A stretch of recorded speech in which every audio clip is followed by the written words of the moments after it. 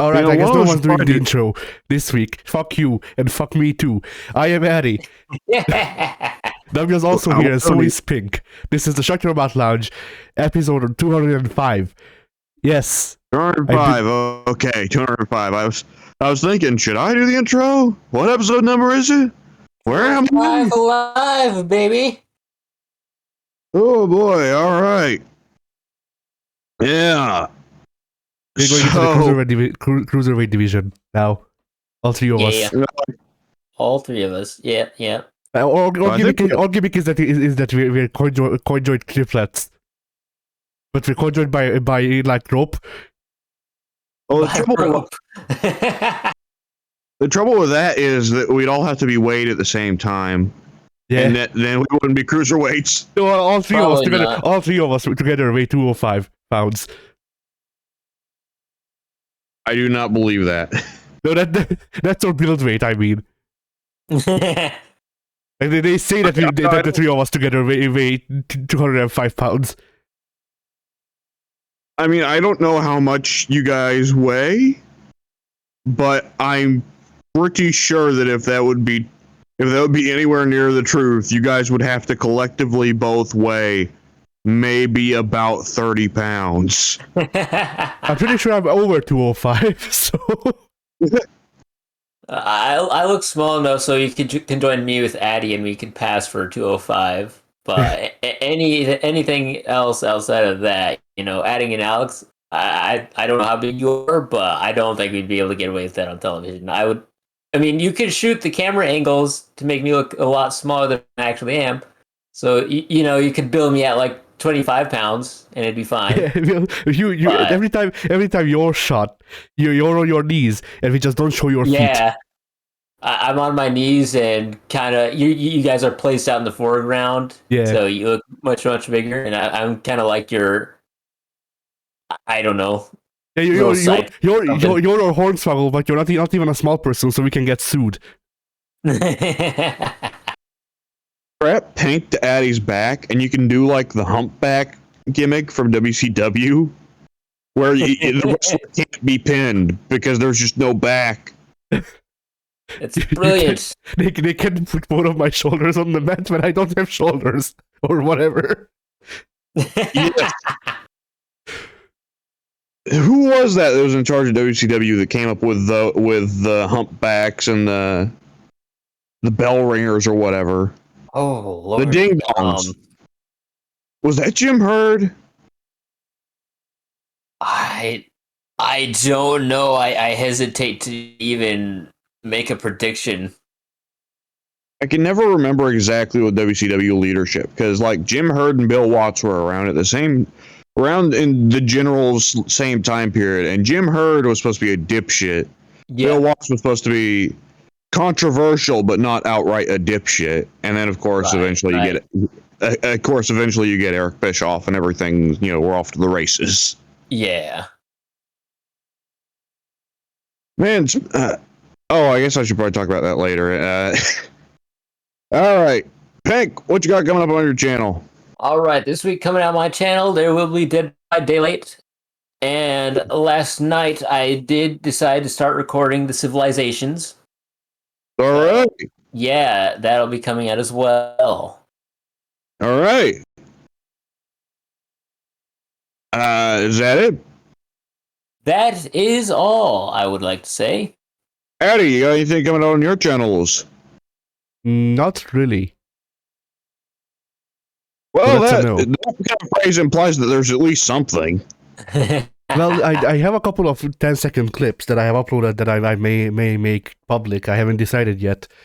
And then also, actually, speaking of, I've got like the second clips of like random Grand Theft Auto happenings that I might upload. So yeah, there's something.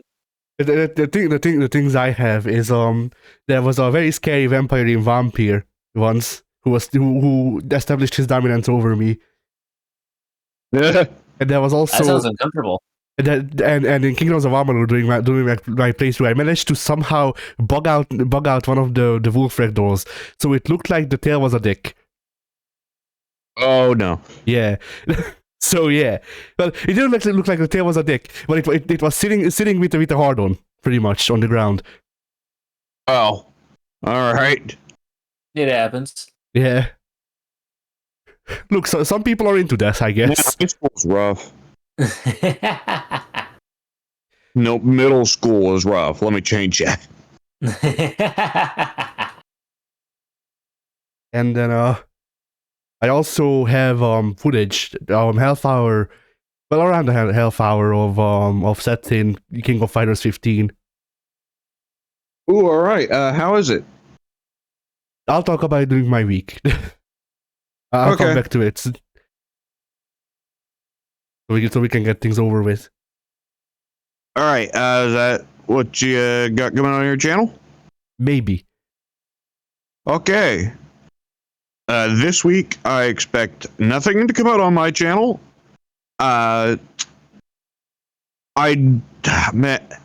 School is coming to an end, like within a week or two for me. Whatever. Which is, no, close enough, believe it or not. Well, no, that's not true.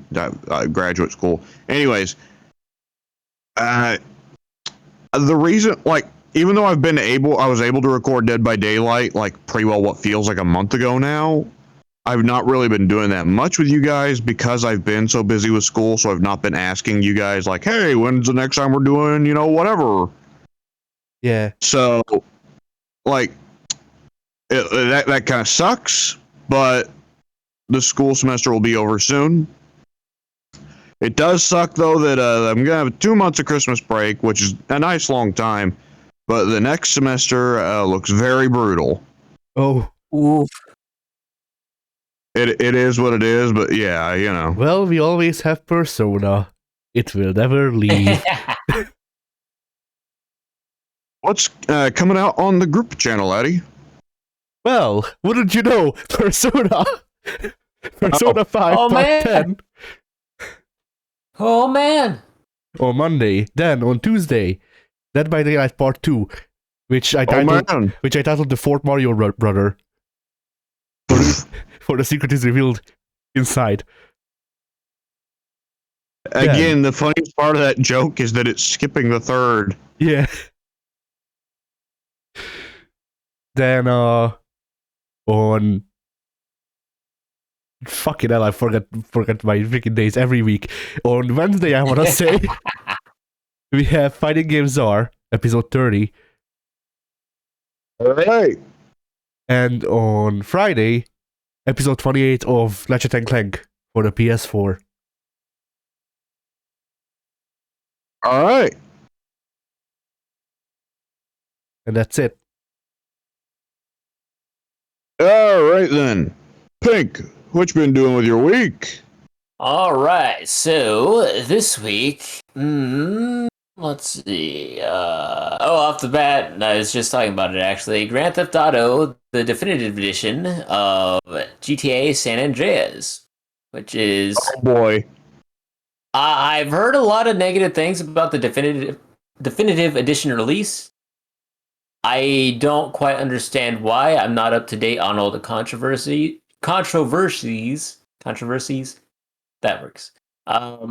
Well, Pink, there's been a lot of bugs. I can summarize the main issues with the GTA remasters that they did, which is the graphics are inconsistent in quality, and they are not actually remastered. They're just ports of the phone games. Like they're taking the phone ports that were made by Grove Street Games, and they're just putting the new graphics over them, and that's it. That's all they did. Isn't that what they did when they released it several years back? Yes. But you see, Pink, those releases cost $10 each. These ones cost $20. And you can't buy them separately either. I remember the very first image I saw of the definitive edition remakes was of CJ holding an AK standing on a highway in front of his car, and all that had super high res textures on super low poly models, except for the AK, which had still virtually no textures. Naturally. Yeah. Oh man, And like, my have favorite. y'all heard about I don't think it's as big in San Andreas, but in Vice City, they didn't actually remake the art for the game like at all. They used AI to try and upscale the images from the original games, which replaced letters, which introduced typos in like not all of them, but like 80% of the signs. Oh, have you seen the? They did that Guitar for San Hank? Andreas too. Did you see the? What? So there's a slot machine in San Andreas, the original San Andreas, that is like Oh, I think very I've low seen it. res. You can vaguely tell the slot machine in the original PS2 version of San Andreas is supposed to say jackpot, but it's pretty low res. But it's obvious, like, oh, a slot machine should say jackpot. Yeah. Well, because they did the lazy route for upresing, or maybe it's just because the guy doing the job couldn't speak English and didn't know what word he was trying to upres, it now says Jerpal. Yes. Jehrpol. Nice. Yes. Similarly, there were jokes that were lost in Vice City because like there used to be a shop called Guitar Wank, and they changed it to be Guitar Hank, like Hank Hill. The Hank just loves guitars. What can you say? But Almost as much as I love propane. yeah. And stuff like this is all over Vice City specifically, or at least that's the one I've seen the most of this stuff with. Also, there's a burger shop in the mall that you need to shoot up that sells nothing but hot dogs. Of course. Of course. That used to be a different texture, by the way. Like there used to be a separate burger shop texture, but I guess that's just lost to time. Mm-hmm. It no longer exists. So yeah, the GTA remasters are lazy, and they expect you to pay a lot of money for them. That's pretty much it. Like they're lazy. They expect. Oh, also there is a new bug. I think I don't think the mobile ports had the new rain. The new rain is great. Have you seen the rain, Pink? I've seen the rain. All right, have you seen how the have you seen how bodies of water are on a higher layer than the rain? Nope, I don't even know what that means. I saw this video of San Andreas, but it's in all of the games, I believe, where if it's raining, then if you move the camera, not only is the rain not interacting with the water, the standing bodies of water, but the bodies of water on a higher render layer than everything else, I guess, which means that they just go over everything that's not CJ, maybe even CJ, I forget. Like they like the water is omnipresent. You can't not see the water. It's above everything in priorities. So not only is there, they were really proud of that water. Yeah. So not once again, not only does the water not interact with the rain, but it is also omnipresent on screen if it may be there. Nifty. I also believe, from what I've heard, there's 3 more things that are problems with the game. One thing on PC, apparently the whole thing is just fucked. Oh, did you They see? released on PC? Yeah. I was unaware. The other things were, for one thing, if you're on a quad bike in San Andreas and you enter first-person mode, the camera is reversed and is entirely stuck in CJ's face. I saw it's like it's like you're watching the fucking BoJack Horseman intro, but it's just CJ with a completely like static face bouncing up and down as he drives the quad all over the place. I didn't know there was a first-person view. Why would anyone want that, though? Because Rockstar's been adding it to all their fucking games lately. But it's nasty. And the last one is, I'm sure you've already noticed this, Beck. In San Andreas, they got rid of the rendering fog.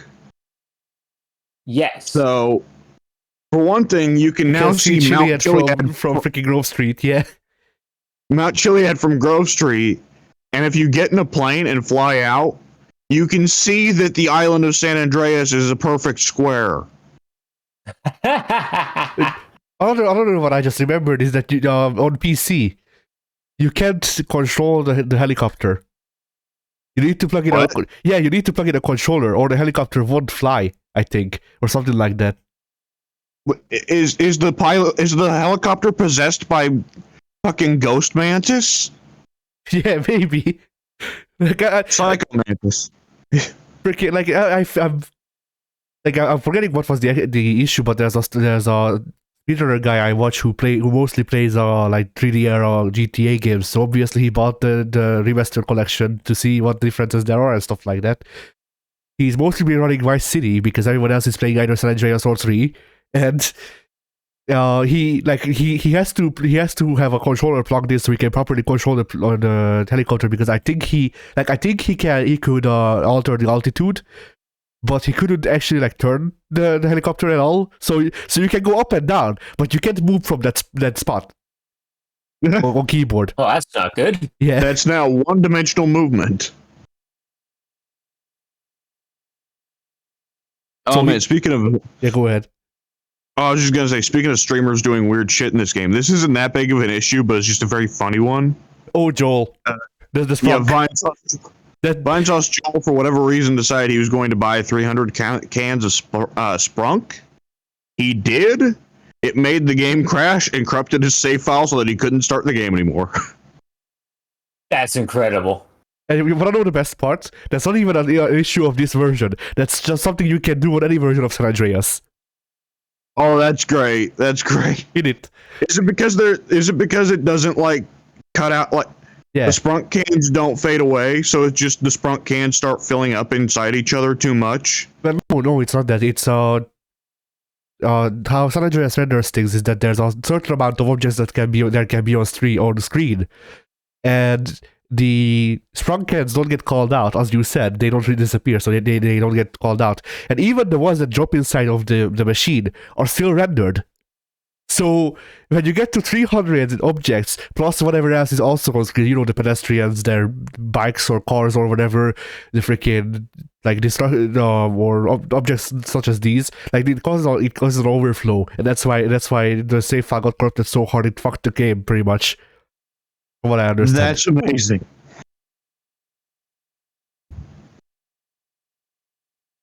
Oh man, and the fact that it happened for Joel, so he could call it a destruction video too.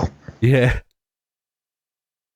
I mean, someone pointed this out before he uploaded the video to his his archive channel, but someone was like, "Oh, he can't even upload the video now because he fell asleep." After that, he fell asleep with the like 80s Transformers soundtrack playing, so the whole stream got DMCA'd. Yeah. He somehow still got it top. I'm assuming he recorded it separately as well. But man, and you can still listen to the Transformers soundtrack in the background. Yeah, and it's just CJ slamming down soda. So like, not even the most iconic songs off the Transformers soundtrack, but some of the weird ones. Oh man.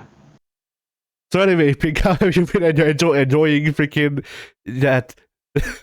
Have you been drinking loads of Sprunk while listening to You Got the Touch? I mean, I wasn't, but now that you mentioned that, I think I need to make some changes in my life. I too want to corrupt my save file. To the point that the game won't launch. I just want to be able to say I did it.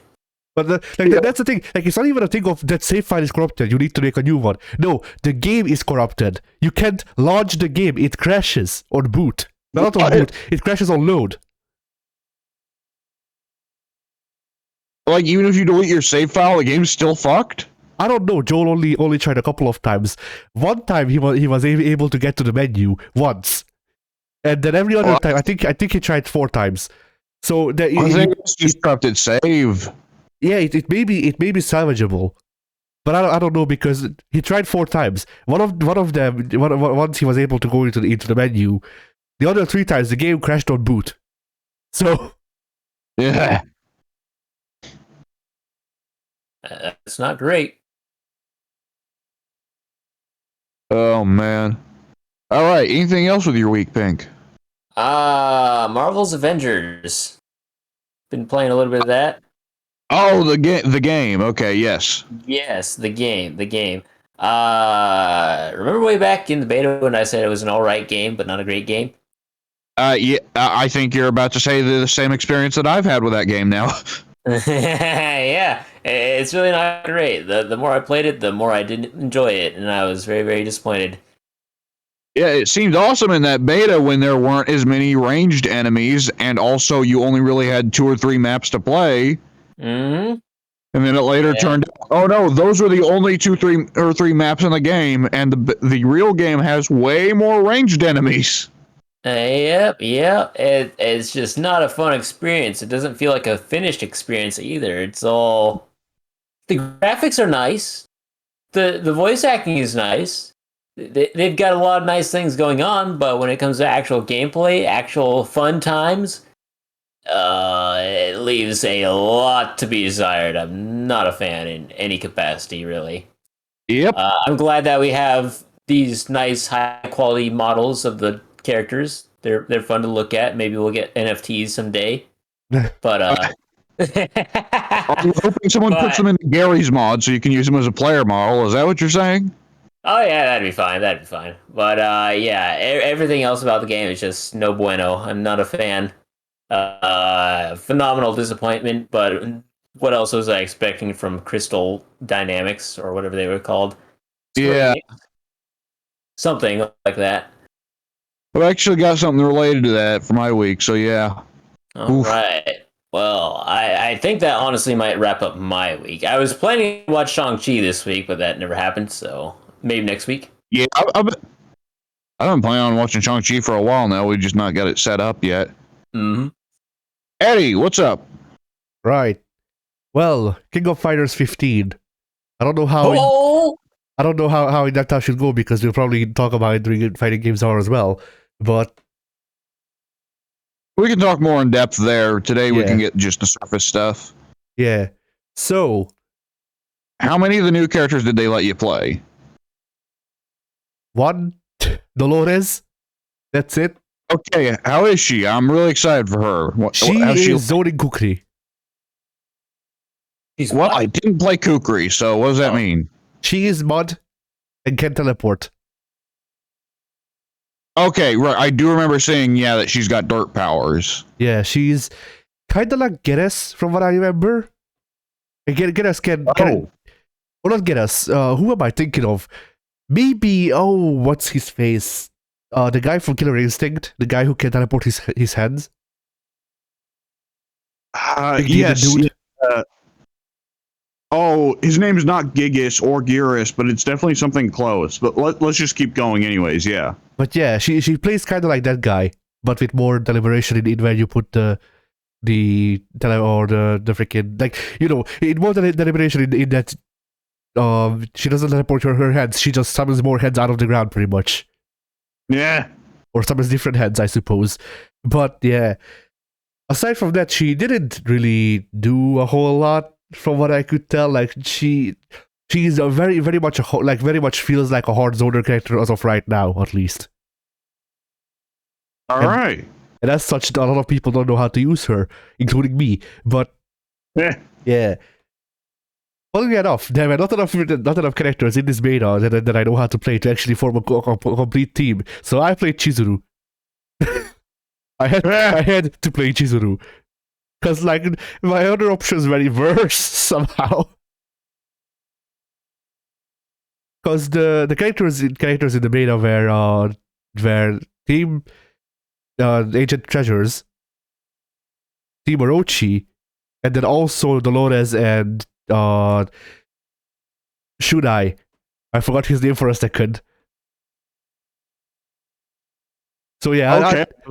I was about to say, like, couldn't you assemble a team of Kyo, Iori, and Terry? But apparently not. nope. That's weird that Terry's missing. He's one of the ones I would have put in as a shoe-in in the beta. Yeah, Like, you generally want to start with your best foot forward, and Terry's the most popular KOF character by far. He is the one that got into Smash. Yeah, you think Yeah. that he'd be big priority there. I mean, I guess they wanted to go. I guess they wanted to go with the plus relevant characters. So we got the main protagonists, and also Shunai, and then also the main You think antagonists. these dorks that play Smash Brothers are gonna come to this game wanting something other than Terry?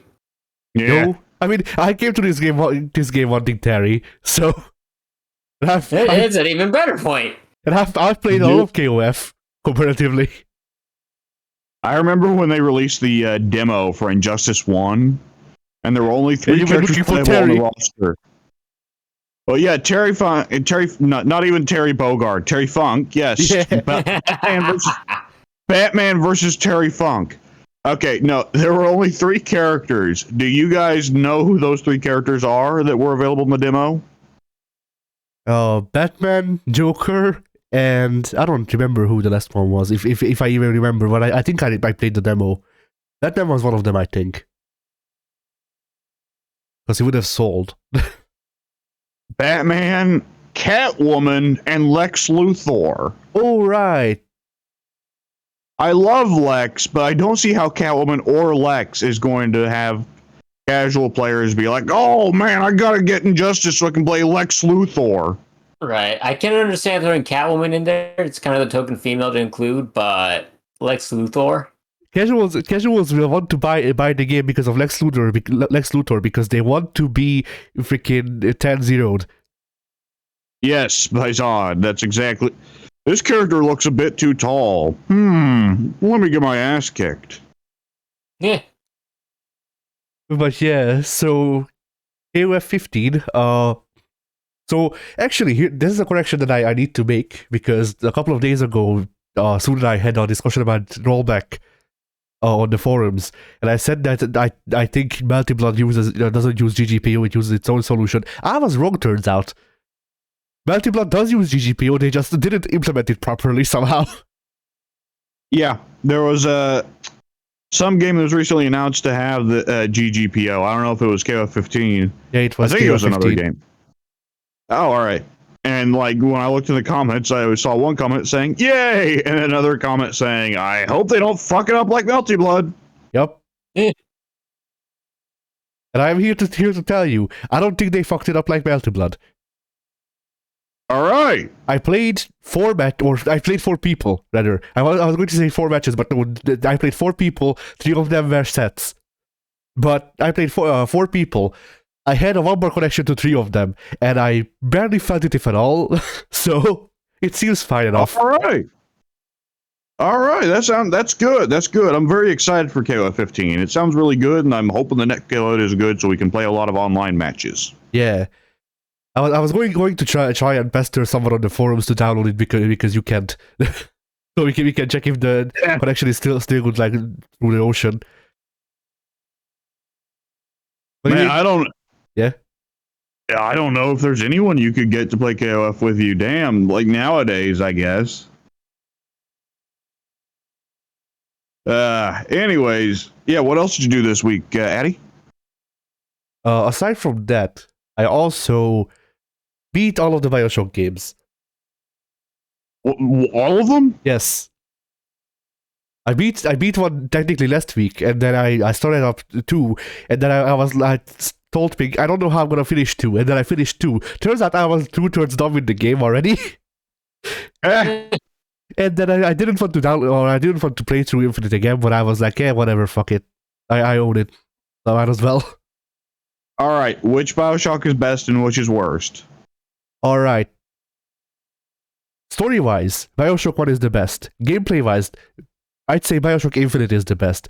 BioShock 2 is the worst, just overall. Huh, okay. Although, like, the thing with Infinite is that I need to put it on an addendum. By the way, I also play Burial at Sea. And BioShock Infinite is a game that overall seems to lack a real big message. And Burial at Sea gives BioShock Infinite a message. BioShock Infinite's message is, play BioShock 1 instead. And I agree with that. That's awesome. But yeah, so BioShock 1, I I went on a bit of a rant. Yeah, I don't know if I'd call it a rant, but I went on a bit of a tirade, I guess, or whatever. Like it was a long-winded thought about exactly what the game is trying to say, because I like usually the sorts of discussions that BioShock tries to have, I tend to avoid in my entertainment, not because I think there's anything inherently bad with it. I just like usually video games are not the source that I go to for those types of discussions. Yeah.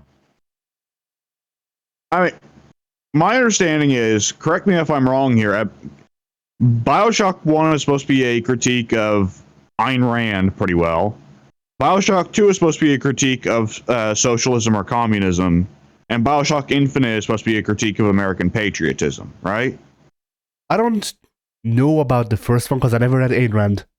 So Ayn Rand was like, governments are the worst, and like we just need complete and absolute freedom for people so they can make businesses. Anarchism, right? All right. Real anarcho-capitalism. I don't know if she went that far to be an explicit anarcho-capitalist. I mean, if BioShock is to be trusted, or at least if we're going off of BioShock's portrayal of her side, I suppose, then it seems close enough. Well, I mean, by nowadays, even like people who are like more or less a fair capitalists tend to think Ayn Rand was a jackass. I mean, she went even beyond anarcho-capitalism into like kind of ideology of like if you use government services, you are weak. If you want government services, you are weak. If you are poor, that means you're weak and stupid and you deserve it. Stuff like that, you know. Yeah. Yep. Yeah. Yes. I remember there's a Andrew Ryan do be like that. Yes. Yes, the name is very obviously a play on Ayn Rand. Andrew Ryan is obviously a play on Ayn Rand, but yeah, similarly also Atlas. I remember there's a Barack Obama quote I always loved where he said, well, I remember when I was a teenager, I read Ayn Rand and I thought she was awesome. And then I grew up.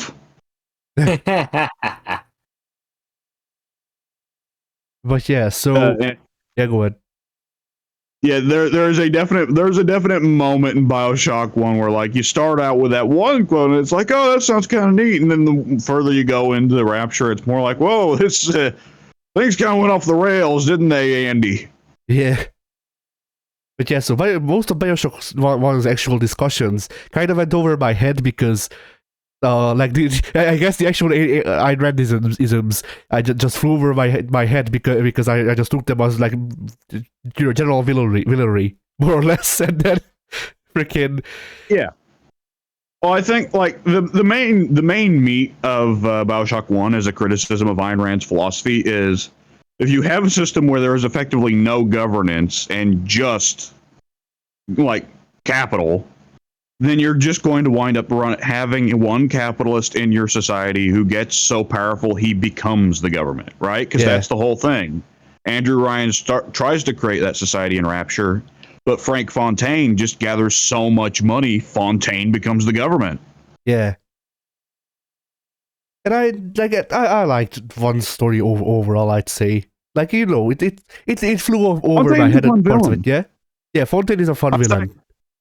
Like, especially like the whole Atlas twist. Like he's a very charismatic, but he's also like obviously a scumbag, you know? Yeah. And then BioShock 2. Like BioShock 2, I thought like I don't even know how, like, I suppose it is a bit of just like, you know, putting communism against capitalism or whatever in a similar vein, and it also didn't really need to exist. But I actually found a different message in it being done, or overall discussing just overall the betterment of the one against the betterment of the many, like, you know, which is better, sacrificing your own valuables, I suppose, to further the public's goal against trying to get yours, and then in turn assuming that everyone else can also get theirs. Which it's kind of I suppose it is kind of still a thing of capitalism and communism, but I feel like it's more general and vague. Yeah. Yeah, that's what I was going to say. Is like part of the trouble with BioShock 2 is, for one thing, you can tell Ken Levine and most of the BioShock writers are more left leaning, and they only wanted to do BioShock 2 just to provide balance in their perspective and say, well, hey, we're not just trying to shit on, conservatives. But at the same time, it's like, well, it's hard to get a bunch of leftist writers to write a good conservative message, a good sympathetic message, right? Because, like, what are they going to say? Here, let's make this thing agreeing with the thing we disagree with. Like, even if they do actually do it, it's still going to come off as kind of half-hearted, you know? Yeah. And so there were two parts. Actually, okay, there was one part of BioShock 2 that I liked that I remember. And the second one, I remember there being a second one, but I don't know what it is anymore, which is funny. Okay, I got a question. Yeah. So since I've heard about what BioShock 2 is about, but I've never seen gameplay footage. You play as a Big Daddy, right? BioShock 2 is BioShock 1, but worse in many ways. Like, okay, my main point of issue with BioShock 2 is BioShock 1, you play as a guy in a sweater. And Jack feels a lot more sturdy than the Big Daddy does. The Big Daddy... What? Yeah, go ahead. So you're telling me the character in BioShock 2 is less tanky? Yes. Even though he's supposed to be a Big Daddy? Yes. For some reason, the main character of BioShock 2 dies a lot faster than Jacko does. Well, that's cool. Yeah, even though Jack has a sweater and the Big Daddy is 50% made of metal, you know? Yeah.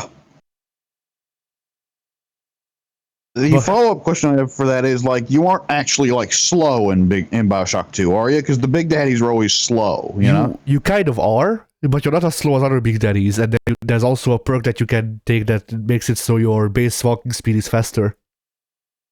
Okay, and here's another question. Do you get the Big Daddy drill? Yes. Okay, that makes sense. Well, which one? Or do you mean the actual weapon, or do you mean the move? Well, I mean the iconic one, the left hand being a drill.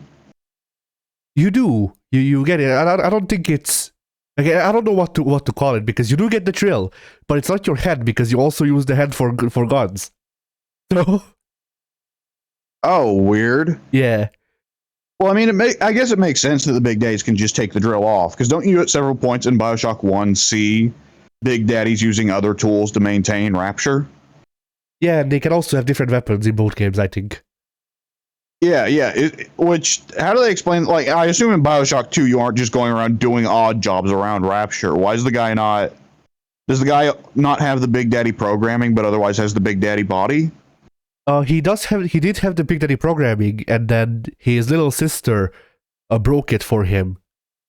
Ah, okay. And why didn't that happen with the other Big Daddies? I don't fucking know, dude. Plot relevance. Pretty much. Oh, okay. Like, pretty much the whole plot of BioShock 2 is there's this psychologist chick who worked with Andrew Ryan. Andrew Ryan was forced into actually hiring a psychologist for Rapture because people were complaining too much about the lack of sun. That is the reason he gives in the game. I'm not joking. And I mean, to be fair, that does make sense. No, it makes sense psychologically. I just find it funny that that's the thing that broke the camel's back. People complain too much about the lack of sun, and Andrew Ryan was forced to hire a psychologist. I feel like with Rapture, you got to do moments like that, where it's just like, inherently, Rapture is such a ridiculous idea that the smallest problems people can have with it can break everything, you know? Yeah. But so... Like, Andrew Ryan was a fucking moron. Yeah, I mean, okay, this is probably an opinion that not many people share, but I do kind of prefer Columbia to Rapture, just because Rapture is underwater. Like, Rapture is a very unique look, but Columbia is more of a case of, like, obviously it's weird that in the early 1900s, some guy was able to set up a bunch of islands on jet engines, but other than that, Columbia makes a lot more sense. Yeah. Columbia is not Yeah. actively at all times under threat of being crushed by the constant pressure of the ocean. Yeah. Parts of Rapture are just flooded entirely. Why It's not? like, how did Andrew Ryan not expect that? He didn't think about the water when he imagined the city underwater. Yeah. But yeah, so Man, is yeah, Andrew go ahead. Ryan basically the reverse of Tim Curry in fucking Command and Conquer? Yeah, kind of, yes. I'll just- go where no capitalists because freaking landed their foot. The ocean. Yeah. Oh, you got to get the proper Tim Curry delivery there. I must go to the one place that communism hasn't touched. The bottom of the ocean. Oh god, space. Yeah. Like I love that take because it's obvious they couldn't get Tim Curry to stop laughing, so they're just like, "Fuck it." Like we don't care if Tim It's Curry's great. obviously laughing his ass off during this take because it's such a ridiculous line. Yeah. But yeah, so she is the antagonist, this psychologist that Andrew Ryan hired. She takes over she takes Rapture over once. Like, okay, that makes no sense to me. Time wise. Okay, no, never mind, it makes sense to me. I just remembered BioShock 1's ending. Never mind. So yeah. BioShock 2. Oh god, the way you're pronouncing it makes it sound like you aren't calling it BioShock. It sounds like you're calling it BioShook. I'm sure people will BioShook. Yeah. But yeah, BioShock. BioShook. Yeah. Yeah, there you go. BioShock is, or BioShock 2. BioShock 2. Fucking hell. Yeah. The main thing is, the main Big Daddy's little sister is the psychologist chick's daughter. So she uses one of the plasmids from the first game that let you control the Big Daddies. She uses that to make the character kill themselves. But thanks to little sister magic, I suppose, and Adam, the Big Daddy doesn't die. He just deactivates for 50 years because this happened before Rapture collapsed. And Okay. yeah, after 50 years, the Big Daddy wakes up, and you go through all of the, not all of Rapture, but a lot of the parts that were shut off, that you didn't get to visit in one. You go through those places, and then pretty much murder your way through, and probably die a lot because somehow you're less tanky than Jack in a sweater. Yeah. But you murder your way through there. And then at the end, the little sister, turns out the little sisters can age, apparently. And there's also little big sisters now who are Big Daddies, but female. Oh, yes. The big mama, right? Isn't she the nemesis for that Big game? Big Sister. That's their name. That's way lamer than Big Mama. Yes. But you see, the reason for this, the reason for this is the stupidest one imaginable. The big plot, one of the big, well, okay, I don't know if it's a plot twist, but I didn't like it, so I'm calling it a plot twist, I guess. Yeah. A Russo swerve. Yeah. One of the things that happened in the game is that the little sister that made it so you were dead and stuff like that, the person who has been aiding you through the journey, she's like, okay, bring me a big sister suit, and then she becomes a big sister you can summon to help you in fights. All right. And also, the big sisters are not nemesis. They are just like the Big Daddies, but instead of roaming the area and just generally being there, they only show up if you save little sisters. What? So it's like punishing you for doing good? I don't know. Well, that's the thing. I never harvested little sisters in any of these games. So Well, there's no reason to. yeah, there is no reason to. Like playing the bad guy in BioShock is actively like less optimal. But speaking of less optimal and Adam related things, man, harvesting, or not even harvesting, but just dealing with the little sisters in 2 is worse, a lot worse.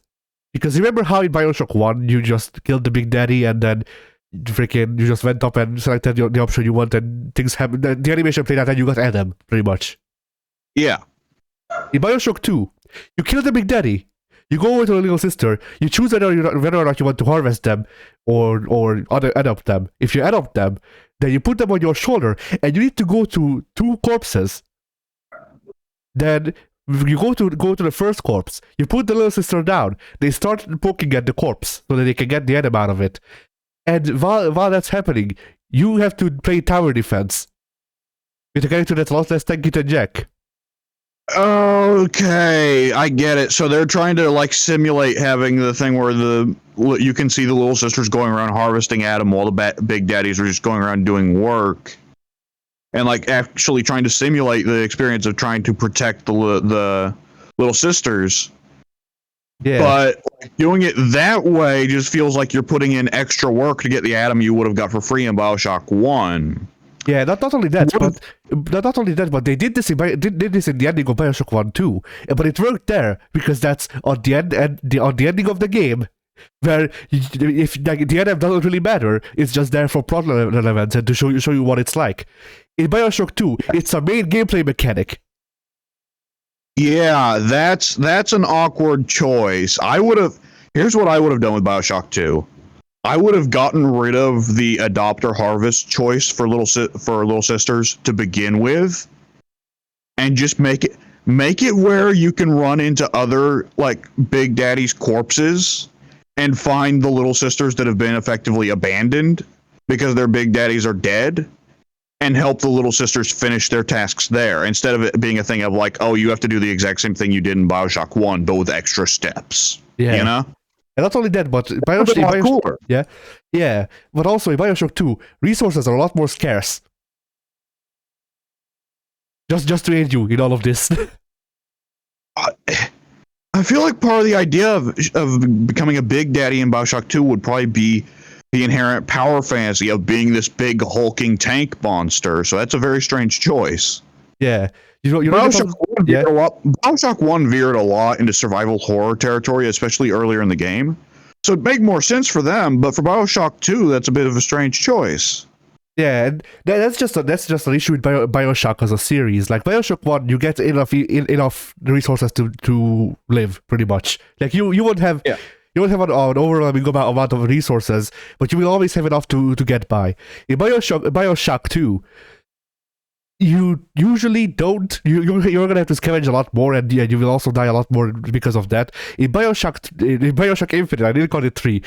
In BioShock Infinite, you don't get as much resources, but Elizabeth is there, and Elizabeth just pulls the resources out of her ass and throws it to you, and that it's not fine, but it's better than 2.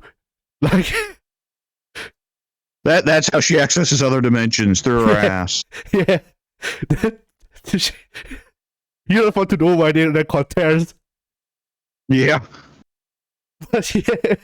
X-Pac, no. I mean, I was thinking more just a fart joke, but that's worse. As soon as he did that, as soon as he Bronco busted that one Bronco buster that Broncoed too much buster, or excuse me, busted too much Bronco, a tear into the 1911 opened in the middle of the ring, and the crowd was very confused. Yeah. Why is there a gigantic bird coming towards us? Oh, anyway. So yeah. I'm trying to think of what other things I could point out on BioShock 2. So there's moral choices, like in BioShock 1, as you'd imagine. And if you choose to kill even one of these people, the game tries to act high and mighty over you, which makes no sense to me, because 2 of them, you could make an argument for them leaving them alive. And I even left one of them alive because that made more sense to me. But like, one of them is a person who shit talks you pretty much throughout all of your fight to them, and then they're just like, okay, whatever, you're kill me or whatever, and take the key. You can just take the key and leave. I left them alive because why would I kill them? That's kind of proving them right. But after that, there's a guy who pretty much from what I understand, pretty much just kidnap children and shit to turn them into little sisters and stuff like that. I killed that guy because what the fuck, dude? And there's also an Akira meat monster who asks you to kill him. And then yeah. And how many splicers do you kill between each of these choices? Too many. So this is one of those problems with these kinds of games is it's like, oh, so you're telling me the lives of splicers don't matter? Yeah, no, they're druggies. Don't matter. Kill as many mooks as you want. Only named characters have morality to them. Yeah, I mean the splicers don't matter because they're druggies, which sets them apart from the person who kidnapped children who was also a druggie, or the person who was an Akira freaking meat monster who got turned into that by drugs. You know that those don't count. Those drugs, those are different drugs. Does anyone in Rapture not use Adam? Yes, I think. Well, Fontaine didn't use Adam until the end, and then he used all of the Adam and kind of died because of it. But yeah, and then, there's a lot of like just relatively peaceful Adam uses. Like, aren't there some that's just like, oh, relight your cigarette with your fingers? I mean, that's the same way you used to throw fireballs. So it's less about the plasmid and more about the application, I guess. Yeah. But yeah, like the main thing is that like the splicers use Adam and they develop the dependency for that. The meat monster got turned into a meat monster by experimental Adam, so I guess that doesn't count for Adam, I suppose. And the guy who kidnapped children, he only snorted cocaine, so that's fine. Oh, I see. We gotta discriminate on the basis of our drugs here, I guess. Yeah. You know, you see, cocaine good, made up drug bad. That's the thing I got from BioShock 2. Yeah. Oh man. Oh, I remembered the two parts that I thought were neat. So, the first one was there's a part in this game where you have to go into like an abandoned laboratory or hidden abandoned laboratory that's under one of the like oxygen refueling stations in the middle of the ocean. Yeah. And you go in there and it's pitch black, and then your headlights turn on, and I'm like, oh, are they actually going to have like an interesting freaking horror segment in this game? Because there's been nothing of interest up to this point. This is, by the way, once you're done with 2/3 of the game. I just wanted to point out, but I'm like, yeah. Oh, no, go ahead.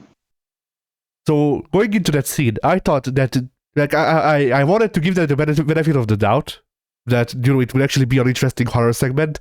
At the same time, judging by the previous ways that encounters have been designed, it was either going to be a turn on the light switch jump scare, or B, it was just going to be finding a shit ton of splicers in the dark because ooh isn't that scary.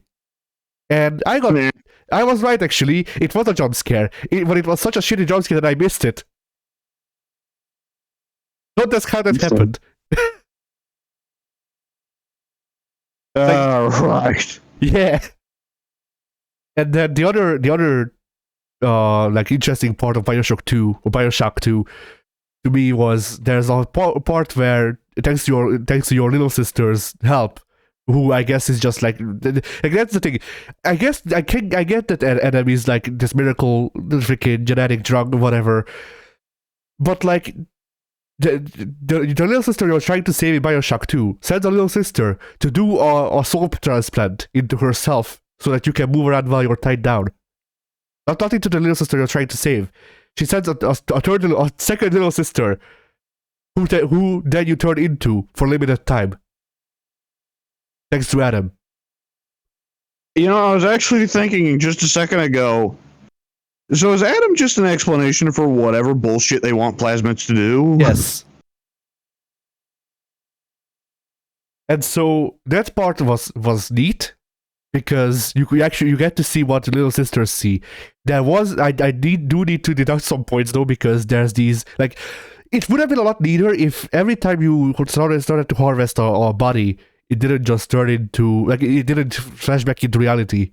Like, I get it, game. I get the juxtaposition. That it would have been neat if you didn't point it out every fucking time I harvest a body. But yeah, BioShock 2. BioShock 2's ending is so good. I forgot about what it was the day after I beat the game. Nice. Because there's nothing. Like, in BioShock 1, it depends on which ending you get, I guess. But in BioShock 1, I got the ending where you save all of the little sisters and then freaking Jack meets them at the lighthouse on the top. And it's a good ending, I guess. BioShock 2 ending. Is that not the one where like it also cuts to the end when Jack gets old and passes away, and all the little sisters have grown up and like 10 young women who all consider Jack their father, and they're all sitting around his bedside as he's fucking dying? Yeah. Boy, that must be an interesting story for the hospital. Holy shit! They're all his daughters? Yeah. Where's his wife? I don't know. But yeah, I got that ending, which turns out is the canon ending. That or freaking 2K were doing some big Telltale plays, and it actually reads your save file, which I kind of doubt. But yeah, so yeah, there are very few games where the evil ending is the canon one. True. Off the top of my head, XCOM is the only game I can think of where the bad end is canon. Because so many people failed at XCOM that Firaxis was just like, okay, almost no one actually saw the good ending for XCOM Enemy Unknown, so XCOM 2 will just be like, what if the aliens won? Nice. But yeah, so the ending to BioShock 2 is that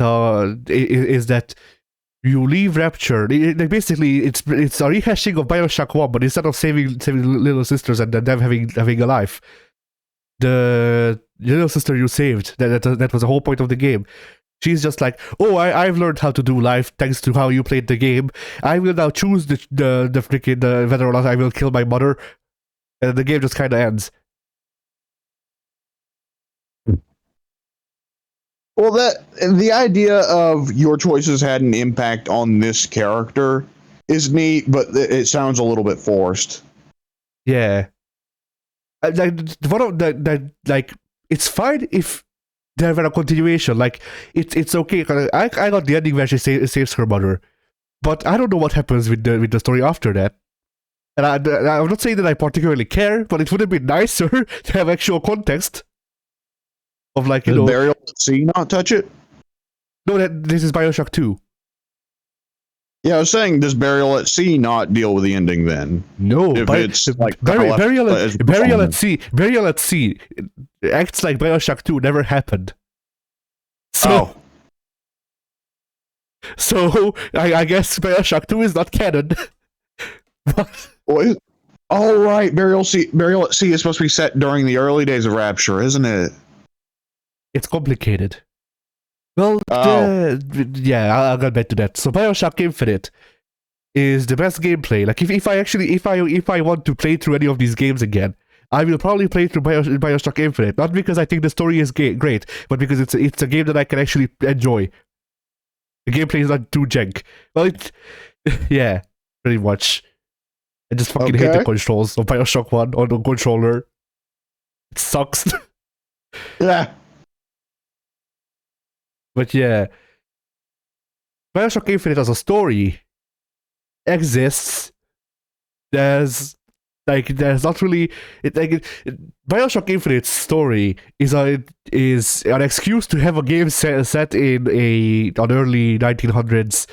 Like, BioShock Infinite's story is just an excuse to have an early 1900s setting that's a city in the clouds, pretty much. Yeah. And then they introduce time travel bullshit and multiverse stuff and things like that. And it's not necessarily that it's not handled well or whatever. It's just that, you know, BioShocks 1 and 2 discussed ideologies that were a lot closer to like it's even ideology. So people usually think more about them. It wasn't think of like, oh, well, wouldn't it be neat if there were multiple universes where the same thing was happening? Like I guess I don't know. Yeah. BioShock Infinite is one of those historical artifacts that I think we're going to lose the significance for people in coming decades. Because people that like BioShock Infinite is not a game that's thought of very much at all nowadays. Like, it's not even like when people talk about it, like, oh, that game was overrated, but just like not a game people talk about at all. So people very soon are not going to understand that 10 years ago, that game, everyone was going nuts during the build up to it. I remember, like, the reach for BioShock Infinite's marketing campaign was so far that around the month of release, Ken Levine did an interview on some radio show in Indianapolis. And I remember my dad coming home from work that day and coming in like, what's this game? They're talking about all kinds of things. It sounds so interesting. And I remember having to be like, I don't really care. By the way, speaking Like, of people were sorry, expecting Infinite, like BioShock Infinite and Last of Us were two games that are coming around the same time that everyone is expecting. Like, these games will reconstruct our understanding of human nature. And BioShock Infinite just kind of lost people on release, and Last of Us on release was like, well, this is a very nice cinematic game, but it's just kind of usual zombie fare. Yeah, but BioShock Infinite really refined the controls of BioShock as a series, so it can be palatable by a more modern audience, pretty much. And that's about it. BioShock 1 was very much trying to be a modern day sequel, well, contemporary sequel to System Shock. Yeah. So it was trying to be a bit more RPG-y, a little more Deus Ex-y, you know? Yeah, which is one of the things I complained about last week to Pink, but I call it RPG because I call gameplay RPG when it feels jank, kind of. Because like that's pretty much the reason I don't play Western RPGs all that much. Because like the movement feels so stilted in RPGs, and that's not necessarily a bad thing. In that, you know, there's a reason why that is. They don't really care as much because they need to care about like about the way you interact with Mason. What do they mean? Yeah, about the numbers and how things are balanced and shit like that. Like they need to, there's a lot more that they need to care about than how the character controls. At the same time, I don't need to like that the characters always control. Like I don't even know what to call the feeling that RPGs get out of me, because it's like it's simultaneously not responsive enough and too responsive. Yeah, and there's very much a contrast because not all RPGs are necessarily like that, though they're both Japanese RPGs, but still, Dark Souls and Kingdom Hearts are both two series where it's not so much about the numbers. The numbers really only determine how many mistakes you can make before you die. Yeah. But yeah, so BioShock Infinite. Yes. So, Maria, let's see. Yeah, Infinite is one of those games where it's like, do we want to talk about this? I mean, Fuck no, we don't. What is there to talk about with BioShock Infinite's main story? I mean, okay, we'll come back to that. So, timey-wimey ball. What? You cut out. I just said timey-wimey ball. Yeah. So, Burial at Sea starts out really interesting because I thought they were going to show one of the alternate universes where Booker was at Rapture, and it's just a noir story. Boy, was I wrong. In the greatest M. Night Shyamalan twist of all time, it's just a shitty continuation of the main story. But it's not a shitty continuation of the main story. It's a continuation of the main story, which makes it shitty. So, Infinites or BioShock 1s? Infinite. Okay. So they show the Infinite story really needed extended, but okay. That ending seemed like it got the point across. Well, it's complicated because they continue BioShock Infinite's story so that they can set up BioShock 1's story, kind of. Yeah. So what happens in Burial So what happens in Burial at Sea is your Booker, your room, the one that Booker gives flashing back to, you are in that room. It is now in Rapture, apparently. And then Elizabeth walks in and she introduces herself, but it's an older, more experienced Elizabeth. And I thought it was just going to be, ripping on all noir films, which I would have been down for. Because Booker's supposed to be a detective and shit, and it would have been fun to actually do detective shit in Rapture, in an engine where controlling the characters doesn't feel like shit. But after you do a couple of things, like this is before our Rapture collapsed, so you get to see what life was like a bit. And then you fight the Big Daddy, and then Booker dies because it's scripted, and Elizabeth, like, how do I say this? I guess skip like 15 minutes for BioShock see spoilers that will probably be retconned in BioShock. Booker dies. I mean that's not a spoiler. Booker dies all the time. That's not even a joke. You're actually not wrong. Yes, that is literally correct. That is just that's kind of what BioShock Infinite's story overall is about. Booker dies all the time. It's fine. Even in Infinite, like, all the game overs are canon in Infinite, because Booker dies, and then Elizabeth just snatches another Booker from the time stream. Yeah. But yeah, so I guess if you don't want Mariella to see spoilers, then skip 15 minutes. But what happens is Elizabeth went to Rapture, to a different universe, to the last Booker, David, who was actually Comstock. Don't ask questions. It doesn't matter that Booker only becomes Comstock if a certain event, a number of events happen. Elizabeth wanted that Booker dead, which makes him Comstock. Comstock. I don't know how you're supposed to Comstock. Yeah. Sure. Okay. Whatever. I'm just stock. What?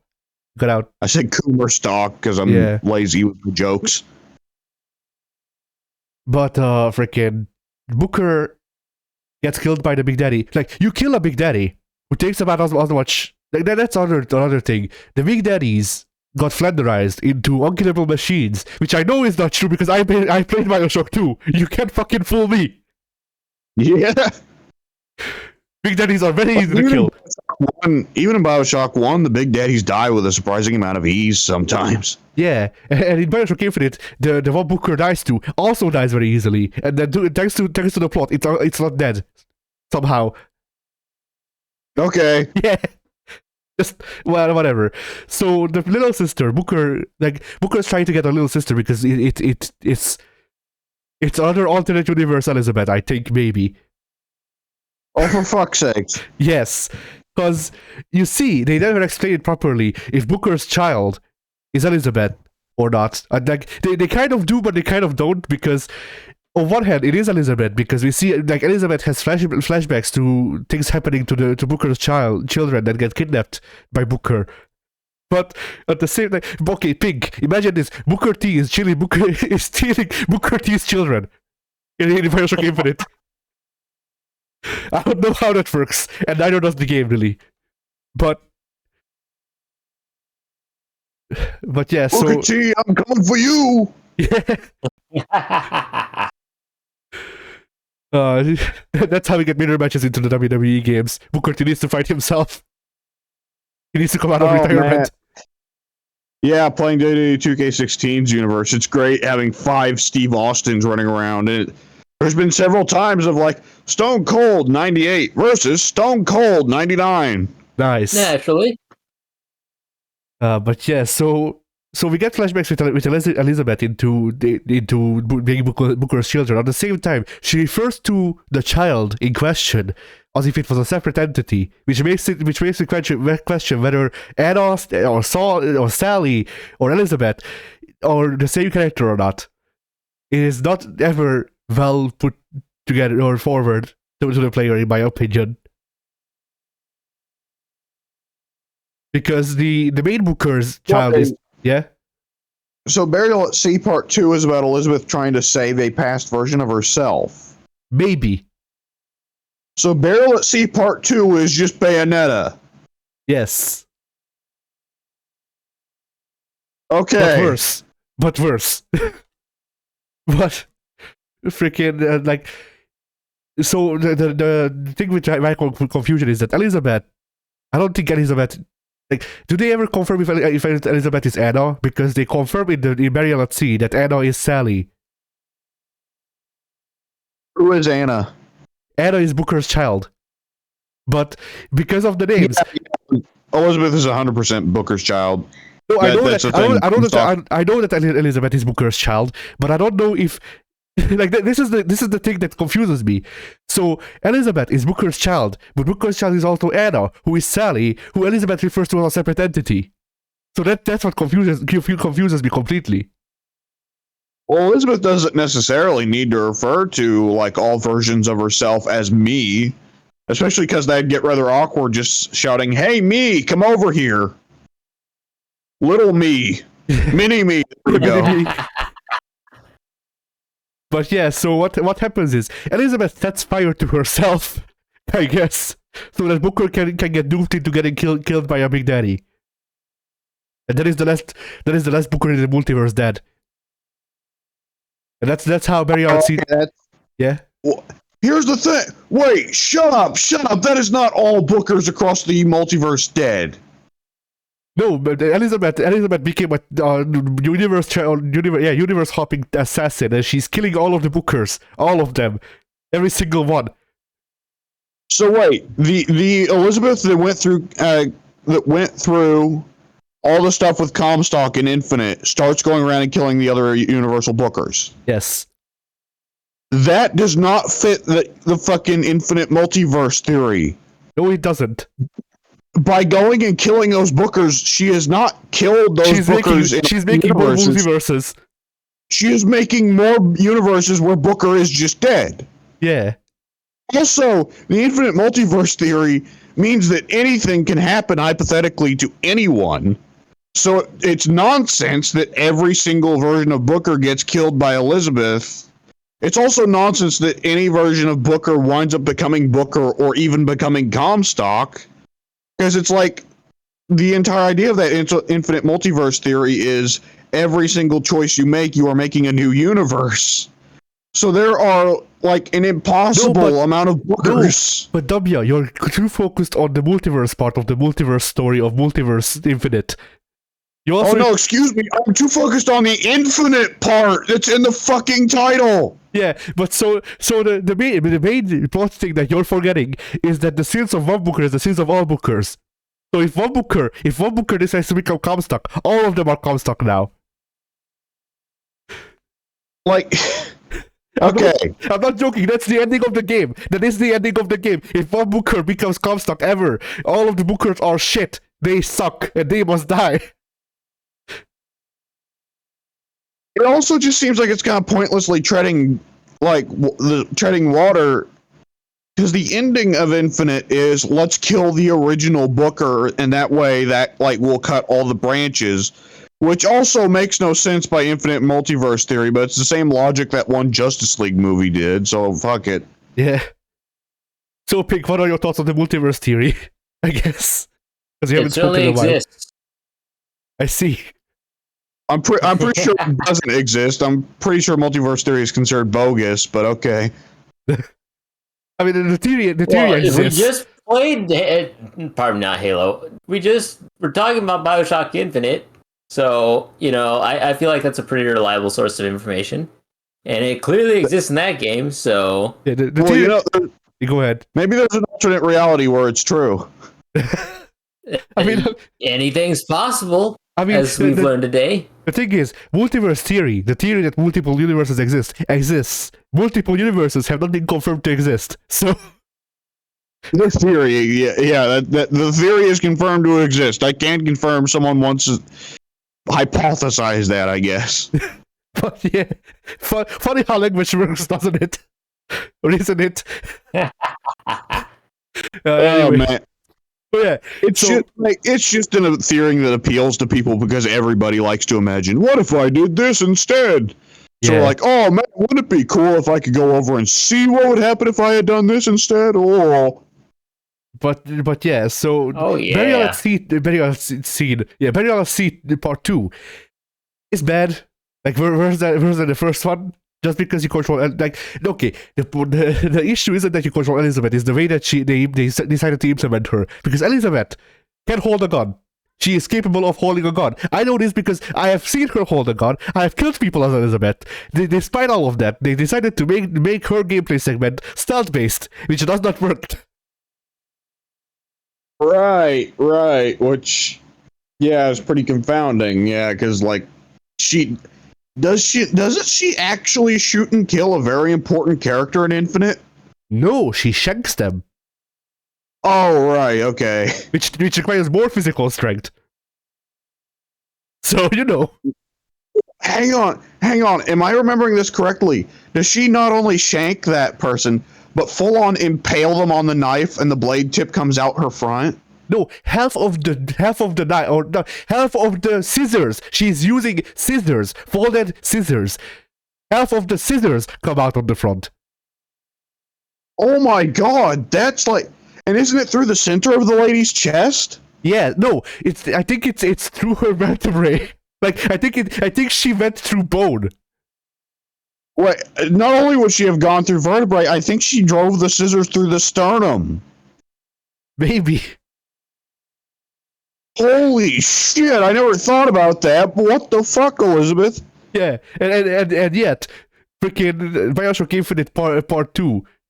Very honestly, part 2 is like, Elizabeth can fucking kill people. No, she fucking can. Like, Elizabeth could probably freaking, like, pile drive a Big Daddy if she wanted to.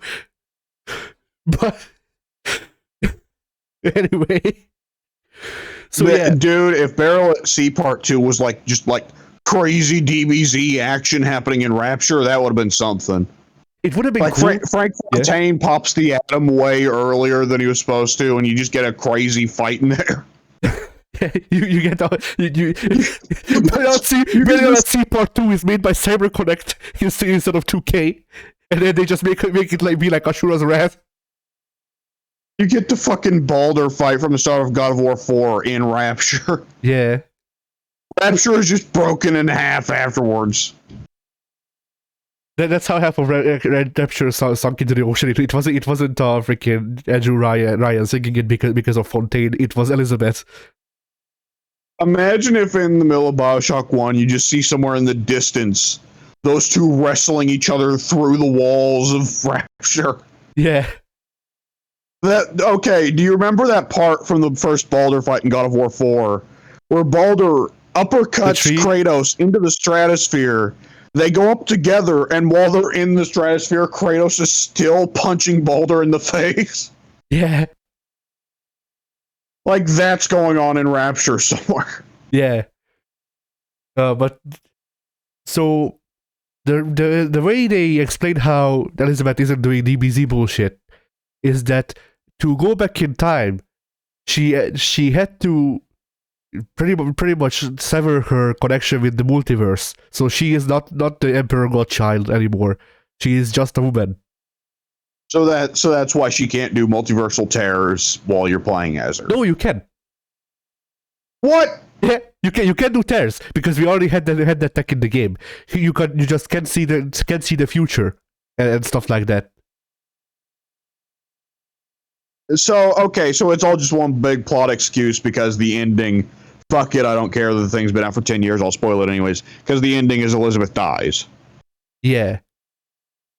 And then the way she dies sets up BioShock 1 because Elizabeth is the person who gives Fontaine the sentence, would you kindly? Oh, so they set it up where it's a fucking time loop. Okay. Well, not really a time loop. Because like it's a time loop in the sense that Elizabeth will always end up at Fontaine's, but at the same time, like I don't think it's a time loop because Jack never goes back, or Jack never meets Elizabeth or whatever. Sure, but the effects of BioShock 1 do ultimately lead to Infinite because Infinite there's still atoms and plasmid, right? Well, kind of. So that's also revealed in that. So Elizabeth is not the first person who figured out that multiverses exist. You remember the Luteces? Or who may be the same character but gender flipped because multiverse? Yeah. Yeah. Those were pretty much the only, like, those two characters were pretty much the only good thing about the multiverse stuff, because I thought they were funny. But Yeah. aside from, like, they figured out multiverse stuff. They sold the like multiverse particle to Comstock, I guess. I forget how, like, the exact reasoning, but pretty much it was something Lutus particle, something Suchong from the first game, and the guy from Infinite basically just played multiversal telephone with each other with their research. So Adam was found by the guy who, like, made it happen in BioShock 1, but the guy who in BioShock Infinite, like, perfected it around like they worked together pretty much to develop, like, the Big Daddies and shit. Okay. And did they like use some of the Big Daddy stuff to make the Robo George Washingtons in Infinite? No, they used the Big Daddy stuff to make the Big Bird that protects Elizabeth. Ah, okay, right. Which then the Big Bird winds up drowning in Rapture during Infinite, doesn't it? Yes, you help the Big Bird, and then Elizabeth just freaking does the Super Saiyan teleport with all three of you. She teleports into Rapture and drowns the bird. Right. Because I remember before Burial at Sea released, everyone at the time was like, "Holy shit, Rapture's in Infinite," just for a little bit, you know? Yeah. Although I like that scene, but I want to complain because there's one part that I didn't like. So, you get teleported to the first room in BioShock 1, or like after that's literally I think the first room you go into after you get out of the bathysphere, and you can walk around pretty much freely for the most part in that one room that was cut off from the rest of Rapture in the actual game files. The thing that I want to complain about is that they left out the doors. So in video games, when you have separate maps with doors that connect them, what you do is you make a little crevice for the character to walk into. You make a door that blocks that crevice, and then you put a loading screen between the two maps, which is what they did with BioShock as well. I know this because if you go to where the door was in Infinite, there's the crevice, but no door. Yeah. Which, I mean, they could have just left the doors locked. It would have done the same, but I guess who cares? Fontaine put those doors in just to make Jack feel special. Yeah. Everyone else had to use the freaking I'm forgetting the name of the train line from Harry Potter, the 36th and a third or whatever. Something like that, yeah. Yeah, everyone else just kind of had to walk through the walls and get somewhere in Rapture like that. Yeah. Oh man.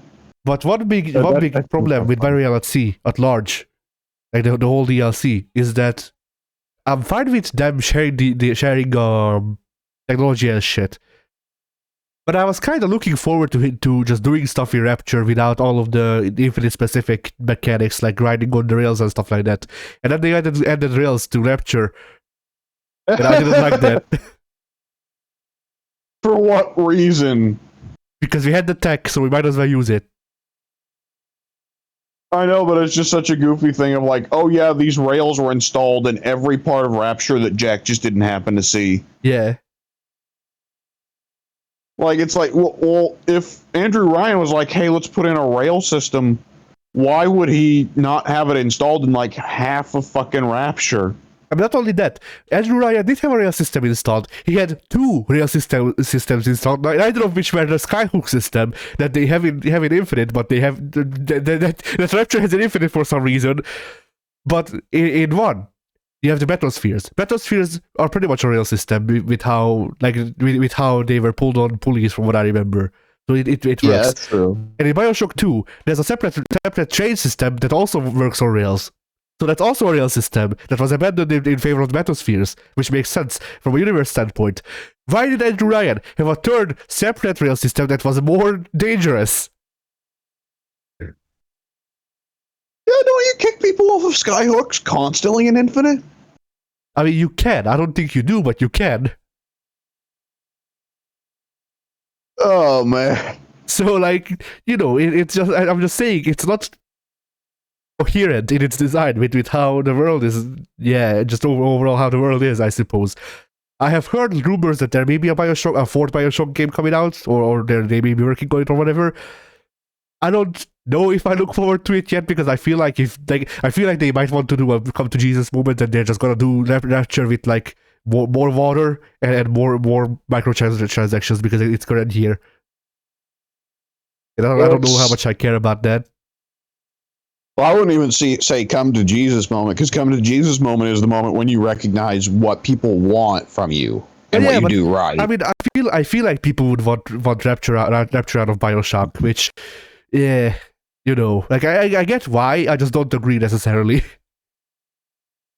I mean, yeah, you're definitely right that people associate Rapture with BioShock, and Rapture is such a big setting that you probably can squeeze another game out of it.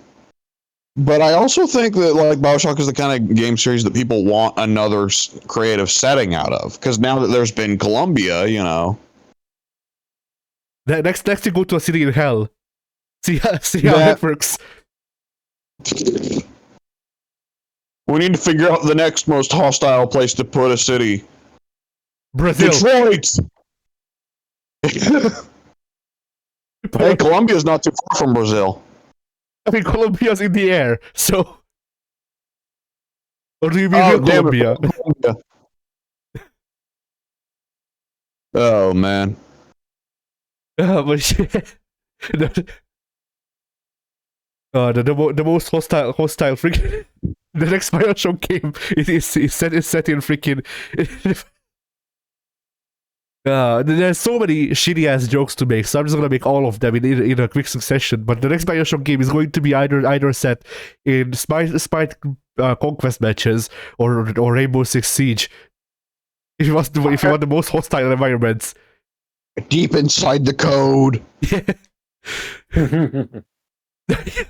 The next I was going to say BioShock in space, but that's System Shock. Yeah. And to a lesser degree, Prey as well. Yeah, kind of. But like, I'm just imagining a BioShock game where you're having these like the villain is doing a big like ideological monologue and shit, and in the meantime, there's a sticker on the top right that says "Kick Player" and then your gamer tag, and then the yes things keep going up. As he keeps monologuing. Yeah, he keeps throwing on kick votes. Yeah, shit like that. It depends on which game they want to set it in. Yeah? What you must understand is that the majority of our team is made up of the true gamer chads. Meanwhile, virgin cucks like you cause us to lose the game and must be kicked. You see, you're just too much of a Sigma male to be able to contribute to the team, and a bot would fill your shoes much better. Oh, yeah. There you have it. The next BioShock is about the freaking the folly of automation. That you probably that would be somewhat close to it, I bet. Yeah. And it's gonna be about freaking getting kicked from games. Not make a BioShock 4 just be a Donald Trump allegory. Are you kidding me? Trump with maybe a little bit of like Boris Johnson and Bolsonaro, maybe. And throw maybe some Putin in there, and maybe some Xi Jinping. Just mix together all the modern assholes. The Putin influence will be that there will be a part where your character is drunk, then the antagonist walks on screen, but he's wide, and there's Russian music playing for some reason. On a horse, shirtless. No, did y'all not see the complete freaking humor vacuum, the white Putin meme? No. It was one of the least funny things I've seen in a while, but it was big. It was just a gif of Putin walking somewhere, but the aspect ratio was made so he looked short and wide, and that was the joke. And there was Russian music playing, I think, in some of the edits. It depended on the edit, I suppose, but yeah. Was this like the Polish cow who's a drug addict meme? Maybe. For some people, for some people, Eastern European languages are just inherently funny. I suppose I can't really comment because I live in Eastern Europe, so Yeah. kind of makes it hard kind of makes it hard to find funny. Yeah, really. when Yeah. you fucking when you're just surrounded in it. Yeah, that's Spanish is not. No. I was about to say Spanish isn't a funny language for Americans. That's absolutely wrong. The fucking meme of the guy with the mustache laughing, right? Which one? Oh, the Mexican guy with the mustache on the talk show laughing, and people would put in subtitles for what he's talking about. I hated that one too. That was also not funny. Oh, I love that one. I love that one. I think the way he laughs is just too annoying for me. Well, it's the way that he sounds like he's fucking dying when he's laughing. Like it sounds like it sounds like the death knell, you know? I guess. I guess I just hate joy. I despise joy, which is why I stopped watching My Name Is Earl, because joy was in it too much. All right, what else you do with your week, Caddy? Aside from that, I also finished Sleeping Dogs once again. This was my 8th playthrough, I think. Jesus. Yeah, I bought it recently for the PS4. I owned it on 360, and I also owned it on Xbox One, the Definitive Edition. And it went on sale, the Definitive Edition for PS4. And seeing as how my Xbox One doesn't run anymore, I was like, yeah, whatever. Why not? It was $3.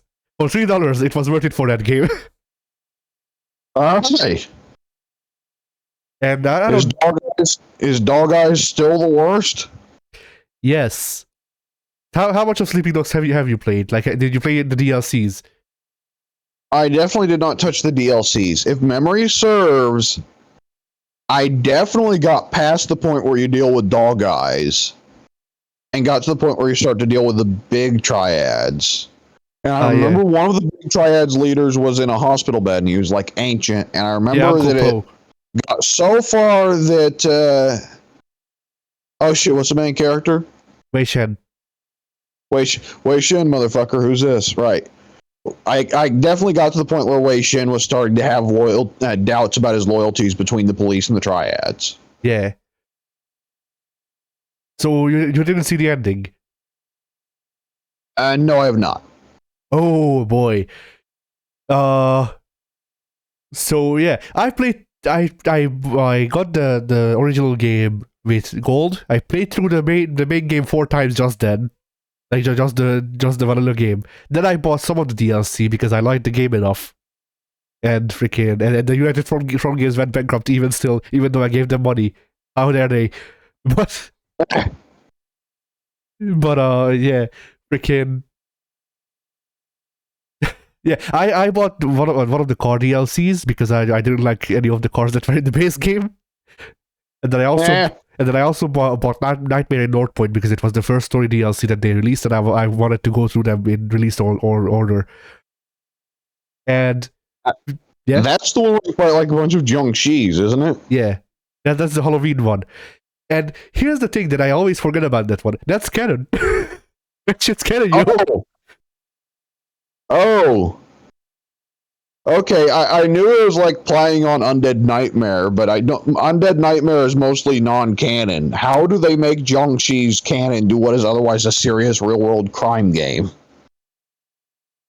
Well, movies, kind of like it's like a fighting game arcade mode. Like it's canon, but not really, but it is. So there is character development that happens in the story, or rather, there's character development that happened off screen that you see in the story. So so that development is canon. But the things that happen in it may not be.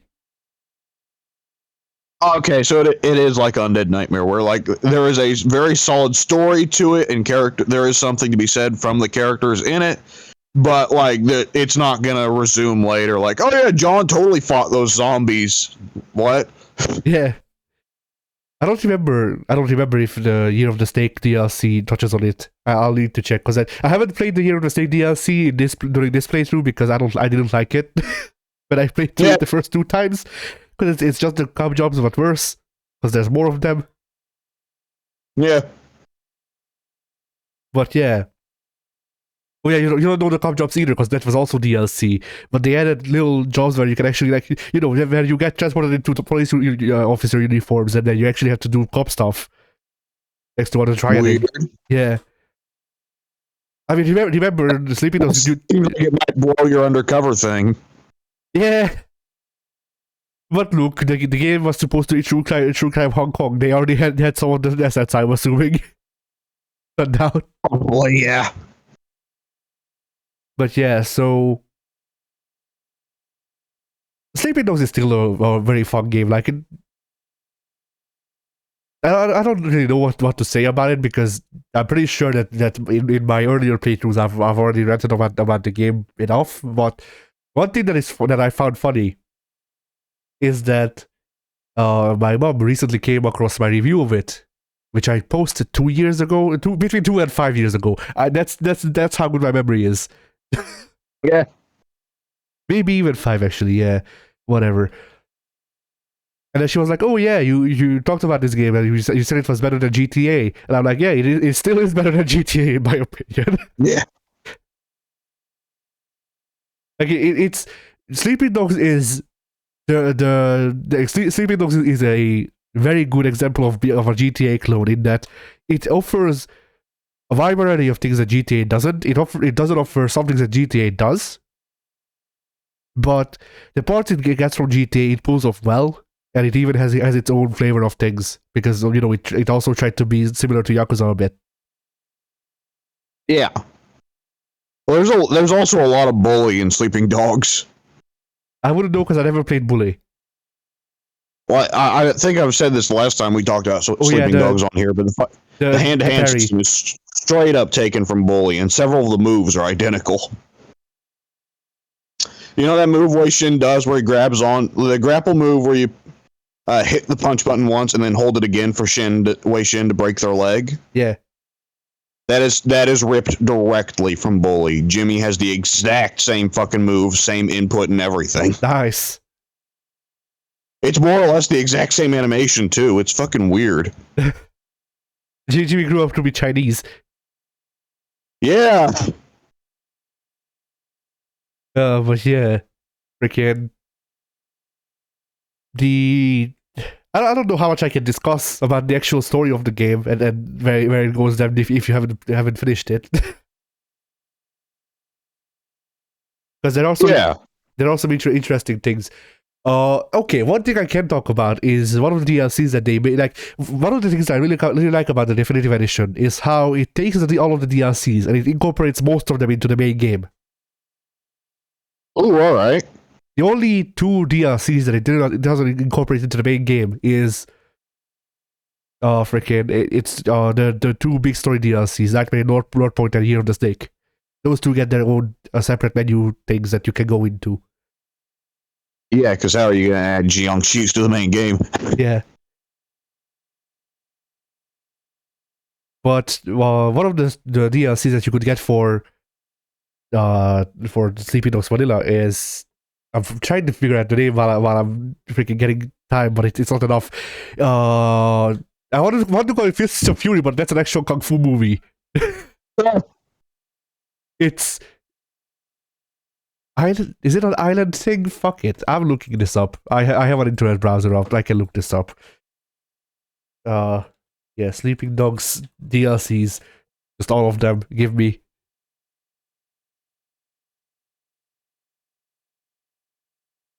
Yeah. Oh, I don't need this to be freaking based on time. I just want to know the actual freaking, like, names. Zodiac Tournament, that's the one. All right. So, the Zodiac Tournament is just United Front making a 80s kung fu movie, pretty much. Like, with all of the cheese that you'd expect from it, and I love it. It's honestly probably my favorite DLC, because it's like, it really is just, hey, remember the old kung fu movies? Hey, have you noticed how version is like this 60% Jackie Chan, pretty much? Yeah, so have we. That's a pretty fun way to do something different and still have it be like seeming like a worthwhile DLC, you know? Yeah. And it's not a canon story, but it's like genuine, like it is presented as here's a movie with Wei Shen in it. Like here's just a kung fu movie with Wei Shen. Oh man, there's one thing I don't know if we've mentioned yet with Sleeping Dogs. It's one of the goofiest aspects of that game. When you start the game, it starts listing off like the top billed voice actors. Yeah. Because they got some stars in there, and the big star, one of the big stars at the time was, hey, Emma Stone's in this game, right? Wait, is she? Yeah. Yeah. Who is she? And I was like, yeah. What? Give me a second. I'll tell you where she is. Emma Stone is the one romance girl, the white blonde girl who you take on a date once. She sleeps with Wei Shin, and then afterwards, Wei Shin gets her CIA file, reads it up, and finds, oh, she's a sex tourist. She came here because she wanted to fuck Chinese dudes, and she's now hit the road because she wants to go nail other random, like, international dudes. She's just an American who wants to taste all the flavors of the world. I was just nothing but a one-night stand. Whoops. Nice. And that's the one appearance Emma Stone gets in the whole game, is just playing some random sex tourist that sleeps with Wei Shin. How she the? And she gets like second or third billing.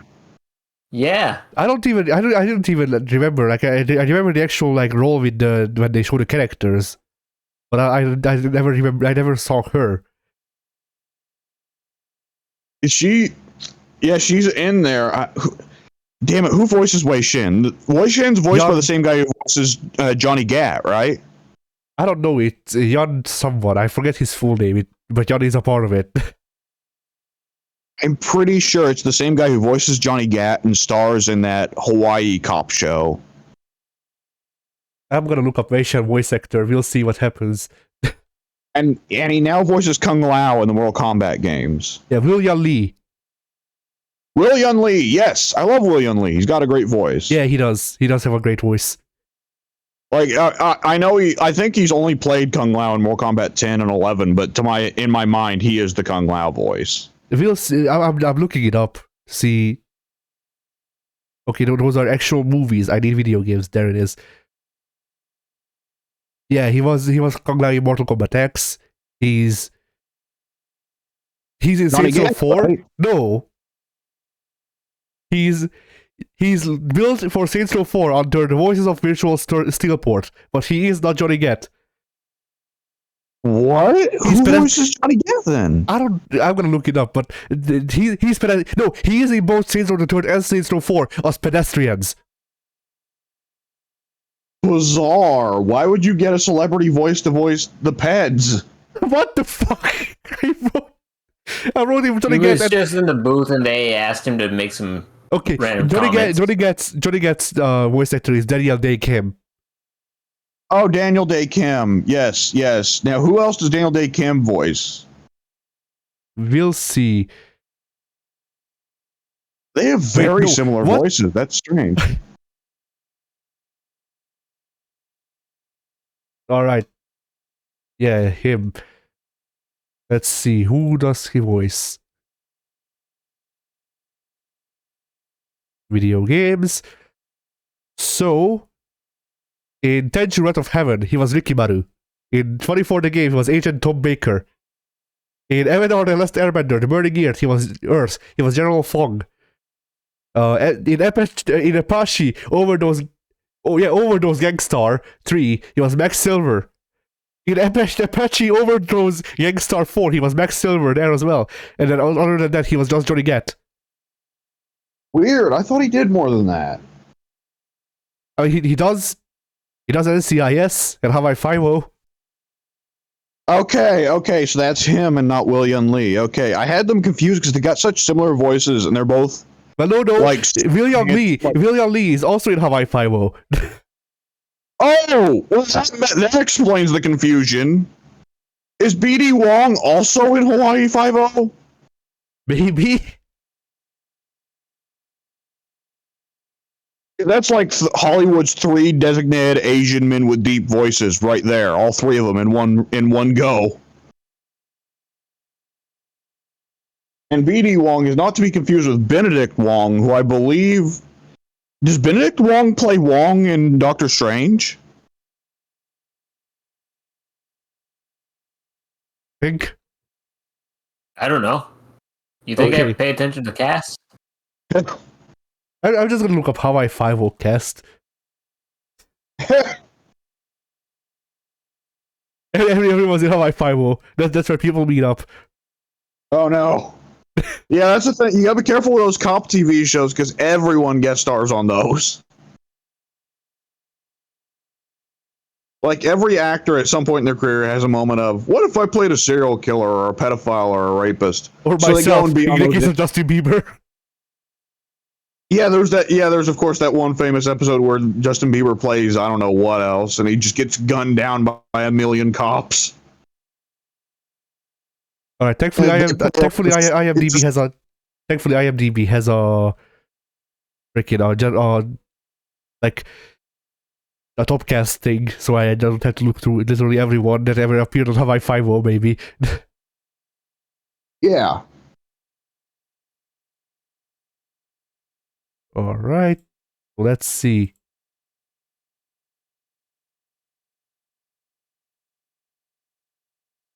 All right, I don't see BD Wong. Damn, they haven't completed the Infinity Gauntlet of Asian male actors in the U.S. yet. Not yet. They're only 3 away though, so hey. We all know that they won't get all of the Asian related voices until they get Yuri Lowenthal, the supreme Asian voice. I don't get why Yuri Lowenthal is in all anime, just in general, really. Sasuke. Well, yeah, I know he's Sasuke, but yeah, I mean, Naruto is like the core of modern anime. So, like, if the guy who gets to voice probably the most important or second most important character on Naruto, yeah, he's probably going to get some free roles. I guess. It also helps, like, most of the time when they cast, like, anime near always is following teenage boys. And most of the time when they cast teenage boys, they have to go with women. Because men have a harder time making themselves sound young. Yuri Lowenthal, though, has despite being like 40 something, Yuri Lowenthal still sounds like a kid. So he's just automatic casting for all those types of roles.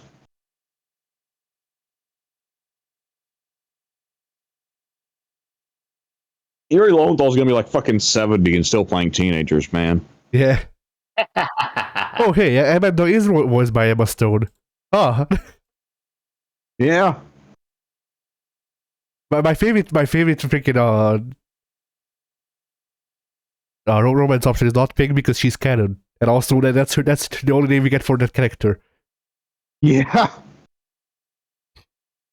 Like I always wondered, was that supposed to be a pun because she runs an internet setup store that her name is Ping or not Ping? I guess. I mean, no, yes, but it was Ping's PC, the store that she runs, but she's not Ping, and then Ray just writes not Ping into his phone for her number. And if you take her out to a date, Ray's like, hey, what's your name again? Because I just have you as not Ping. Like, I still don't know your name. And she just goes, oh, that's cute. Just leave it like that. And then we join her, we join them in Nightmare at North Point, which is how I know that it's canon that they get together. And it turns out, Old Salty Crab, who is a character who you may not have met freaking yet, but Old Salty Crab is pretty much Chinese Danny DeVito. I'm shit you not. But freaking Old Salty Crab is Not Pig's uncle, and Ray still doesn't know Not Pig's name. Like well, apparently she is not Ping Crab, so yeah, that's her full name, Not Pig Crab. Oh man, that's really great though. But like them being related is actually a pretty good character moment in my opinion, because one of the conversations Ray can have with Old Salty during the mission where he's present is Ray asks Old Salty why that's his name, and he's like, oh well, some guy owed me money, so and he owned a crab restaurant. So he owned a restaurant. So once I was like, you know what? I'm not gonna cut off your whole arm for all you money. And instead, I'm just gonna eat your debt away. So every day he'd go in and eat the most expensive food, which was salty crab. And that's how he became salty crab. Then he became old, so they started calling him old salty crab, and that's why he's old salty crab. Then it Devino, motherfucker. I'm gonna bring a crab bucket into the ring. And I'm gonna eat the crabs. I'm the crab man. It's real hard pulling the crabs out of the crab bucket though, because they're crab bucketing. Yeah. But yeah. I Pink, you and I have definitely mentioned the crab bucket phenomenon for Civilization, but Addy, do you know about the crab bucket phenomenon? No. Okay, so in real life, when you put a bunch of crabs in a bucket, this is a technique fishermen use. They don't even bother to cover up the bucket because for whatever reason, when you put a bunch of crabs in a bucket together, if any of them try to escape, the other crabs will grab them with their claws and pull them back down. So they all get stuck in the bucket together, which of course inevitably brings them to their death because none of them will let the others escape. And I like to use that term to refer to a phenomenon that happens in Civilization games, where anytime another player pulls ahead, everyone else dogpiles him. So no one in Civ is able to win until eventually it just grinds to a halt. Ah, Because you crab bucket. I see. And that there are several games where that happens. Monopoly is also kind of a crab bucket game off the top of my head. Oh yeah. Addy, what's an example you can think of for a crab bucket game? That's a good question. Let's see, because I feel like I know at least one. I don't play many free-for-all games. I was going to say Smite, but like your team usually doesn't dogpile on you unless you're low-key. So Yeah, Smite's a bit more of a cooperative team game to have For other crab bucket kinda. type of result. It depends, I suppose, if for other, because like sometimes you get the teammates that just freaking like that just attack you because you stole their kill or whatever. Oh no. Yeah. I love friendly fire. Every game should have it. Yeah.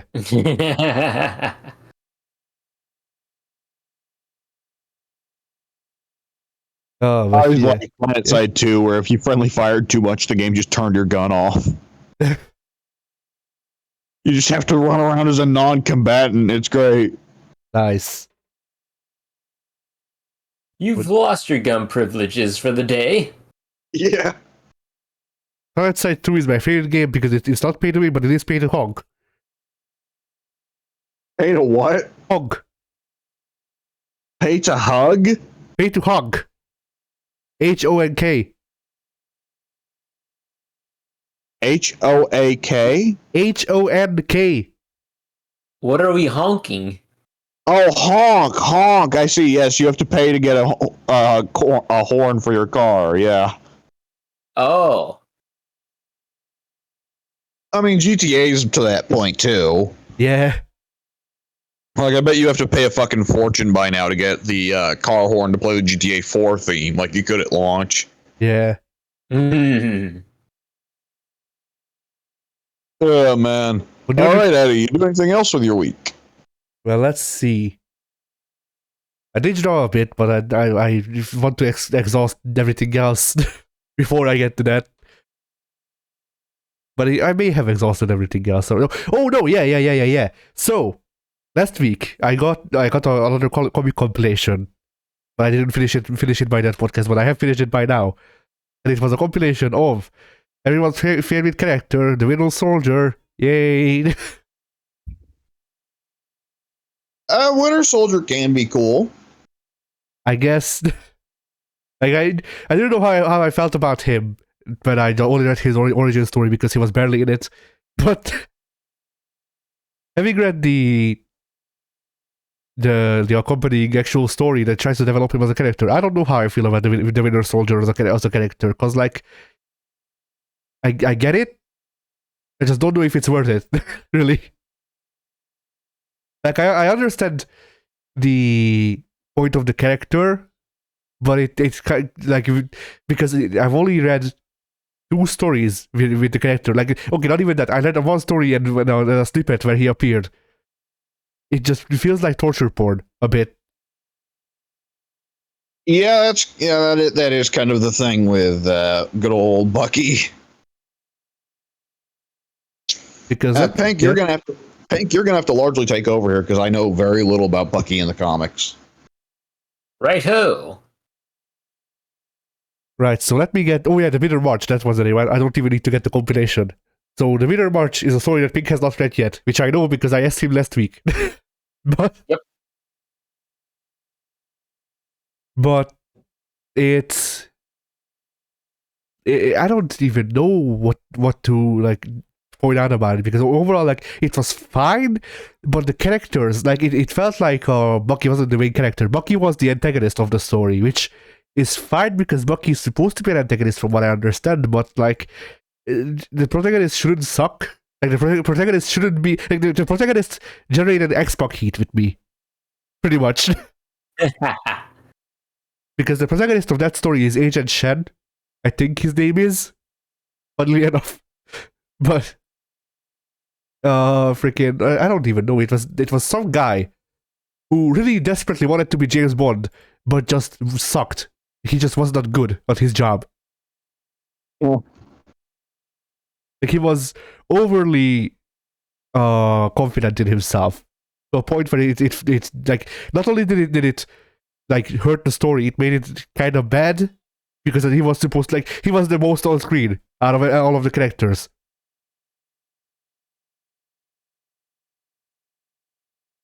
And like, he's introduced to the story.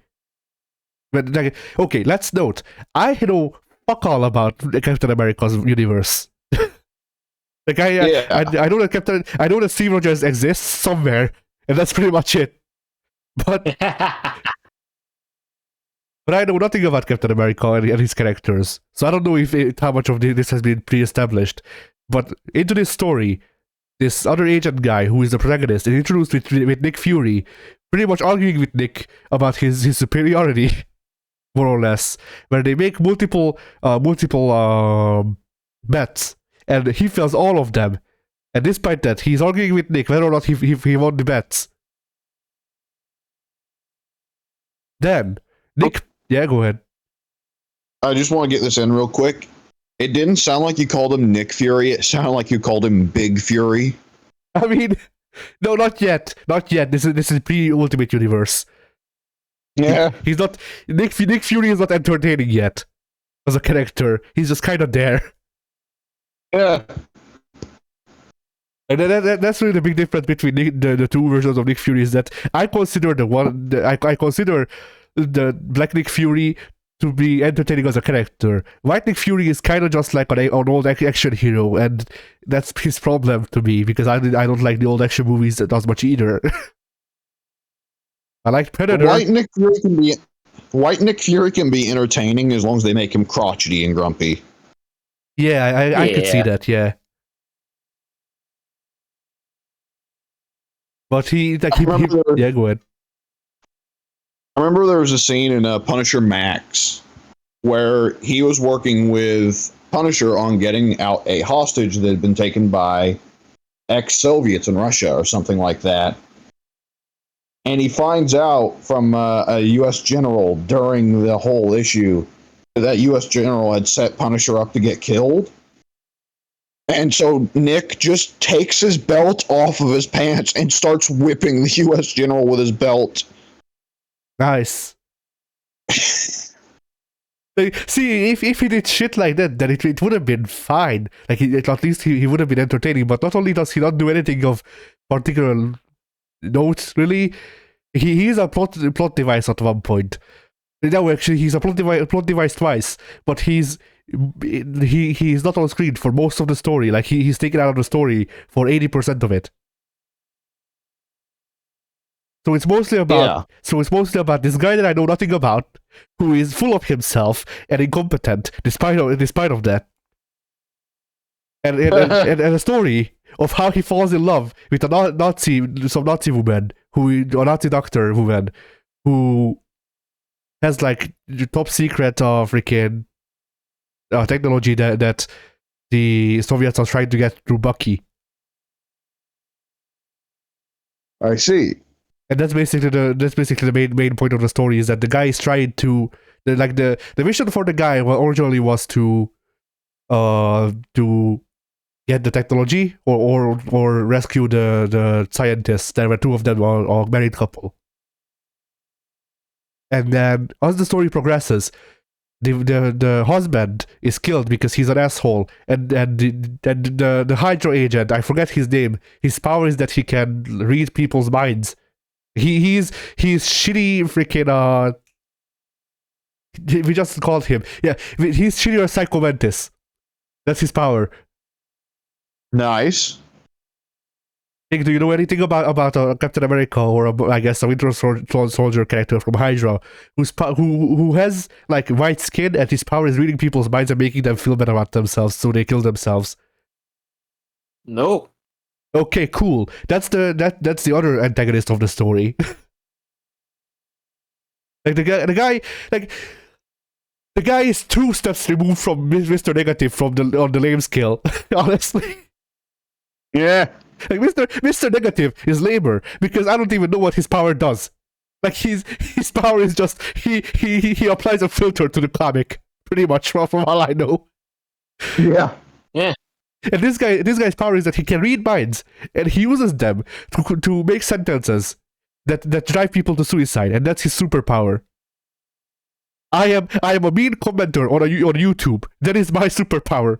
I have been recruited by Hydra. I guess. Oh man. But yeah, freaking. So yeah, the main antagonist is not interesting. The protagonist is bad, just overall bad. Like I get that the story was made in 2005, but I'm pretty sure by 2005, the kinds of characters who, like, okay, one of the main things that made me dislike the protagonist and cemented him as a shit to me is that one of the first things he does after he's introduced is he tries to seduce a Hydra woman, but it turns out that the woman is made of worms, and that he nearly dies to the worms. What? Yeah, like I hate when that happens. so Pigfield will be lost on this, and you may too, but the woman is kind of, from what I understand, the woman kind of works like Shino from Naruto. In that she just has large amounts of worms in her body that she can control. And so what happens is... yeah? God, is this lady a fucking spin-off from that X-Man maggot? It may even be her. I don't fucking know, dude. Maggot was a dude. Oh, okay. I'm thinking of the right character, right, Pink? Yes, you are. I do know Maggot. Boy, is that character still around? I don't know. Probably not. No, he seems like one of those characters where like no writer would even have the balls to kill him off. They just stop acknowledging him. Yep. He's still drawing the background sometimes. Probably, yeah, at the Xavier Academy. Oh no, they're not on the Xavier Academy anymore. They're on Krakoa.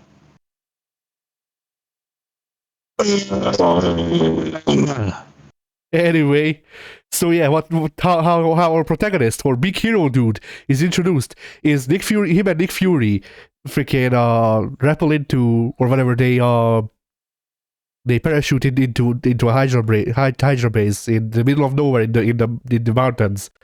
And Nick Fury is like, or the guy is freaking sniffing his own farts, and Nick Fury is like, okay, I'm gonna bet that you can't not fuck this up. You are going to fuck up. And the guy is like, no, it's cool. I know what I'm doing. And then he goes, tries to seduce a Hydra woman. The Hydra woman unleashes her controlled venomous or poisonous, I don't know, worms in his mouth so that he'll die. They go inside his skin. He nearly dies. And he's only alive after that because Nick Fury intervened, which means that he lost the argument. Like whatever the bet. And then he starts arguing about whether or not he lost the bet with Nick Fury. Because you see, he didn't fuck it up. He only nearly died. And he only lives because Nick Fury is there. But somehow that doesn't mean he fucked it up, you know. It's cool. Yeah. And that's pretty much how he's handled throughout this whole thing. There's one part where he dies and he comes back in the next panel. Because I'm back for the people. yeah. I mean that's one of these they explained. Like I deliberately said up to so it would be stupid, but at least that was explained because he thought Nick Fury was dead, so he called in a favor with Shield, and they're like, hey, just go to this freaking train station, and Nick has stuff stashed there, so he won't die as hard. And freaking he goes and picks up pretty much invincibility serums that wear off after a while, I guess, because the dude, like Bucky makes the dude into Swiss cheese. And then the guy that is on the next panel with no freaking wounds at all. So I'm gonna assume it's an invincibility serum because I don't know what else could have worked there. Maybe Nick Fury's just got a bottle of Wolverine's bodily fluids, and that's enough.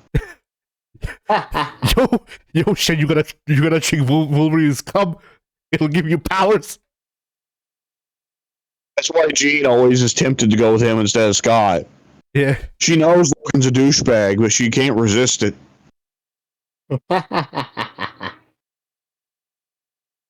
But yeah, and then there's this whole like the way the story ends is that the woman agrees to freaking to help solve world hunger or whatever. I think that's the thing she was trying to make. Like she was trying to solve world hunger, but next they develop something that can wipe out the universe. You know, the usual. But yeah. But she's like, okay, I'm gonna go with Bucky and freaking and go back to Shield. Bucky also agrees. Like the dude gets Bucky out from brainwashing. No, actually, I'm wrong. The other antagonist, the guy who can read minds, that guy breaks the brainwashing off of Bucky, so Bucky can become a good guy again. And then the three of them agree that the guy sacrifices his life so that Bucky and the woman can escape and work with Shield. And then Nick Fury appears and shoots them. And that's how the story ends. What a strange sounding story. I mean, I'm sure I left that big plot points that develop it further, but I just fucking hated the protagonist so much that I didn't pay too much attention to what, like, it's like if they made Minotaur of the protagonist, but made him like half a notch less pervy. Like, I'm pretty sure that for similar reasons I wouldn't like James Bond either, because like I just can't with the oh I'm a ladies man, I just get all of the pussy. Like that just annoys me in characters. Which I mean, like you'll notice this because whenever Ezio comes up, I'm like, fuck young Ezio, and do fuck young Ezio. He'd probably like it, but yeah. Oh man. Yeah, freaking that, and then I guess it's the drawings now because I don't remember if I did anything else. For my drawing, the one. But I spent the whole week working on this, and it's still not particularly great. But hey, it exists. I need to put it in the right channel.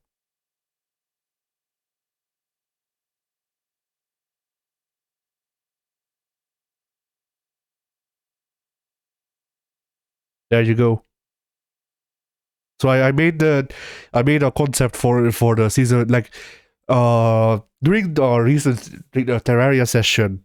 I said that I wanted to go back and freaking and redo the things so every season would have its own thumbnail and stuff, like that drawn thumbnail. And this is a concept for the first season, because I think it summarizes it pretty well. Yeah, You will fall. That's not wrong. I love the look of Pink's character holding a fish with a gun coming out of its mouth. Yeah, that's a mini shark. They've got the weird conical hat with rainbow colors. So this drawing made me realize a very disturbing fact. What was that? So I don't know how to draw shoes, but I know how to draw feet. And I don't know why. Because if you check... Yeah.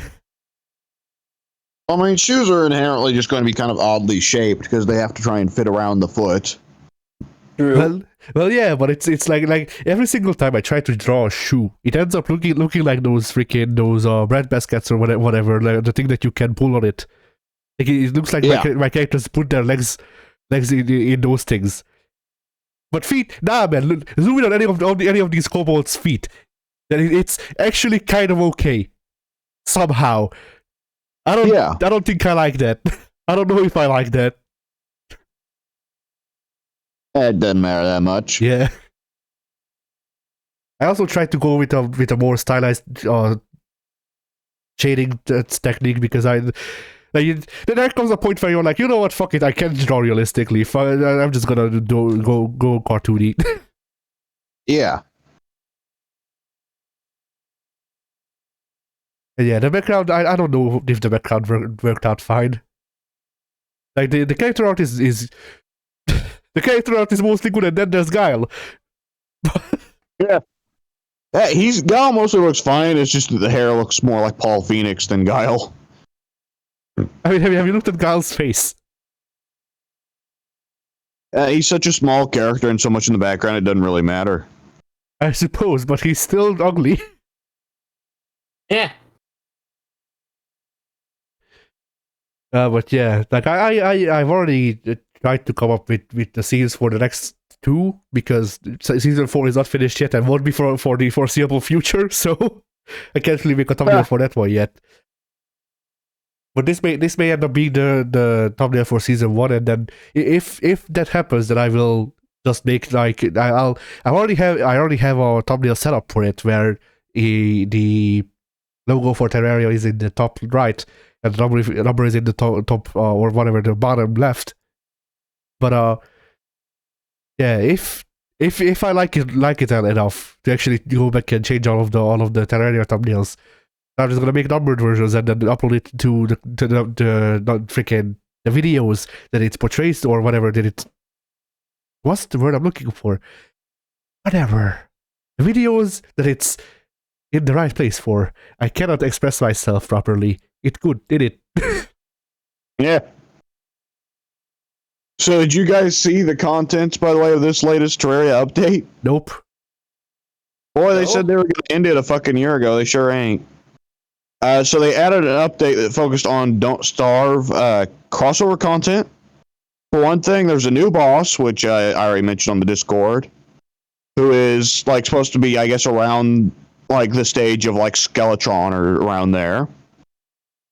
They also added a variety of Don't Starve items to the game. Like, you remember the pumpkin chest that you could get to follow you around in Don't Starve? Yeah. He's there now, and he's still got full functionality, so he's a pet that you can store items in. Nice. And so on for a little bit. And they also added now where you can set in world generation, you can put in a certain seed that turns on a new survival game mode where there's hunger you have to keep track of, and darkness hurts, just like in Don't Starve. Nice. Ooh. Yeah. Which, like, even if it's shit, it's kind of like, well, it's neat. That's just a little option, a little Easter egg thing you can turn on. That's cute, you know? Yeah. Because, I mean, otherwise food is kind of irrelevant in Terraria, except for the rare buffs it provides. Yeah. All right. Is that your week, Eddie? Yeah. All right. Oh wait, no. One last thing. I remembered. Holy fuck. Yeah. Freaking I don't like Shadow of War or whatever. Shadow of War. No, yeah, War works. That pronunciation is good. Shadow of War's got problems. I like how much they deepen the Nemesis system and how much more character orcs can have. At the same time, it really feels like they just nerfed the shit out of Talion. I have a video. I don't remember how long it is. I think it's around 5 minutes. That's the beginning of a fight, and the fight never ends. I recorded five full minutes of a fight Yeah. where I was fighting four, not even many. I was fighting four Uruks, and they just kept attacking me, so I couldn't insta kill any or whatever. I couldn't like kill them on the ground. Which is pretty much the only way to kill them, more or less, in the game. Regular Urks or bosses? Just normal Uruks, just freaking normal guys. Oh, really? You couldn't just rely on countering? That's the thing. I countered one of them, got them on the ground with a perfect counter. I went in for the kill, and then the next guy would attack, and this went on for, I want to say, 15 minutes before they died. Before I got enough of a window to actually do the insta kill, or they collapsed from the freaking 1,000 cuts. I never go for ground kills in these Arkham style games. That's a strange difference in strategy. I mean, I go for the ground kills because they're the fast way to get rid of them. Yeah, but they just leave you so vulnerable, I mean, I can cancel the animation with the parries, so it doesn't really matter. Yeah, that is true. You can do that in Shadow of War, but you can't do that in Arkham. And I'm so used to it in Arkham that I don't do it. Yeah.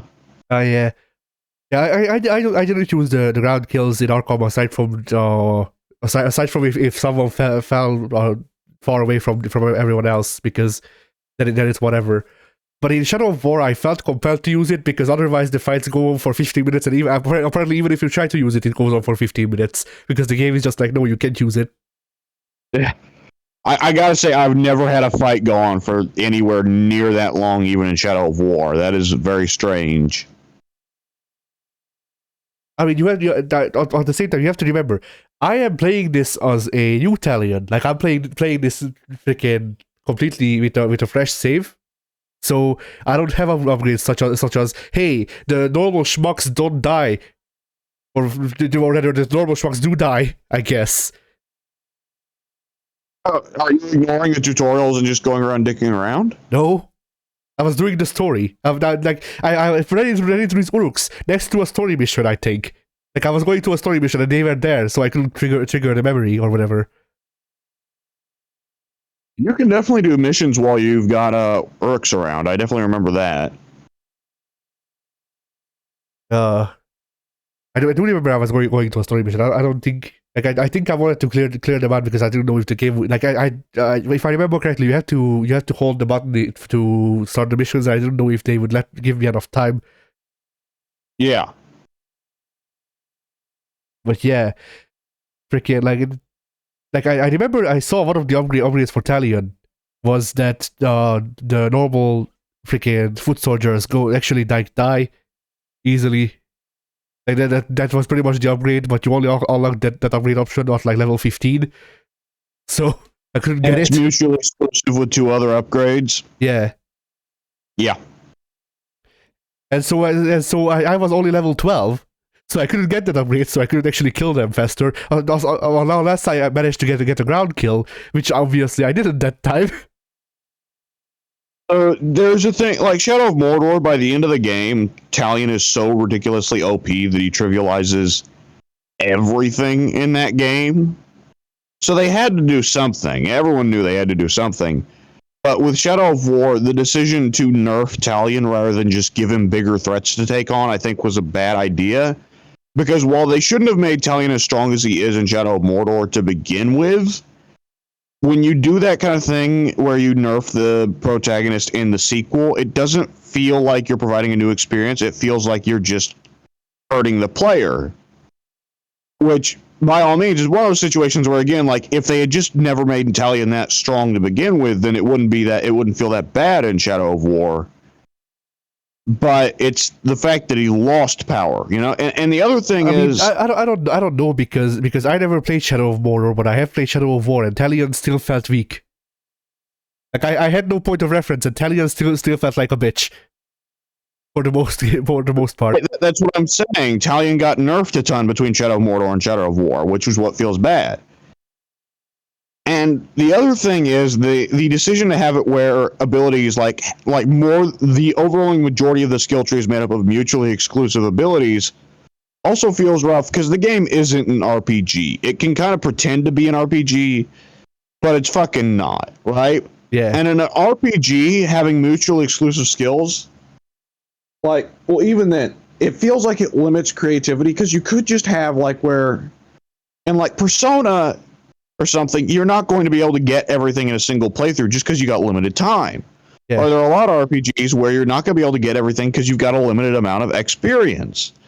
But there's freedom in terms of what you choose, and you can choose to take two skills which would otherwise be mutually exclusive. But in Shadow of War, you can't. Yeah, I mean, I can provide another Western example. The Kingdoms of Amalur, which is another game I played through recently, if you remember. But in that one, you can build your character to be a rogue, or a mage, or a warrior, which seem exclusive, except for the fourth option, which is a jack of all trades, and the game is built for that. The game is built to allow you the choice of not choosing, and instead of being a slightly worse version of everything else, so that you can be everything at once. Yeah. Like, just maybe, like, if they want to keep with the idea of keeping Italian relatively weak, make it explicit from the start, like, oh, you can only have so many skills equipped at a given time, but don't make it where some skills are mutually exclusive in case you want to mix and match some skills, or set up some skill trees for, like, when you're wanting to stealth an orc, and other times when you want to go in direct combat with an orc, you know? Yeah. Shadow of War has a lot of serious design problems. It's Many. really a pity because Shadow of Mordor, like, Shadow of Mordor was so wonderful for what it did, and Shadow of War seemed like it'd really be Shadow of Mordor on steroids, which seemed perfect, but there was just, like, so much trouble in the details, you know? Yeah, one of the things, like one of the upgrades you can get for Talion is that he can ground pound people while doing an assassination or whatever, the crown execute. I was like, oh, cool! You can choose to generate a freaking tension or whatever the fuck they call it. So you can do the combo string, yeah. It's not just the hits, but those, if you do the ground and pound, it generates more tension, so you can use execute more. So I was like, oh, cool! I can choose between killing them fast, or I can do the ground and pound and get more freaking bang for my buck if I need the meter. No, if you get that perk, you're doing the ground and pound, whether you like it or not. You get hit, you get hit. You chose this perk. Yeah, and there is no time. There is no time. Yeah. You will never get to connect that move, which is why, like, even though I was like, that move is the coolest, I will pick a different perk because I know I'll never get to use it. I mean, I got to use it a bit, but it was usually get 3 hits in and then parry cancel out of the animation. People never died. Yeah. It was a good way to build meter, I wanna admit. Yeah. But freaking, like that, and also it was the like, I played Shadow of War until you get your first area that's controlled by Talion. But because after that, the game is just like, okay, so all of the world is now unlocked to you. Just do whatever. And that's not how I play games. Like, if like, good thing I didn't pay money for this game, because if I wanted to make my own game, I would do that. I wouldn't give you money to give me a game to make for myself. Man, And that's it's the same issue that Mafia 3 has, where it's like, okay, so here are the types of activities you can do, and here's the world. All right, figure it out. Like, it's definitely a thing of differing tastes, but it's also, again, a thing of, like, screwing up some of the things walking away from Shadow of Mordor. Because part of the thing with Shadow of Mordor was the story missions kind of suck, and the story kind of sucked. People were playing for the open world and for the Nemesis system. So Shadow of War, they relatively early in the game tell you, all right, open world, go nuts. But it's like, oh, but also still a lot of the cool things you can do are locked behind story missions. So don't really go nuts. Yeah. Like, the Shadow of Mordor as a game does not really feel like it begins until you're fucking 2/3 of the way in, and you unlock the ability to bind Uruks. That was 2/3 of the game? I got that Yeah. far? No. That's Shadow of Mordor, is what I'm saying. Okay, Shadow of Mordor. Shadow of Mordor. Okay, I was confused. I was very confused there for a second. Yeah, no, that's Shadow of War. I don't know how long that Shadow of War is a bizarrely long game. Because they walked away from Shadow of Mordor getting criticized for its story missions and were like, you know what, this game needs more story missions. It's time for Sex Spider. Yeah. What? Yeah, freaking, I'm forgetting, Shelob turns into a woman because we Shelob turns into a woman because Warner Brothers thought they couldn't sell a spider as sexy normally. They were wrong, but they still did it anyway. So this is one of those things where we have to like, Pink, you've watched Fellowship and the Hobbit movies, but never Two Towers or Return of the King, right? I've seen Two Towers, not Return of the King. Okay, there's a big spider in Return of the King that is just a big spider that tries to eat Frodo, and it's just a big spider. It does have some lore behind it in the books, which is it's a big evil spider that's the daughter of a previous big evil spider, and it's a big evil spider that eats people. And that's the Shelob lore for you. That's the Shelob lore. And then Shadow of War is like, man, but what if you wanted to fuck that spider? And it's like, the extra stupid thing is Shadow of War, like, if memory serves, the later parts of the story of Shadow of War make Shelob out to be kind of a hero. And it's like, okay, why is Shelob the good guy if Shelob totally tried to eat Frodo? Because Shelob, Gollum, and freaking Sauron are the only characters from the actual Lord of the Rings shit that's in this game. So we didn't have many characters to choose from. Yeah, and I guess Sauron's not much of a conversationalist. So yeah. Although it would have been funny if one of the characters Talia gets real buddy with would be like Boromir or someone who dies like that. You could actually have character moments and world development and shit like that, but we don't need that. What we need is sexy spider boobs. Yeah, the trouble is they wrote themselves out of having interactions with the Lord of the Rings cast because Shadow of Mordor and Shadow of War are set, I believe, 100 years before even The Hobbit. And The Hobbit is 100 years before Lord of the Rings. But wait, wait, if Shadow of War and Mordor are set 100 years before the Hobbit, then what the fuck happened with the New Ring? Wait, they're between the Hobbit and Lord of the Rings because Gollum doesn't have the ring. But still, what the fuck happened with the New Ring then? They were planning on there being a third game. The ending of Shadow of War, to my understanding, I did eventually spoil myself on it because who gives a fuck, is Talion dies because Celebrimbor separates with him and separates from him and takes the new ring with him off to go find another host who will be less bitchy about the whole, yeah, we're pretty well just becoming a new Sauron, aren't we, thing. What I'll say is it's all 100% non-canon because there's no fucking way that the new ring would have ever existed in the Tolkien verse without Tolkien ever mentioning it, because that would be kind of important. Yeah, I mean, that's what I'm saying. How does the retrofit the new ring into the canon when Tolkien was pretty descriptive of everything that mattered, and it seems like something that would have mattered. Yeah. But yeah, this is the third time I tried to play through Shadow of War.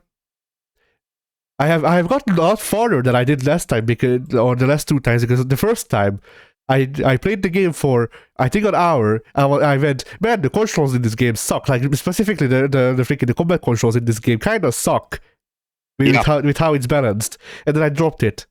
And then I did it. Then I played it again. Got all the way where you can recruit people, and I dropped it there because of the same reason.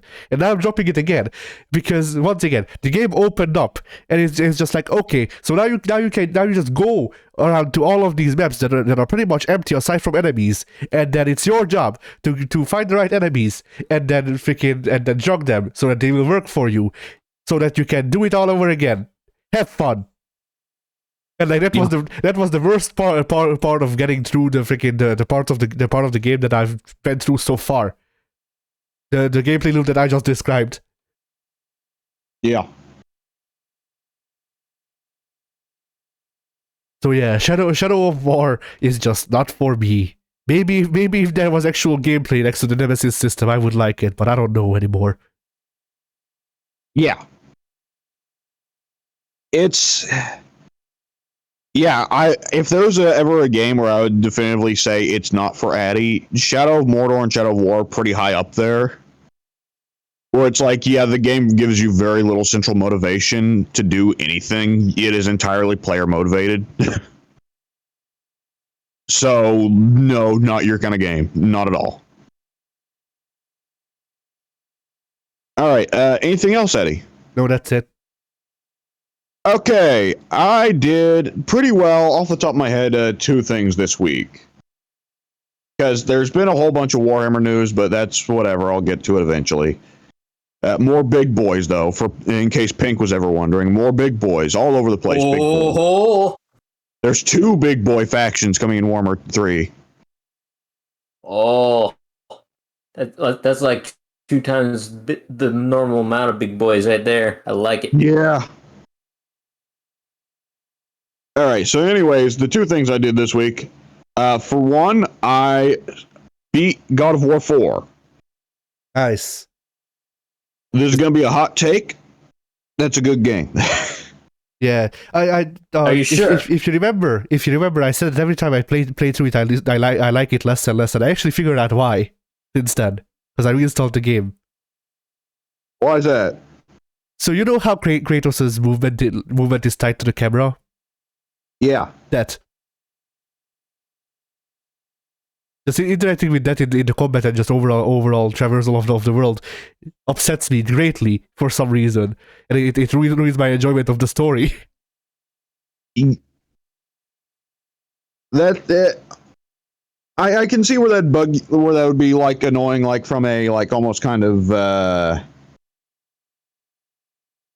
what's the word for like that thing where people play first person games or VR games and it gets them sick?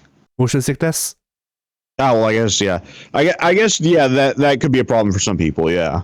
I mean, it's not motion sickness. Like, I don't get sick while I'm playing it. It just feels wrong. Like, it reminds me of GTA 3, and I didn't like GTA 3. But either which way, yeah, God of War 4, damn good game. I had already watched a Super Best Friends playthrough of it, so I already knew all the plot.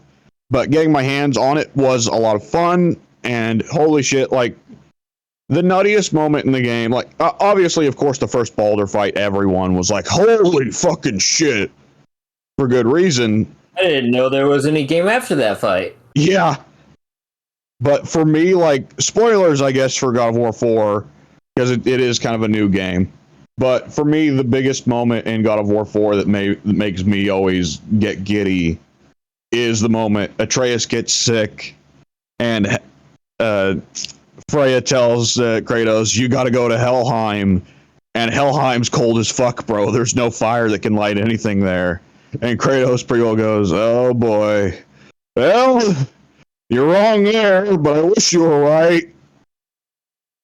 And that entire stretch of going through the tunnel, and Kratos gets some visits from some old friends. Yeah. And that whole moment of, oh, old Kratos is back.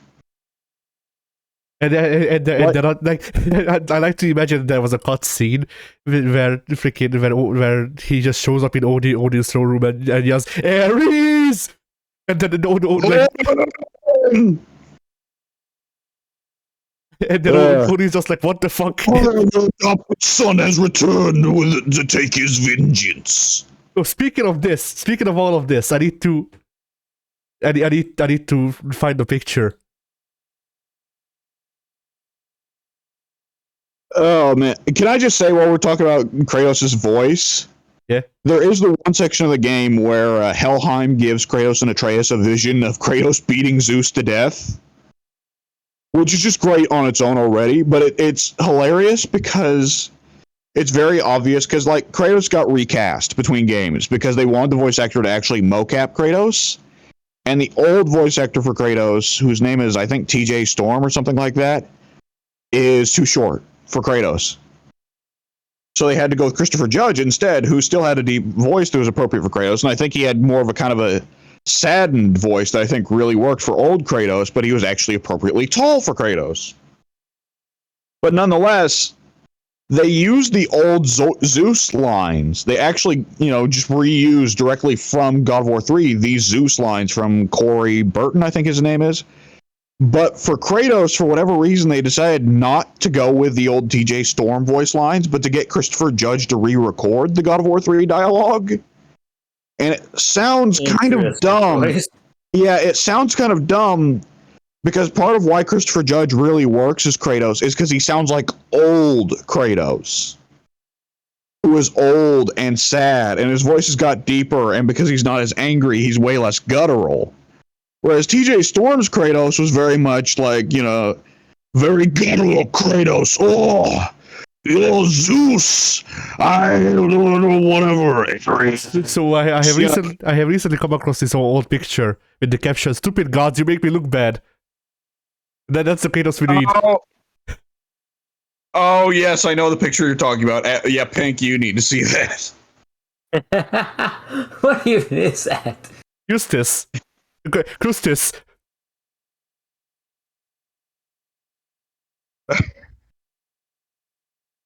And somewhere out there, Zeus is going to return the slab, Kratos. Yeah.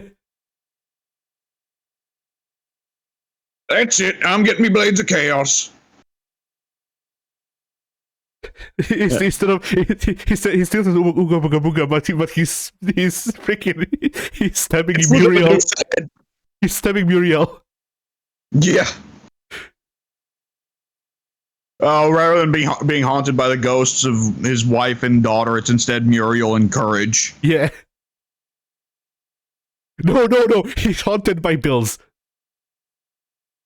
God of War 4 is just Eustace getting a new dog. Yeah. All right. Yeah. By the way, So, God of War 4.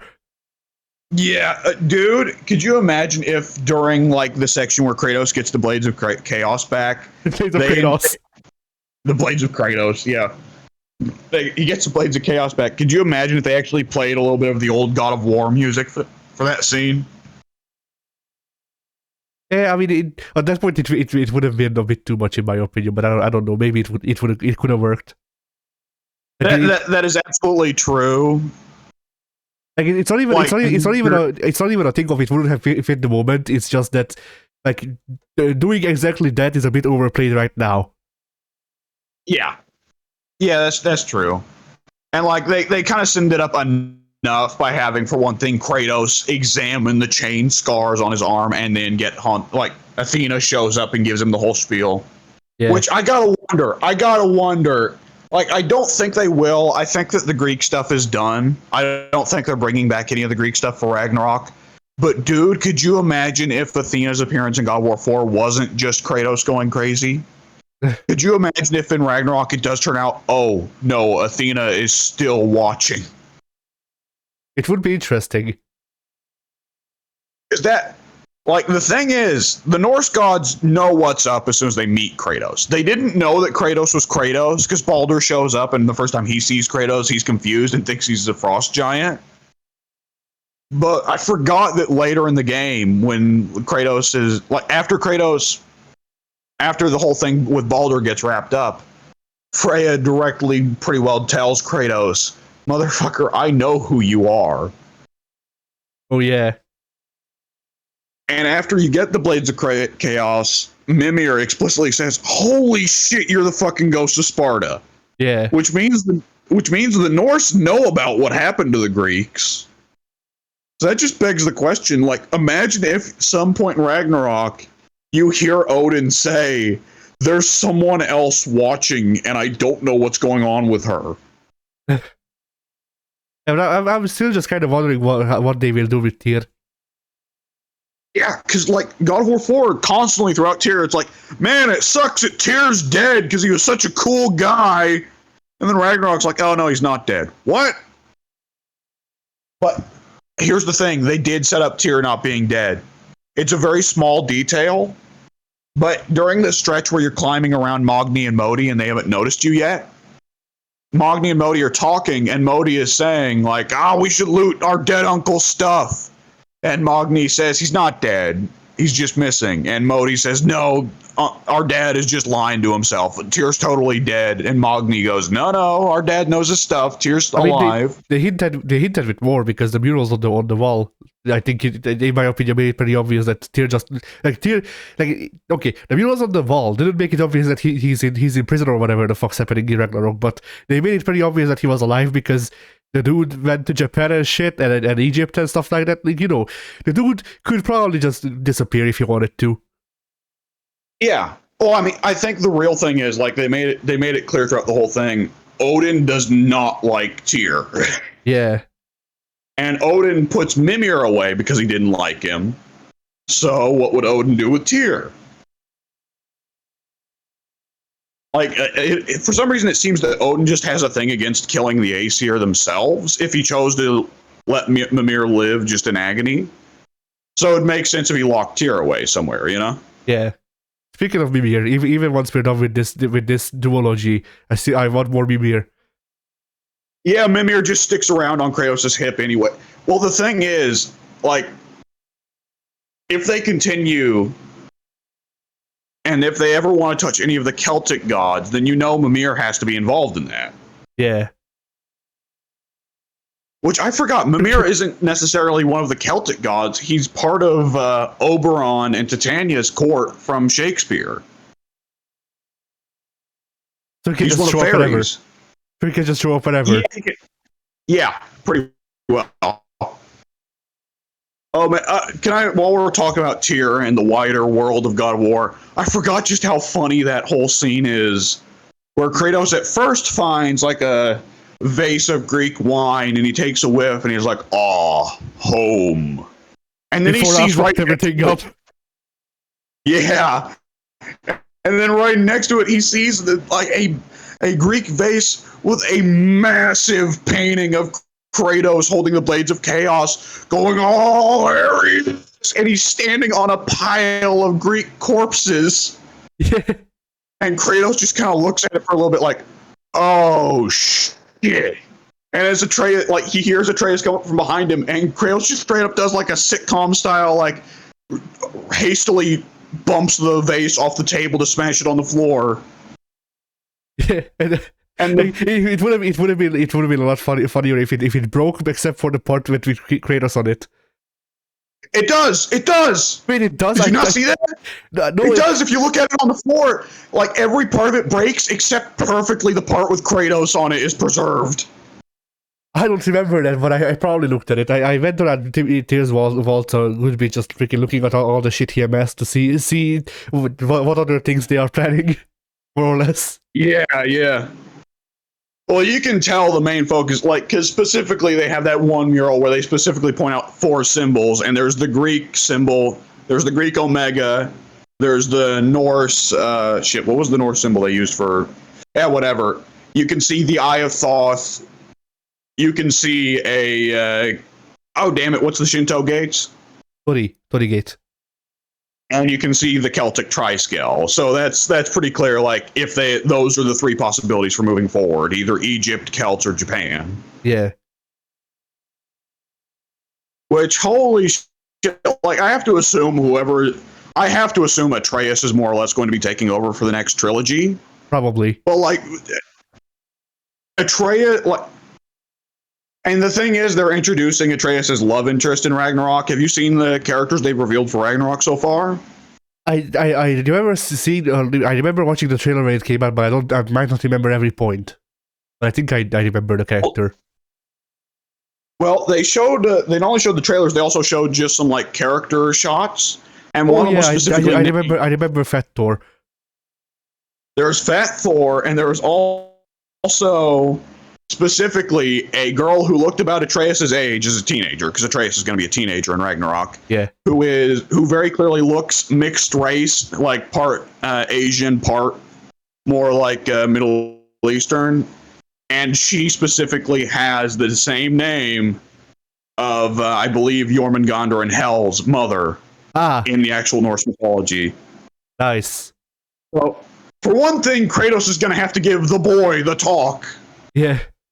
And for another, how do they explain Fenrir? Because Fenrir needs to happen for Scott and Hati, School and Hati to exist. So Atreus needs to cheat on her girlfriend with a fucking dog sometime. Well, no, hang on.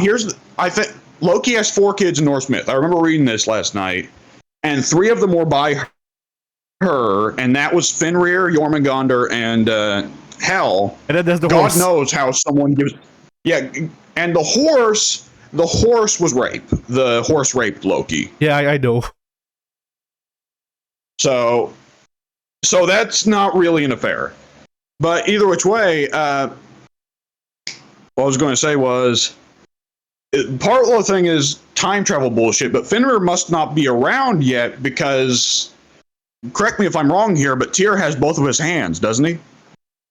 He appears to be, but people are saying that because of the weird tattoos he has, it may be like a magic replacement, or like it's held on by magic and it's gone actually, or something like that. Or at least I saw people discussing that shit. That is true. Here's the other 2 things. Jormungandr is only around in God of War 4 because Thor smacked him so hard he sent him back in time. True.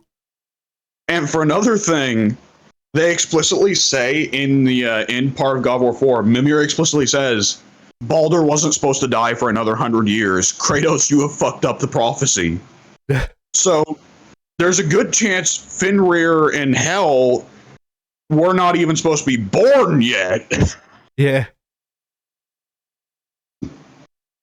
Like, they may never be born because Ragnarok may come before Loki even comes of age. Yeah, we'll see, but at the same time, like, I feel like I don't know. They did have the mural with Squall and Hati at least. So, They absolutely did. Yeah, that is part of the thing. Though they're playing fast and loose with some elements of the myth as well. You got to keep in mind. True. Because making Frigg just entirely made up a name that Odin made up so that Freya couldn't claim her accomplishments. Like, that's made up because in the Norse myth, Freya and Frigg were entirely different people. But here's what I'm thinking. Because they've said that Ragnarok's actually going to be the last Norse God of War game. They're going to be moving on to the next whatever they're going to do after this one. Which makes me think Ragnarok will somehow end with either Kratos or Atreus killing Odin and so on. And then Atreus asks his girlfriend, say, where do you come from? In the same way that God of War 4 ended with Atreus saying, why am I called Loki in the art? Like, imagine if God of War Ragnarok ends with that girlfriend saying something like, oh, where I come from, I'm called Izanami. I'm actually dead. Yeah. Not yet, because here's the thing. Because then they can hypothetically do the Izanami bit. Oh, where Loki would be Izanagi. Yeah. Yeah, hypothetically.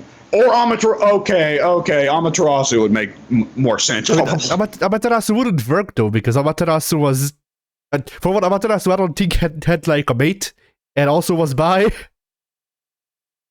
That's all true. Which, I mean, the bi doesn't really freaking take away from it, but I don't think she had a husband. That's the bigger issue. There would be a character they could. Yeah. The thing, here's what I bet you, because God of War games have kind of always taken the perspective of the guys who are good in mythology are now bad, the guys who are bad in mythology are now good. Because like in God of War 4, Jormungandr is one of the good guys, right? Yeah. Like, it doesn't seem to be universal, but I'm willing to bet if God of War ever touches the Japanese pantheon, Izanami is going to be good, and it's going to be more so focused on Izanagi was a douchebag for leaving her. I mean, Izanagi is bad in Japanese myth. Yeah, I guess so. Like Izanagi is portrayed as a coward and a bitch, pretty much. And I mean that in actual Japanese myth.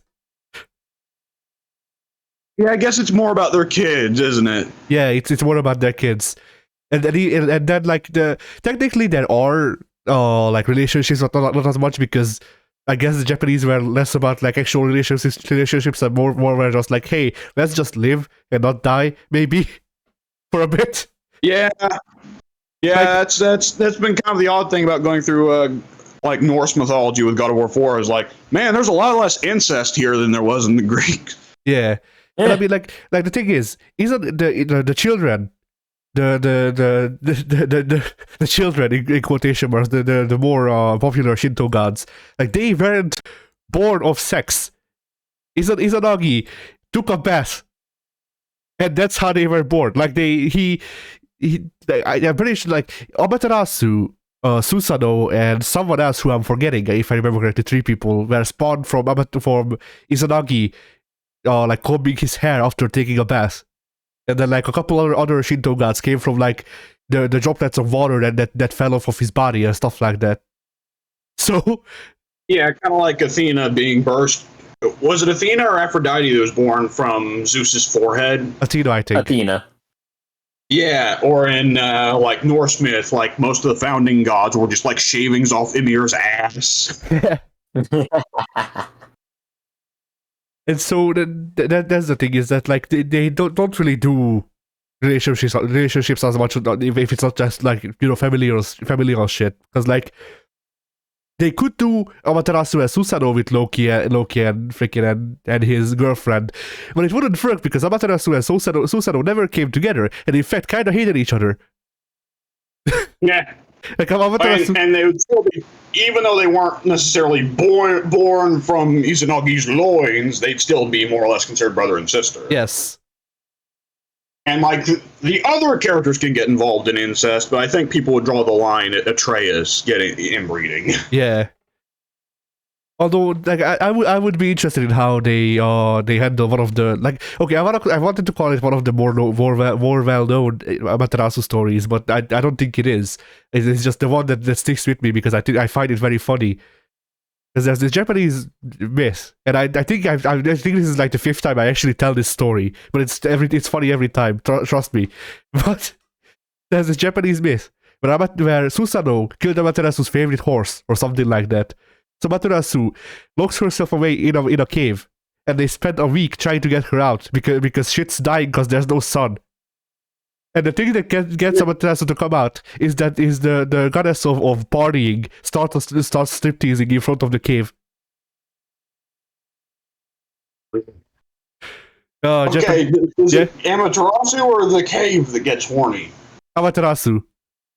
Okay, so it just gives her the power to kick the door open on the cave. Okay, I see. No, she just comes out willingly because there's striptease happening, pretty much. Oh. But He's like, hold up, we got boobs out here? Sign me up. there's a lot of parts in God of War 4 where Mimir has to explain like Norse mythological tales and explain where they're bullshit. That would definitely be an interesting one for Mimir to have to interpret. You see, Amaterasu only pretended to like women for some reason. We don't know why. Amaterasu was actually really She bold only inside of the pretended cave. to like women so that the men would ignore her. Yeah. I don't blame her. When the men around you are Absolutely. when the men around you are mostly freaking like Kuzenbo and Susanoo, I can't blame her. Absolutely. Given how all the stories with that Mimir tells in God of War 4 tend to boil down, I would think the resolution would near always just be, well, you know, this was happening, and then Izanagi or Susanoo got jealous of how hot that goddess of partying is and kidnapped her and then killed her. Because every fucking story Mimir tells in God of War 4 boils down to either Odin got jealous and kidnapped and then killed someone, or Thor went berserk and then beat them to death. Yeah. Which is more or less accurate in Thor's case, but still. I mean, there is one part that I really look forward to in seeing the Ragnarok, which is the story with Foot Loki. I want to say, I forget the name of the giant, but he was something Loki. Utgard Loki, maybe. Upgard Loki, yes. Yeah, him. And I just want to see Thor wrestling with a cat that turns out to be Jormungandr. And then Atreus, Atreus having an eating competition with an old woman who turns out to be Death. Okay. I'm gonna drop out for just a second here. Give me a little bit. All right. Yeah. So, Pink, what's your favorite stupid Norse myth or myth in general? I guess. I like the one where they try to chain Fenrir up. Hello. Hey. That's just a Oh shit! I don't hi there. buds in. I can't actually hear anything. Hang on, I need to fix. I Either way, like how it was a slow, steady, I'll get the ear steady just fall. testing out to see how much data using Discord on my computer does, just for a little bit. So All let right, me just nice. the earbuds connected. Okay, they're connected. I like how he starts to hear us and his internet shits itself a bit immediately. Yeah. All right, I think you're fine All right, now. do I sound? You sound a bit far away from the mic. I could not be any fucking closer to it. All right, I guess I just got used to yelling because of the freaking the phone. I'm just gonna give you a bit of a boost. All right, speak. Hello.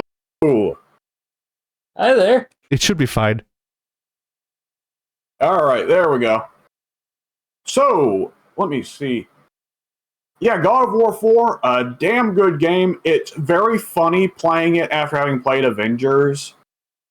And, like, it's, like, really obvious that even though they got the same guys to do the combat between God of War 4 and Avengers, there must have been some kind of interference from, like...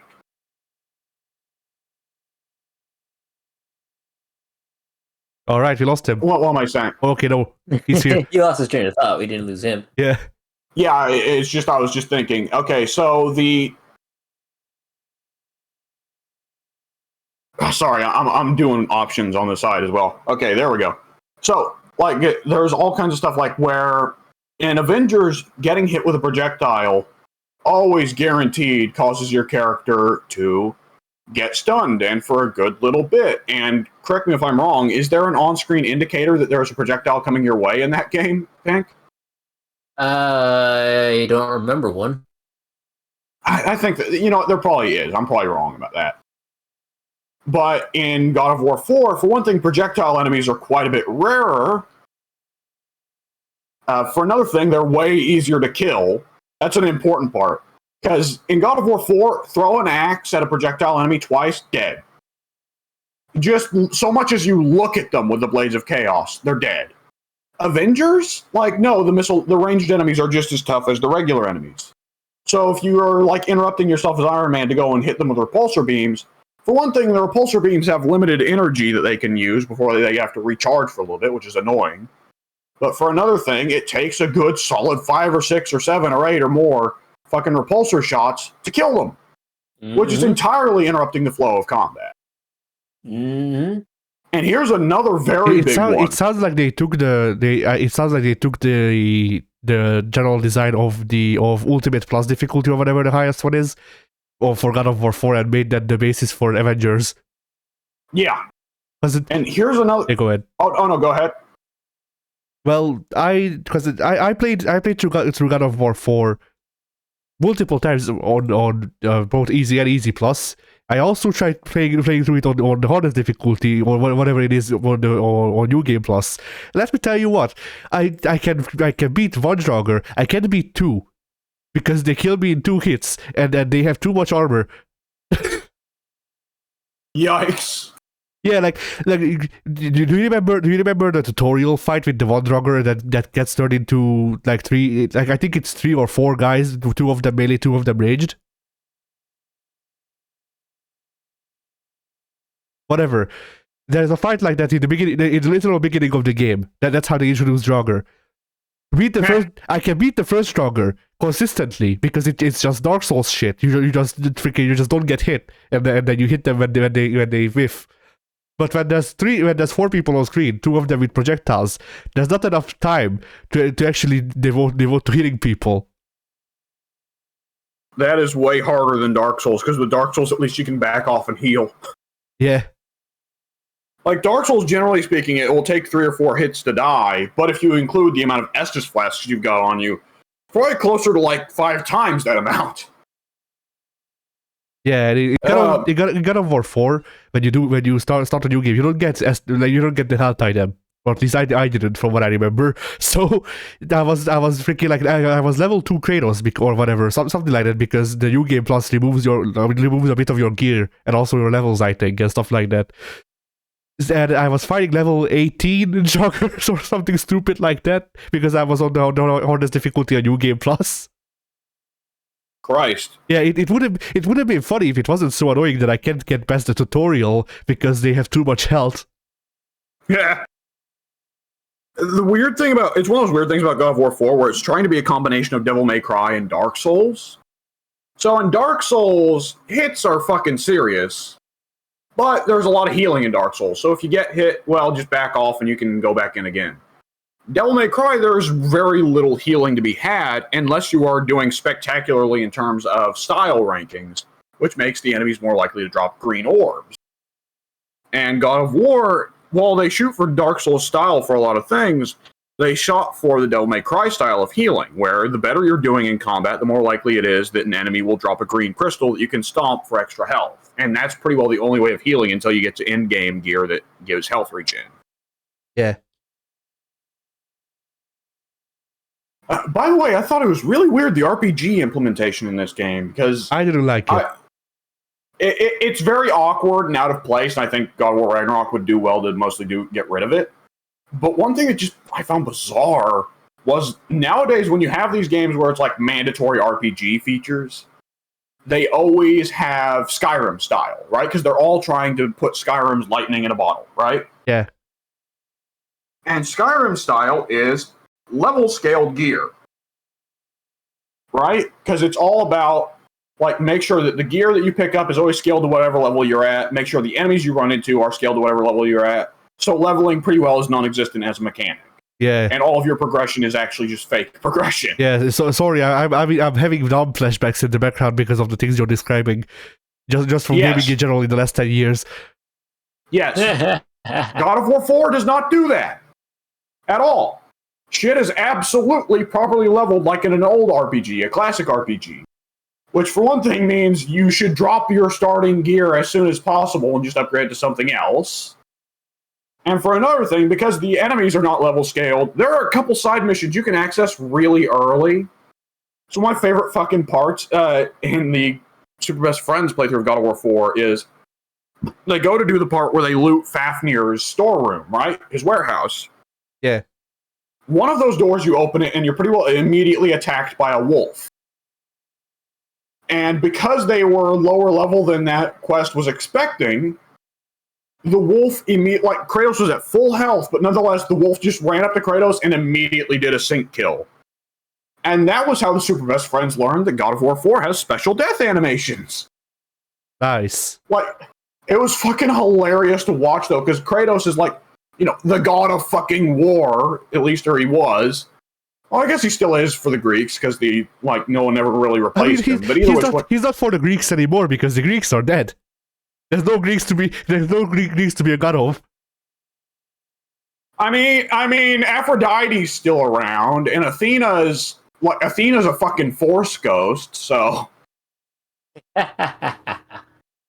So either which way, it was hilarious because Kratos just opens this door, casually walks in, and a regular ass wolf, not a god wolf, jumps on Kratos, tears his throat out in a single motion. I mean, technically, there is a weird part of mythology that is somehow consistent in that wolves are usually like godly in origin, because pretty much every single wolf is a descendant of Farir in Greek myth in Norse myth, from what I understand.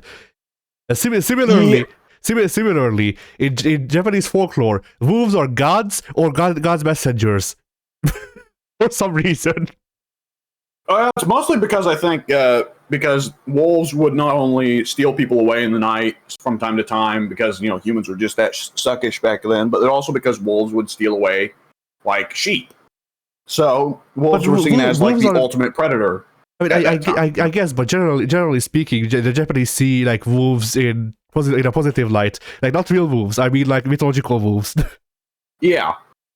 Like usually most gods at least once appeared once as a wolf, which is partially why like 90% of the word for wolf in Japanese is just god, but also why pretty much any like the Shinto kami has a variation of their name where it's their name Okami because they probably showed up as a wolf at some point, so might as well.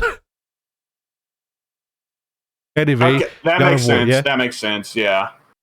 Okay. Yeah. Okami. Right. Yeah. Okay. Now I get it. Anyways, yes. Oh wait.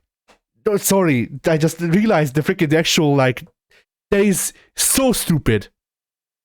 I just realized that some of what may be the actual linguistics behind it. Okami is just God. Like, so there's this thing in Japanese grammar, from what I understand, where if you're referring to a group of people or like a class or whatever, you can put O before them to refer to them to their name, and then just say the name. So like instead of just saying samurai, you say O samurai, which would mean that Okami is just God in a roundabout way. I mean, it is accurate. I mean, yeah, it's just a funny thing to consider that the actual like there's an actual freaking animal species just called God. That is pretty funny, yeah. And I may be wrong. It's just funny. Anyway, continue. Oh no, I was just gonna say, like, boy, I'm really excited for Ragnarok now. Even like not only because like there's a lot of course space to maneuver with gameplay, and we all know Ragnarok at some point you have to switch controls from Kratos to Atreus, right? Yeah. And Atreus inevitably begs a whole like different gameplay style, especially because Cory Barlog himself has said that Kratos in God of War 4 is supposed to be weaker than Kratos in the Greek trilogy because he's out of practice. Yeah. And out of shape. Whereas Atreus is just now entering his prime. Atreus's gameplay will largely resemble Ezio from Assassin's Creed Brotherhood. Insta kills and all. Yeah. Instant kills. Yes. Ares. I'm trying to do a shitty pump, but I can't. Good. Never mind. Move on. One thing I gotta say about God of War 4. God of War 4 does a really good job of balancing Kratos and Atreus. Like, it's probably the best balanced example of adult and kid pairing in fiction, where there are plenty of times where Kratos is wrong, and Kratos has to admit he's wrong. But at the same time, they don't do the classic thing of like adults are stupid, kids smarter. And in fact, Atreus is wrong more often than Kratos is. But at the same time, it's not like Kratos is perfect. He's far from it. Yeah. And it's one of my favorite dialogue lines in the whole game is when you first go to Alfheim and Kratos goes in the light. And he comes back out and he finds that Atreus has had to one-man army his way through most of the Dark Elves. And Atreus like says to him, "Why don't you care? Like you don't even care that Mom's dead." And Kratos, of course, at first gets fucking pissed, but then Atreus says, "Well, I didn't know." And Kratos says, "Of course you don't know. You don't know my ways." And you can tell Kratos is kind of talking to Atreus, but you can also tell Kratos is talking to himself there.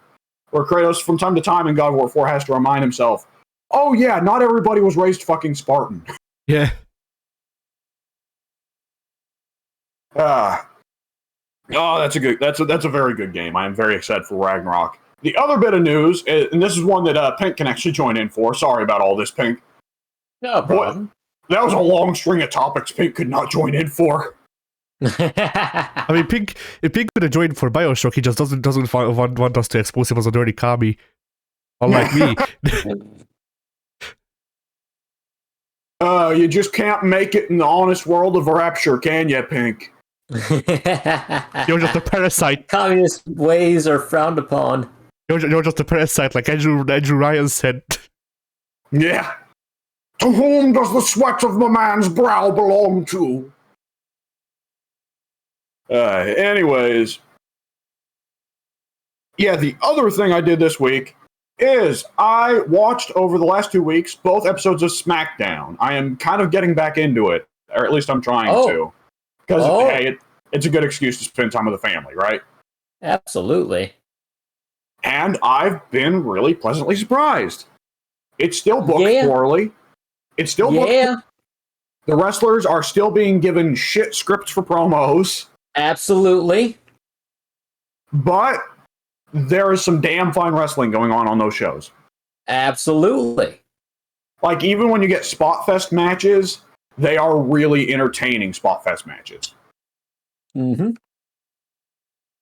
Just off the top of my head, over the last 2 weeks, there are several funny incidents. Just like, for one instance, last week on SmackDown, they had a rap battle between Hit Row and Jinder Mahal, and I was like, oh, I wonder what this is building up to. And, you know... Their release. And both sides get fired. They don't matter anymore. No, Jinder's still around. Jinder's still around. Jinder's still around, but he wishes he was fired. That's kind of true. I hated Jinder for a long time, but he's actually turned me around. Last night, a fantastic spot fest, fatal four-way between Jinder Mahal, Sheamus, Cesaro, and Ricochet. And I should say, if there's anyone you want on your fucking spot fest match, put Cesaro and Ricochet on there. Those two can just do it. I mean, absolutely. That's because they have a lot of experience fighting each other on the indies, from what I remember. Oh, I didn't just necessarily mean that, but it's just that, like, Cesaro and Ricochet are probably the best of the spot monkeys. Ricochet is the best flippy spot monkey. Cesaro is the best powerhouse spot monkey. Yep. Cesaro has not wrestled with any real... I didn't know spot monkeys came in different flavors now. Oh, absolutely. They always have. Cesaro, there is no fucking psychology to Cesaro nowadays. My understanding is Cesaro had a lot of psychology back when he was Claudio Castagnoli. But with DD, he's pretty well entirely dropped that. Probably part of his psychology was reliant on Chris Hero being there, and he's not anymore. Indeed, so, yeah. Now Cesaro usually just has spots that he hits, and that Okay, one thing, I'm really happy Cesaro is not just Mr. European Uppercut anymore. Because when I stopped watching 6 years ago, Cesaro was doing nothing but the fucking uppercut. And it was like, what? No, because you see he's European. That means he only knows that for a move. Like, it was getting to the point where it's like, is Cesaro going to try and come up with a way where he can somehow combo the neutralizer into a European uppercut? Is that the plan here? He's gonna use the fuzzy block to his advantage, so he can do the European uppercut with the frame advantage, and then he cancels into another one. I feel like Cesaro has kind of done that kind of thing. Like, Cesaro, what was it that he would always call it? The very European uppercut or something like that? Yep.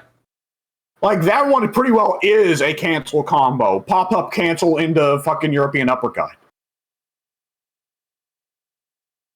And then WWE loved that bit so much, they asked 2K to make everyone have it. Yep. You know what? Like, that we say it, I wonder what a pop-up European uppercut into Cutter would look like. Very stupid, probably, but would it be like funny stupid? If they take the European uppercut in such a way that still leaves them standing, then you could just do a cutter afterwards, anyways. I'm just imagining a guy like falling into like an RKO thing, and the guy does a European uppercut, and then grabs the guy's head before they flinch back and just transitions into a cutter. That would require faster than human reflexes. But it would be that cool. is impossible.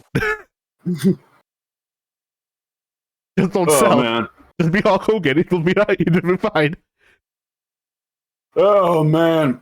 Oh, speaking of Hogan and old wrestling fuck ups. Last night, I'd always heard about the infamous TNA match, TNA pay-per-view where Jeff Hardy came out obviously high. Oh yeah. But last night I mentioned it to my parents, and they wanted to see it. So we watched it for the first time. Boy, that is the funniest shit on the planet. I wonder, was that during Mariachi Sting? Birds? I don't know when Mariachi Sting was. It was 2011. Mariachi Sting, like, Mariachi Sting was You a always gimmick. say Mariachi Sting, and I always get excited. Then you just remind me that it was just a jacket he wore. Yeah, I was about to say, it wasn't a proper gimmick because he's a coward. The man called Steve is a coward. Is that even his real name? I don't know anymore. Dude, it was not only that, it was Vince Russo era TNA. So one of the dumbest parts is there's just a sign in like one of the front rows of the audience of just a dude holding up a sign that says Sting is Steve Borden or something like that, and it's like, oh fuck me, TNA. Like, if this shit happened in WWE, that sign would not have got past the gate. Wait, but fuck it, it's wait. When was that match? 2011. That's Mariachi Sting's time. Oh, all right. Nice. 2011, March 15th. What in the world is Sting wearing? I decided to watch TNA's Victory Road PPV after... Wow, that was a good pronunciation, me. After hearing about Hardy, yada yada, that pretty soon Sting will have his team played by a mariachi band. So yes. So that was the pay-per-view where he had the mariachi jacket. I love that. Talk about a clusterfuck. Yeah. Mariachi Sting and Jeff Hardy on all of the drugs. Sting isn't on drugs. He just looks like drugs. Yeah. Man, the greatest shit on the planet is Sting taking Jeff over. Like, for one thing, Eric Bischoff obviously has to come out before the match. Like, somebody told Bischoff in the gorilla position, okay, you need to go out there and tell Sting to just get the match over with. Jeff is obviously high off his ass. So Bischoff goes out there, pretends to cut a promo, pretends that he's talking to Sting and the mic can't pick it up, but it's actually him clearly telling Sting, okay, hit this guy, knock this motherfucker out, pin him, and let's get this over with. And yeah, the match starts. Immediately, Jeff just crawls into the corner, and Sting pulls him out. Stinger Death drops him, pins him. Jeff obviously tries to break out of the pin for real, and Sting just holds him down like, no, it's over. Lay down, you idiot. Yeah, exactly. And the best part is, you can see one of Jeff's shoulders isn't even on the mat, but the ref just counts it anyways, because, fuck, we need to get this done. Yeah. Oh, man. To get back to the WWE. Boy, I said this on the forum, but Vince needs to have the plastic surgeon they got there shot for what he's done to Charlotte and Natalia. How do you know it's not him?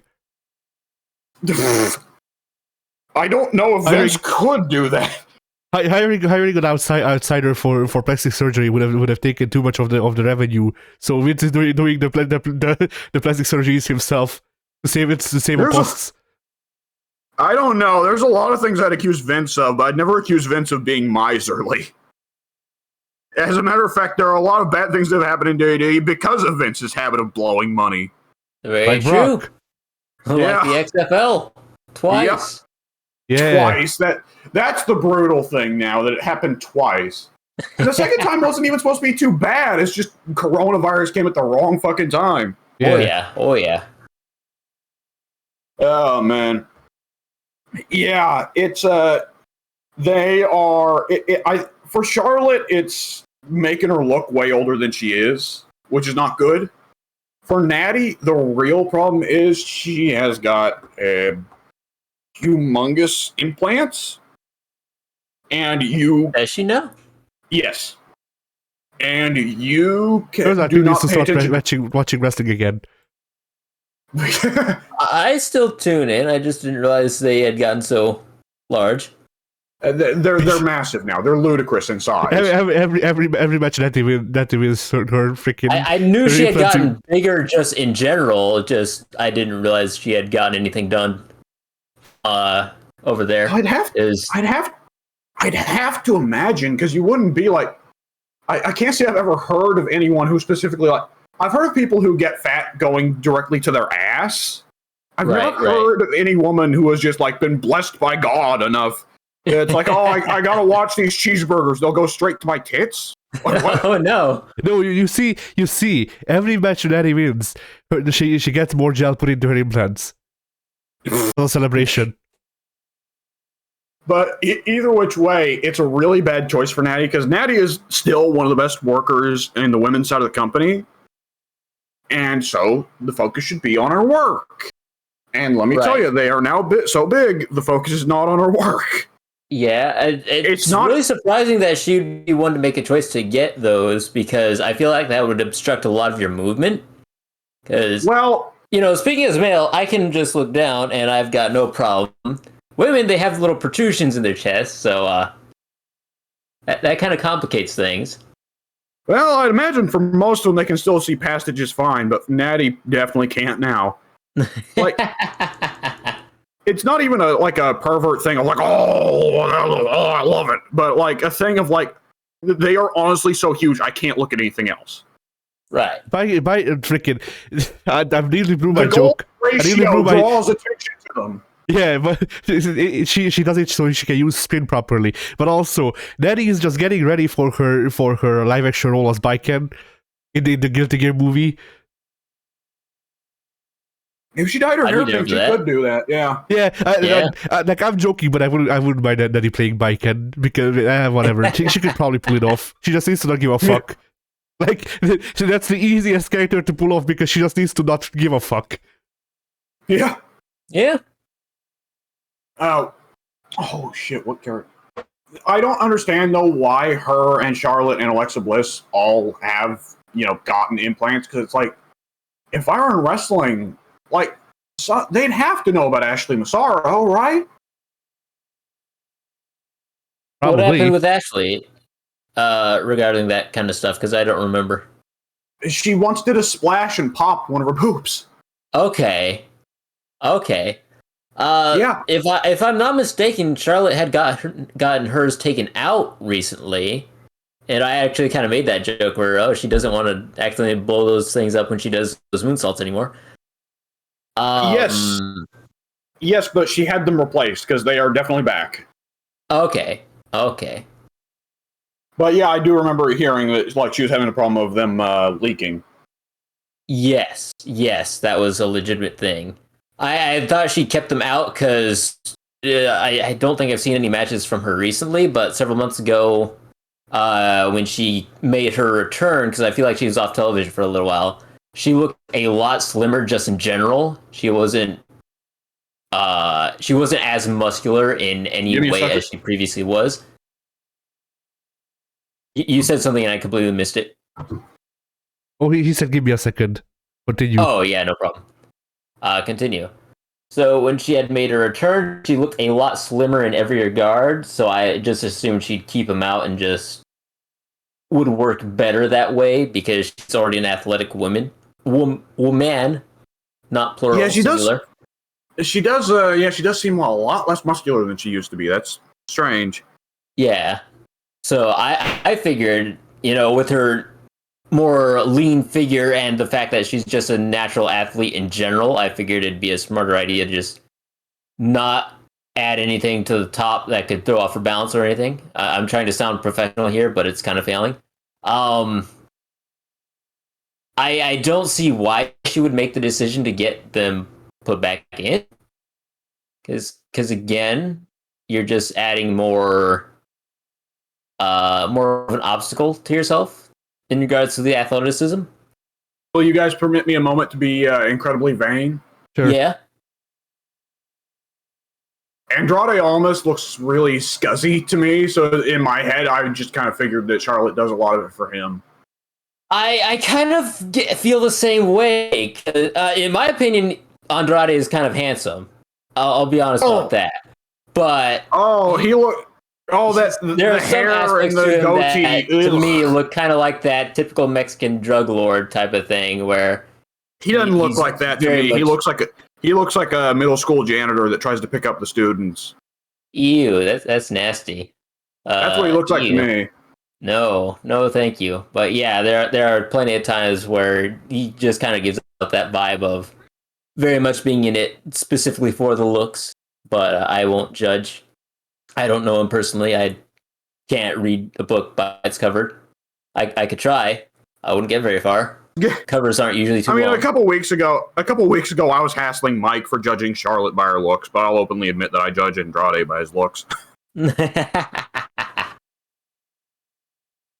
It's just the long black ponytail that's all greased and slimed up, and he's also got the goatee. You know, that's just a bad combo, you ask me. That's yeah.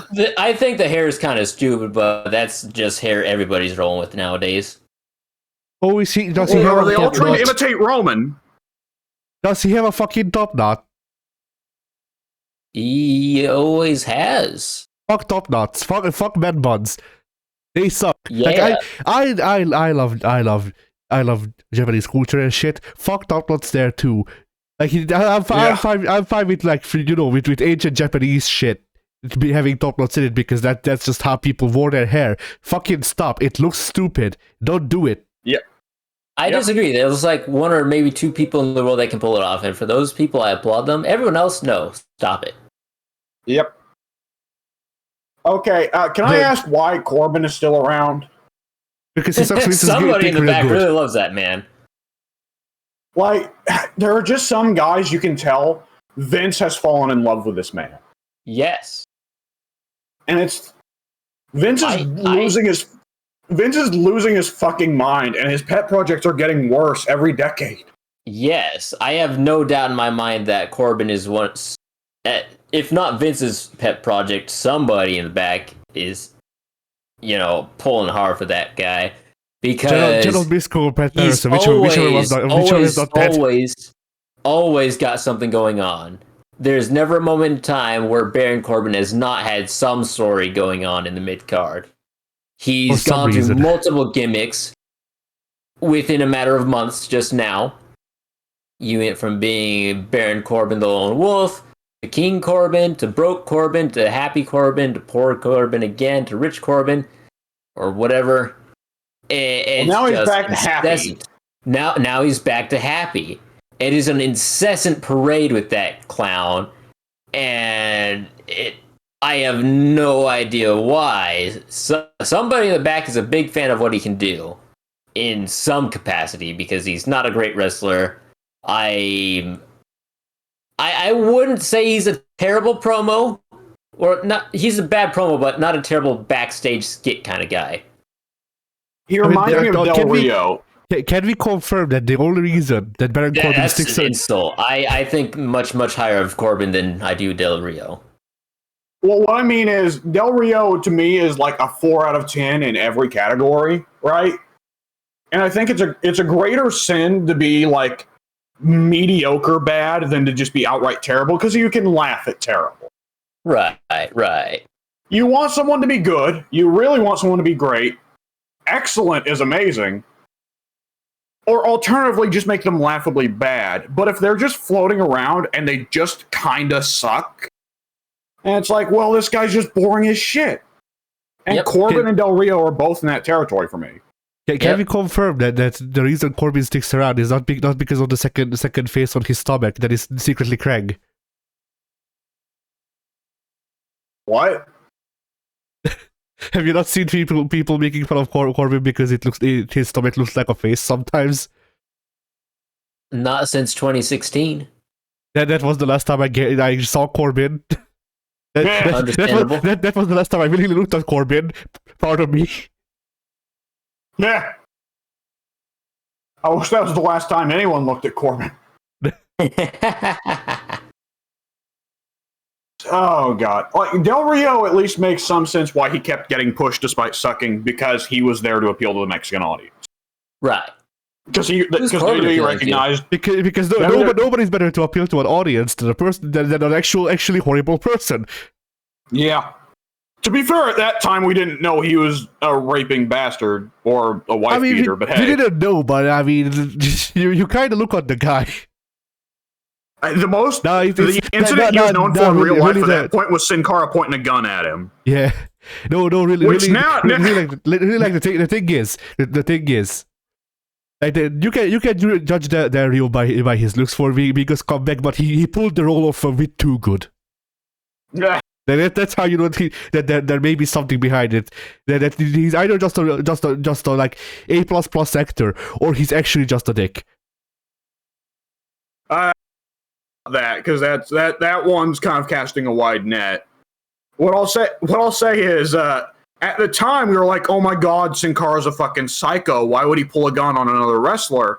Now that we know what we know about Del Rio, now our perspective is more like, man, what Del Rio do? Del Rio must have fucking done something. Yeah. Maybe Sin Cara was saving us all a lot of trouble. he was there time of need, and then he left.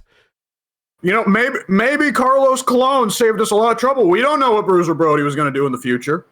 Hey, you're not wrong about that. I certainly didn't trust Bruiser Brody. No, the guy was a known mercenary, but I don't know that he was a bad person. You never know. I don't know what was going on in his personal life. I would believe it if I heard stories, but all I've ever heard about him is he was a mercenary, and he supposedly did take liberties with people in matches from time to time. But taking liberties really should just earn a guy a fucking punch to the face mid-match, like, hey, motherfucker, wake up, rather than getting stabbed to death in the showers. Yeah, probably not. Oh, man. What else was there? Roman is a damn good heel. Yes. Roman is doing a spectacular... He's carried SmackDown on his back. I'm surprised his back is still functioning. Yes. Like, I've said this repeatedly by now. They need to remove Paul from the equation. Yeah. Like, I like Paul. I think Paul's great at getting the fans... Like, Paul is one of the few guys nowadays who can still get the fans to boo a heel unironically. Right. The trouble is Roman doesn't need him. Indeed. Paul should be spending time building up someone who can't cut a fucking promo. And every time they did that, it failed because Paul isn't actually as good as people say he is. I disagree. I think Paul's great at cutting heel promos and making people hate motherfuckers. He's good at cutting promos. He's good at getting people to hate him. He's not good at getting other wrestlers over. I will die on that hill. He could not get Cesaro over. Cesaro is a fantastic wrestler and a terrible promo. If Paul Heyman acted as his promo and could not get Cesaro over, there is something wrong with Paul Heyman. I would say, yeah, Paul does have a problem of there are a lot of times where Paul is the focus. But I mean, that's kind of happened with every manager. Because, like, who are the all-time greats of managing, right? Heenan, Blassie, Cornette. But, like, how many fucking arrangements were there where you weren't booing the Midnight Express, you were booing Cornette. You weren't booing, like, King Kong Bundy, you were booing Bobby Heenan. And so Very true. Very true. But the thing with them is at that time, the managers would get their comeuppance eventually. They were still capable of taking bumps. They were still very capable of getting in that ring and selling for the crowd. Paul Heyman in this capacity is not capable of that. And that is true, though they don't need... They can find other ways of getting him comeuppance, though. It's not so much that Paul's too old and too fat to take a bump now. But I do agree that part of the problem is, like, yes, absolutely part of why a heel manager could work is because you would have moments where, like, the heel wrestler is protecting the manager and you want the heel wrestler to get pinned so he doesn't protect the manager anymore and the manager can get his, right? Yeah. And I do think that Paul should probably be taking more punishment when his heel clients lose, though I think it's less that Paul can't take bumps and more that either the booking team nowadays is not as creative as it used to be. Very true. Or rather that a lot of the booking team nowadays are not wrestling bookers, but college students that Stephanie picked up. And those guys are a lot more hesitant about the idea of face wrestlers punching down and beating up someone who obviously can't fight back. Right. Which is, I think, for the most part, a fair thing to do. But every time it was the heel manager getting his comeuppance thing was properly done back in the day, it was made clear ahead of time, okay, this guy has gone beyond the pale of like getting picked on by his own size. This guy should get his ass kicked. Right. I mean, there's only Especially one way. in cases like Oh, no, go Sorry. ahead, Eddie. There's only one way to really savage this thing with Paul Heyman, which is to have freaking Brock Lesnar come back one last time to face Roman Reigns in a pole match. Dude, that was more or less what they did last month. Why? It was a match where Brock and Roman were both fighting pretty well over who had Paul as their manager, and Paul was making it ambiguous who he was loyal to. And the match ended ambiguously because it's modern WWE, 50-50 booking. Paul did not seem to favor one or the other, and then Brock just kind of stopped wrestling again. So Paul's just back to being Roman's full-time manager. That's no fun when Paul Heyman is not hanging from a pole. Yeah, absolutely. I agree. We need more pole matches in general. Yeah, they need to. Okay, this is gonna sound really bad, but they really need to put Paul Heyman on the Money in the Bank rope, and they just have Roman Reigns have to retrieve him for an angle. Okay, here's two things they can do, right? If they have so much of an issue with that. Like, one thing is, do the classic, like Freddie Blassie, you never felt bad if Freddie Blassie or Jim Cornette got smacked around, because Freddie Blassie and Jim Cornette were already smacking around the wrestlers using either Blassie's cane or Cornette's racket, right? Or Paul Bearer from time to time would smack people with the urn, right? Yeah. So in that case, it just felt like a bit of self-defense. Like, oh, Paul, like they already, like Paul drew first blood, you know? The alternative is Paul Heyman's chosen weapon is the entirety of the ECW roster. He just calls it strikers. Sorry, go ahead. The alternative is have the face say, like, okay, I won't beat up on you, Paul Heyman, because I am, I'm a big guy and I just recognize how unfair that would be. So instead, if I win tonight's match, then Becky Lynch gets to beat you up, right? And have Becky Lynch throw on, like, the most soft fucking disarm her possible. But right. nonetheless, have Heyman sell it for 2 months where he's still in a cast, right? Yeah. People don't use cast enough anymore. That's a shame. Yeah. And you don't see the gimmick enough of gimmicked casts or gimmicked fake arms. Like Lex Luger. Absolutely. I don't like Lex Luger, but it was a brilliant bit to have the thing where he had the metal plate in his arm, where it's kind of cheating, but what are you going to do? Take the metal plate out of his arm? What are you going to do, brother? Oh, man. All right. Yeah, Roman is damn good. They're working an angle right now. It's weird, because the pay-per-view is supposed to be Roman versus Big E, right? Because it's Survivor Series, and for whatever reason, that is now the pay-per-view where no titles are on the line. It's just a bunch of matches. But like, it has no stakes. It's just matches of Raw versus SmackDown. Because the brand split is fucking stupid, especially in a modern era where WWE is aggressively cutting down the roster as much as possible. Yeah. Anyways, it's building up to Roman versus Big E, because Roman's the champion on SmackDown and Big E's the champion on Raw. But their build up to that is having Roman versus Xavier, which I guess because Xavier and Big E are supposed to be old friends, even though Big E is not part of the New Day anymore, and the New Day is now just Xavier and Kofi, right? Correct. Well, they nonetheless had Big E come out to save Xavier's bacon, and they did. Okay. So they were having King Xavier. They gave him a new Titantron and everything, and he's imitating King Booker. And it's really cool because it's like clearly this big tribute to Booker. And you know that Xavier must be a huge Booker fan and all that because he's deliberately doing as much King Booker stuff as possible. It's a really cute thing.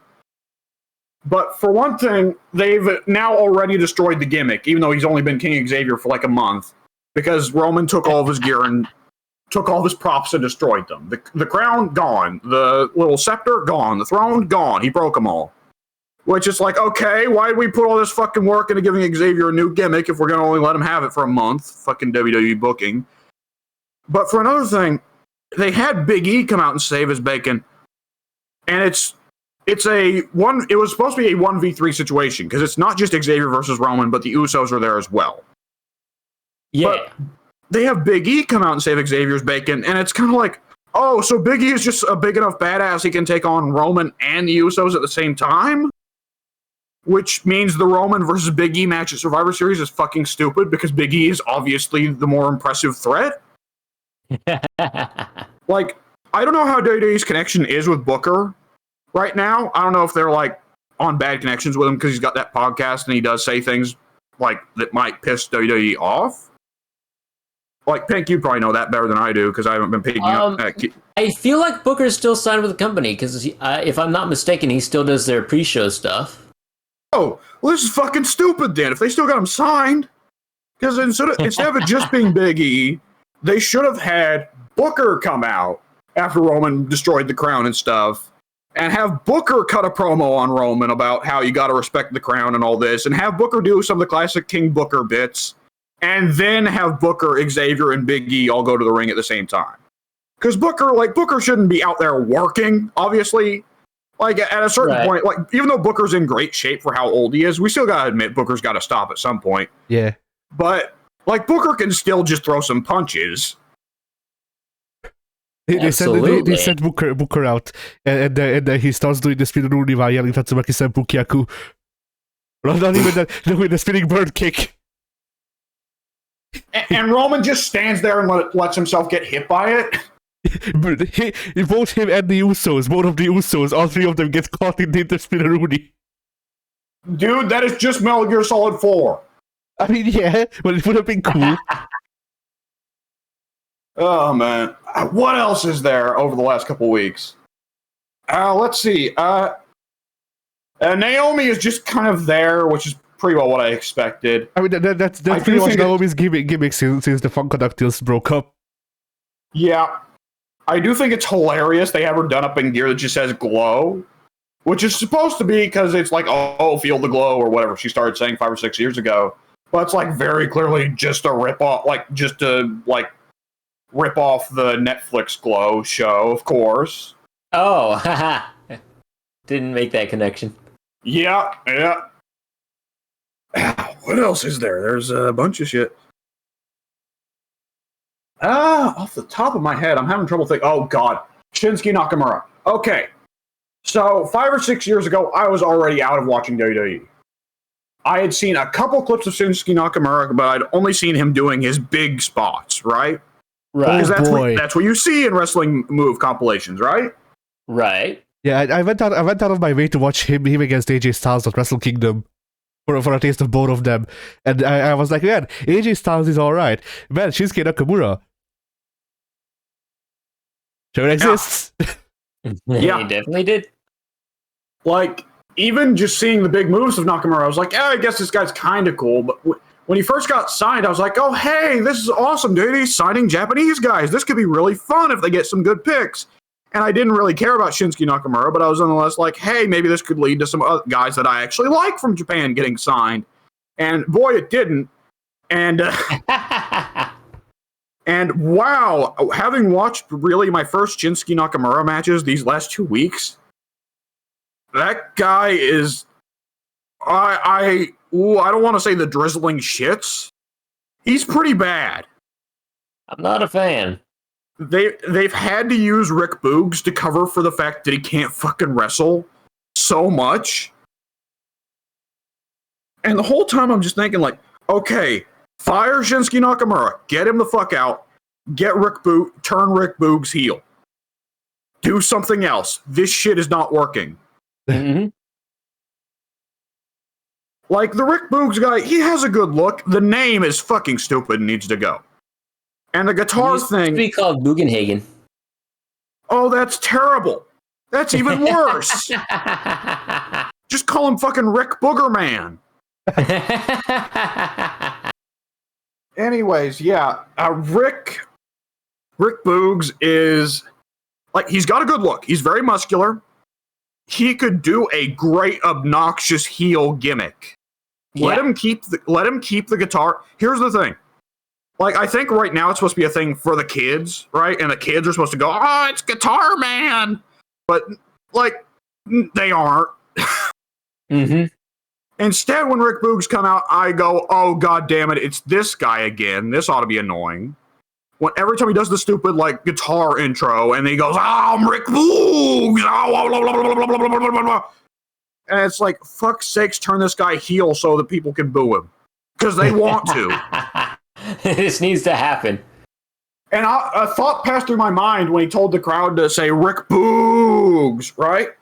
It occurred to me, this gimmick is a full-on fucking Boo Earns gimmick. Ah, yeah. Pink, have you ever heard of that? Pink, have you ever seen that joke from Simpsons? I believe I have. Yeah. No, they're saying Boo Earns. Are you saying Boo Earns? No, Boo! Hey, just Hans Moleman. I was saying Boo Earns. Like, did they honestly do this because they thought this guy's gonna get fucking booed, but they want him to be a face anyways? So give him a name that sounds like they're just chanting his name? Maybe.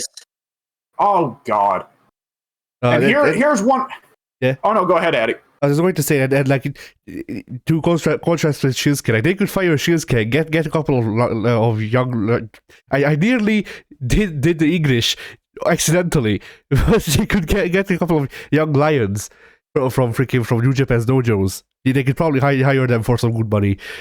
Freaking getting Keiji Muto, getting Tajiri, get both of them to appear once or like twice. Like they not in a working condition. Just have them show up as managers that interfere in a match, and then just get a guy basically set up as, hey, here's the guy who's carrying the freaking carrying the mist now, and it's not Albert for some reason. Man, we had Tajiri for like an entire year, if that. We had Tajiri for an entire week, and then he stole his spot again. And I'm pissed. We had Tajiri for an entire week. Tajiri for Hall of Fame. Like, didn't they did have Tajiri as part of a tag team with Regal for a little bit, which was cool. Yeah. That's a tag team that might as well just be named The Boys. Oh man, yeah, but it's always my favorite when Regal is with his favorite guys Tajiri and Uyumenga. But yeah. Oh god, damn it! I just think of Regal doing that so much. I can't call Umaga anymore. I catch myself when I'm explaining wrestling stuff to my family. I catch myself calling him Umanga. I have to stop every time and go, God damn it! I meant Umaga. No, you for Hall of Fame as well. You might go for Hall of Fame. Oh man! And also Tajiri. Tajiri. Because he's from Thailand and his name is Jerry. Tajiri. Tajiri, yes. The only way to know the name. I wish WWE had Japanese wrestlers that didn't suck and like okay. I wish WWE had Japanese wrestlers that didn't suck and weren't like badly built like Asuka. They have Asuka. They had Kenta for a little bit, but like he did fucking nothing. Well, the thing with Kenta is like Kenta literally did the same thing as Tajiri, because Tajiri came in, wrestled for 2 weeks, tore his quad, and then basically was on freaking on emergency leave until the contract expired. Freaking Kenta got injured in his knee. I think also he got injured in his knee 3 times. And after the 3rd time, he was just like, okay, you know what? I'm not gonna go to work. I'm just gonna stay here until my contract expires and go back to Japan. Sort of. I don't think Kenta actually suffered a knee injury. Maybe not the 2nd or 3rd time. Maybe I know he suffered a shoulder injury of some sort. Oh yeah, that's what I was mixing it up with. Scar. That's what I was mixing it up with. Yeah, you're right. Yes, and yeah, it seemed like they had very, very high hopes for him at the start. He was actually, before Finn Balor hit the scene, it looked like Hideo Itami, aka Kenta, was supposed to be NXT's guy. But Balor kind of usurped him, so that's interesting. And that all kind of coincided with his injury, and Kenta never recovered after that. It was, all right, you're back from injury. We're going to put you on NXT again. You're going to have a match or two. Oh, you're injured again. Back to the bench you go. okay, 205 Live is a thing, and I think you're under 205 pounds, so let's send you over here. You'll kind of float around a bit. You're going to win the number one contenders match. You're going to have a decent match with multiple participants at Royal Rumble, if I'm not mistaken. And then he quit the very next day because he was not getting his push. He was kind of just floating around, and he didn't like it one bit. So he went back to Japan. I mean, I can't really blame him because they didn't give him a character at all. I don't blame him one bit. Like, he was not going vertical in any situation there. I mean, W, do you wanna know what Kenta's character was in the WWE? Japanese man.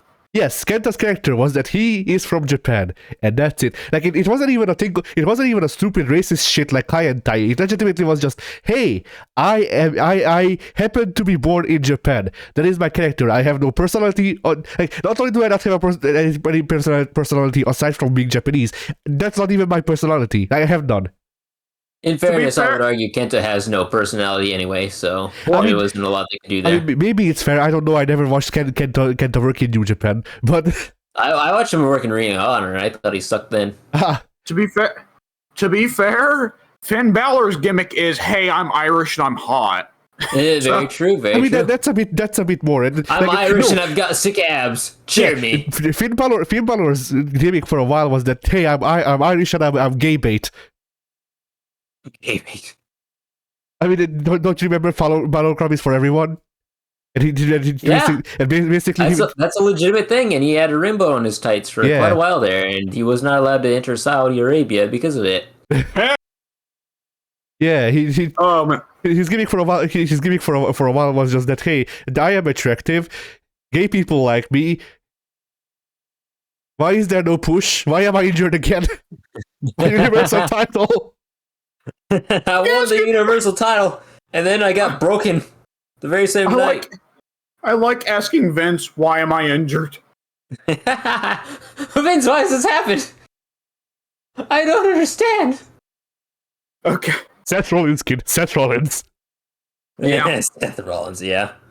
Yep. They don't let him do the curb stomp anymore, do they? But it wasn't the curb stomp, it was the buckle bomb that broke Finn's shoulder. But Are you kidding me? The same fucking movie put out Sting with? Yeah. They let him do it again? They let him do it again. They did not learn the lesson. You would think that would be the first thing they did once he put Sting on the shelf and be like, hey, kid, you kind of put our big money maker there on the injured reserve list, and he's probably not coming back out of retirement until he goes to AEW 5 years from now. But yeah, let's retire that turnbuckle power bomb you got there. You see. Goes, hang on, I've got a better idea. Hold on, listen to this. I don't do the turnbuckle power bomb. I do the power bomb to the outside barricade. That's a great idea, kid. You go do that. We'll see what happens. But yeah, they didn't. Finn goes to the drill position with his back like torn apart in two. It's like, hey guys, I don't think that worked out the way we wanted it to. The reason they didn't ban the buckle bomb is because Sting was old and frail, so that's why his back broke in 50 pieces when he hit with the buckle bomb. Balor is young, and he's been wrestling for 30 fucking years. But you see, Balor is not 70 yet, so obviously Balor looks young anyway. Yeah. Balor is immortal. He's Ra's al Ghul. He has to eat someone every day to retain his young body. That's the wrong immortal character. I forgot what Ra's al Ghul has to do to remain young. The pool. He needs to go for a swim. It's the caveman that needs to eat people. Okay, I thought Ra's al Ghul has to kill like someone for the pool to work every day. Okay, all right. To get back to it, yeah, like. The other thing, like, is Kenta, like, just no matter what, wasn't going to work. Vince doesn't hate little guys. I think it's ridiculous when people say Vince hates little guys. Like, there is no one in wrestling history that Vince has had more of a fucking boner for than Shawn Michaels, right? Absolutely.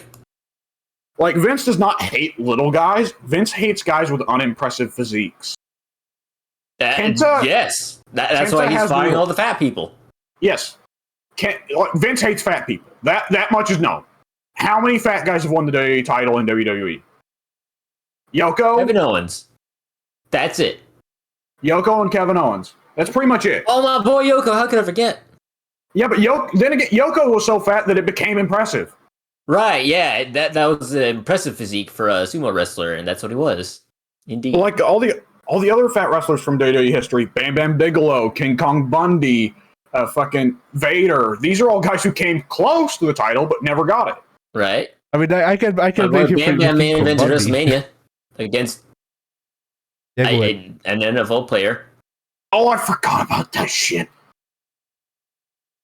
Lawrence something? Lawrence the Fridge Taylor or Perry? Taylor. I don't. Lawrence yeah, Taylor. Yeah, he needed the match to pay for his cocaine. Understandable. Oh man. Like, I mean, Addy brought up the idea of them bringing in Muda and Tajiri. Like, I could almost. Not as actual wrestlers. Not as actual wrestlers. I want them to bring in Muda and Tajiri to build up a young wrestler, so their bodies won't get broken and they don't have to get shelved for another fucking year. Well, the thing with Tajiri is, for one thing, Tajiri has no reason to go to WWE. He's went there and they've misused him before. He's got good reason to just stay in Japan. True. Even if he did come over, Tajiri is the kind of guy who, like, how old is Tajiri now? That is a good question. I'm going to Google that. He's getting up there. I'm not going to say he's going to go Terry Funk lengths, but Tajiri seems like one of those guys who's like Sting. He's not going to stop till he's fucking dead, you know? Yeah. Or not, at least not till he's like 60, right? Because Sting's pushing 60, right? I think Right. I was going to say I think Muta's still Tajiri- wrestling, but I don't actually know. I'm pretty sure Muda still wrestles. I'm not certain. I feel like I remember him wrestling under KG Muto still. Yeah. Tajiri is 51, actually. That's a lot younger than I was anticipating. Wow. But sounds about right. Nothing, never mind. Just continue. Oh, what? There's a little wiki page here. Lists height 5 feet 9 inches, so he's actually taller than me. And then they've got in parentheses here, same as Tori Wilson.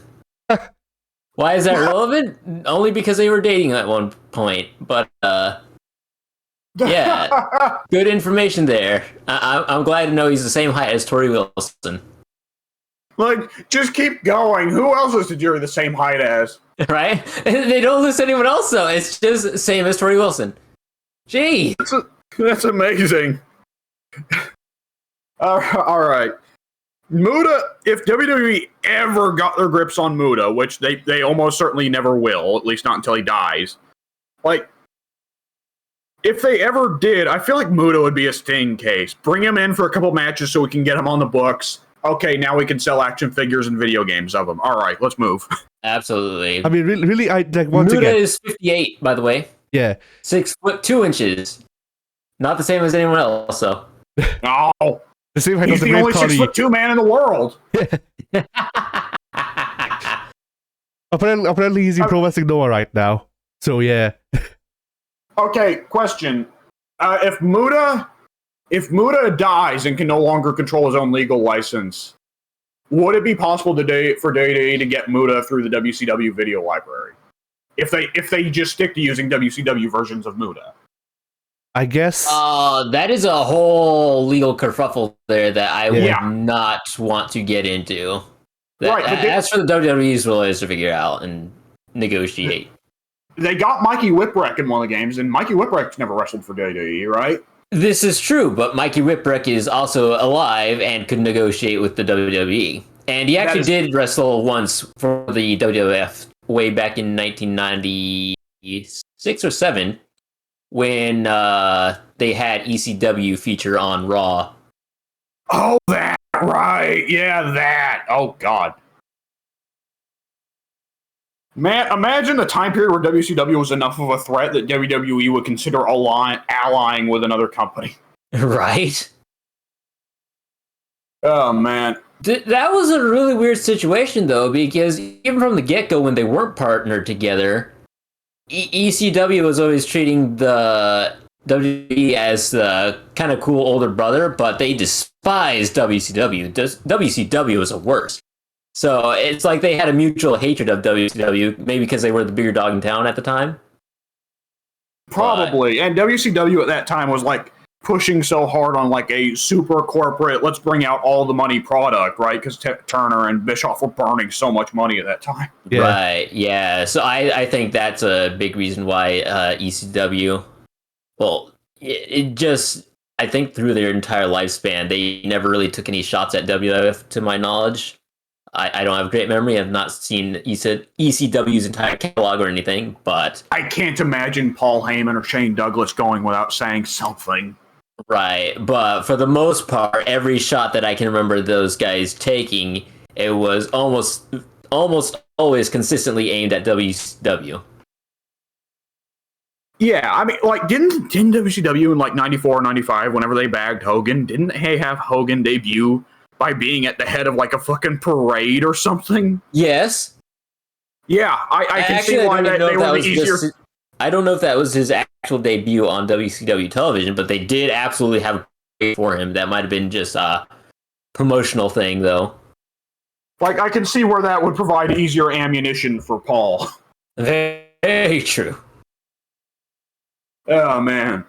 And the Smoking Mountain Wrestling was just somewhere in the background at that point. Yeah. Out in the mountains.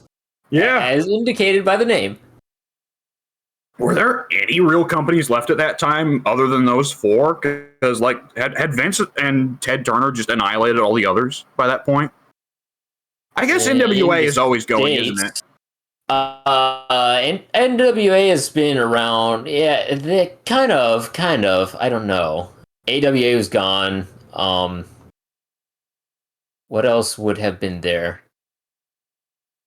Was anything going on over in Memphis at the time? Maybe, maybe not. I don't know when Memphis ended.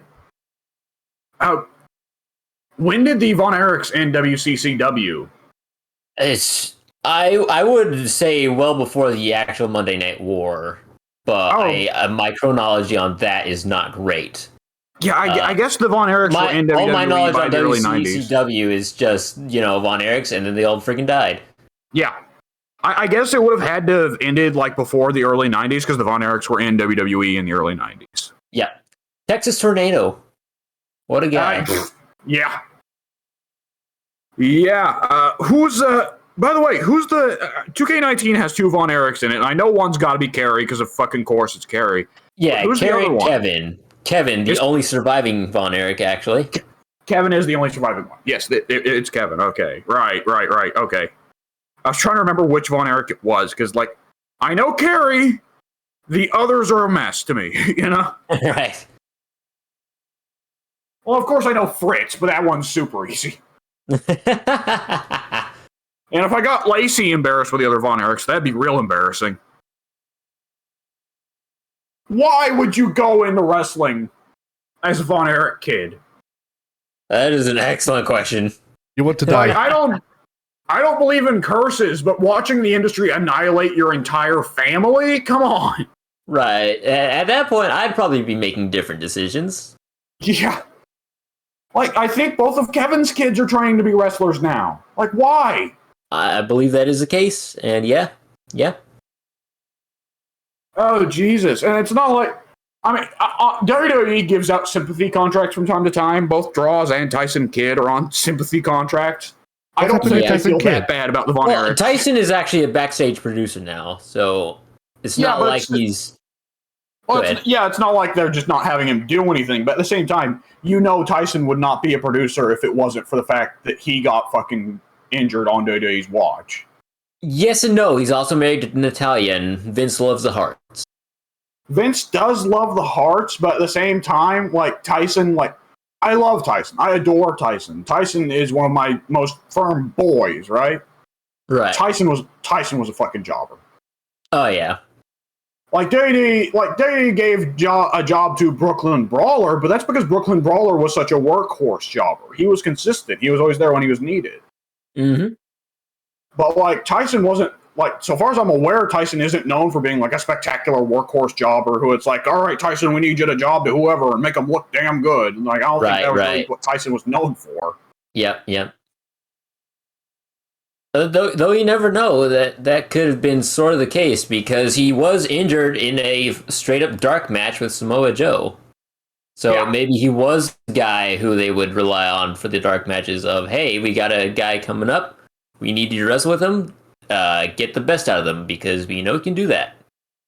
And then he frickin' broke his neck or something and was unable to wrestle ever again. And I was sad. Samoa Joe is like a long-time veteran from Ring of Honor and TNA. If the man can't get a good match out of like the shittiest jobber in the world, the fuck's he doing at the company? That is a good question.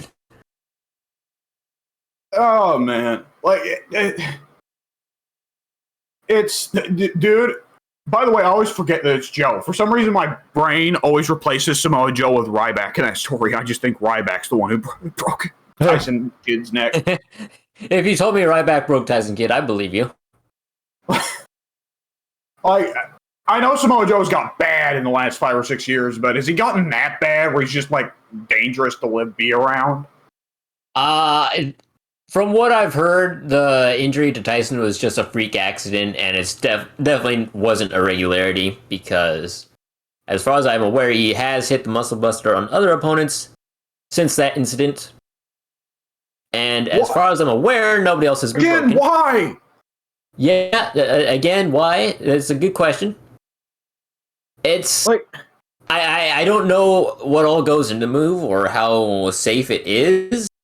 I would like to believe that if they say it's a freak accident, it's a genuine freak accident. This shouldn't happen like 100% of the time ever. But if there is a chance that this could accidentally paralyze somebody, let's not do that. Then yeah, definitely don't do that. I would like my wrestlers to have nice, long, lengthy careers and not have to retire in a wheelchair or anything like that. That kind of sucks. I mean, they've had the pile driver ban for how long now? 2 decades, maybe. How many people have actually seriously been injured by the pile driver? That I can only think of Austin. Steve Austin, yeah. And that was a reverse pile driver. Do we count the oh no, never mind, no, nothing. Like the pile driver, let's be honest here. WWE doesn't really give a shit about moves that actually injure people. They only ban the stuff that they don't want kids doing and them getting in trouble for. Yes, very true, very true. Which is fucking stupid. If your kids do fucking pile drivers to each other, that's your fucking fault for being a shit parent. Very true, but again, media, they're a publicly traded company.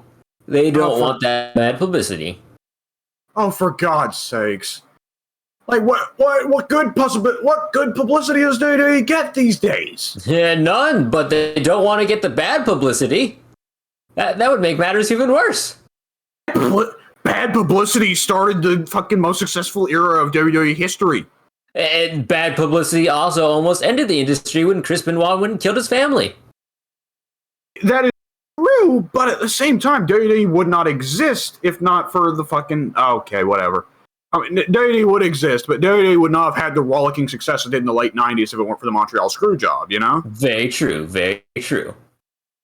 What you're saying is that Vince needs to go to AEW and then kneecap Chris Jericho live on air, and then we'll get good wrestling again.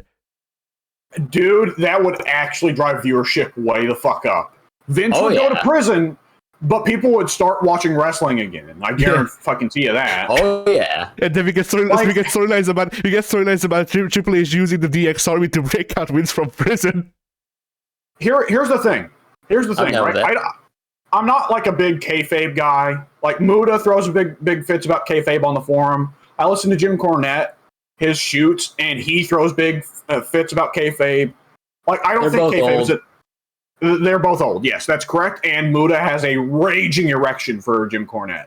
But the thing, I don't think kayfabe is a necessity for WWE or for wrestling in general, but more specifically for WWE style, I guess. Like people don't need to think it's really real. People can just have fucking immersion. They can just it's like Breaking Bad or Game of Thrones and think it's real in the product. And they know that, John Cena's not actually trying to fucking kill Randy Orton or whatever, but they want to pay attention to the characters on the screen, right? Yeah. But I have to admit that kayfabe is still effective now because look at how many people are talking about, Oh, did you hear what Becky Lynch said about Charlotte in that interview? Oh my yeah, God. that's true. People are stupid. Like, it is such an obvious work, and it's getting the fucking marks so bad. These motherfuckers think Charlotte must be the drizzling shits, and oh my God, she's going to take liberties with Becky in the ring. Oh my God, the match this month isn't going to be a fucking worked match. Becky and Charlotte are going to go out there in the ring, and they're going to be taking liberties with each other. They're going to be throwing potatoes at each other. It's going to be a shoot, brother. And in the meanwhile, Vince is just fucking counting the hundos. Yeah. Vince is in the back planning the Becky Lynch Charlotte Flair match, wondering, hey, when do we have Charlotte lock in the sharpshooter so I can run down and ring the bell for her? That's what he's planning to set up his Survivor Series once more. No, Charlotte looks the figure eight in on Natalia, and then Natalia leaves and goes to AEW as a work. No, you guys are both missing it. The vital part is Shawn locking Brett into his own finish. Charlotte needs to lock Becky into the disarmor. That would be good as well. But there is tradition that people will lock in the lock in the sharpshooter for a screw job at Survivor Series. I don't want to ruin that tradition. It's such a grand, rich tradition, almost as sacred as Thanksgiving itself. So, Really, what we need, what we need. Like, I'd start going to Survivor. If I were a wrestler, I'd start going to Survivor Series expecting every motherfucker to throw out sharpshooters. Is there any women's wrestler right now with like an outlaw gimmick that's on Becky Lynch? Several. Which was the most like, well known? Well known. There's only like 3 or 4, but like is this Tony Storm chick supposed to be an outlaw? Kind of. Yeah. Like, go with her. We've like got they all even kinds have of names. Tony Storm, Shotzi Blackheart. All right, Tony Storm needs to pull a gun on Shotzi Becky Lynch. Blackheart. You need her home. God damn it. Man, speaking of Shotzi Blackheart, oh boy, last night's SmackDown was Sasha versus Shotzi. Oh, good Lord. Oh, yeah. It was incredible to watch because it's like, well, we got Sasha who does crazy spots and wrestles like a fucking suicidal maniac, which like does not make a good match, and there's no psychology to it. But at the end of the day, it can at least make for a spot fest, and she can do her spots, and she can do them well, and she can probably cripple the other wrestler. But regardless, the thing is, Shotzi Blackheart, I've only seen 2 matches of hers. This lady sucks. She sucks. She's Like, the worst. Like last She was week, in they a team had with Tegan a couple months ago. Then they decided to break that up because Vince hates teams and whatnot. And then this past week they let Tegan Knox go, who was by far the more talented too. Granted, very injury prone, but they kept Shotzi, who has no I'll tell qualities. You. Here's a question: is Tegan Knox well endowed? Not really. I can tell you why Shotzi stayed. Then You make a valid point there. Look, she's got dyed hair. She's got crazy makeup. She tries to act all punk. She screams a lot. She's very marketable. You have that. And she has very, very, very big chest. Yes, indeed. So, yeah, but regardless, it was incredible because it's like watching a fucking one-eyed man try to wrestle the blind. Because, like, Sasha's not a great wrestler. Shotzi can't do any of the fucking spots they were set up to do. And Sasha's going through the motion.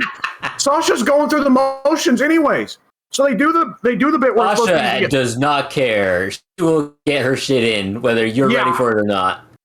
So Sasha wanted to do a spot where they do the O'Connor roll up, right? The O'Connor roll. Yeah. And then Sasha would O'Connor Shotzi, and then Shotzi would push Sasha off of her, and Sasha would launch through the ropes, right? Go flying through the ropes. Mm-hmm.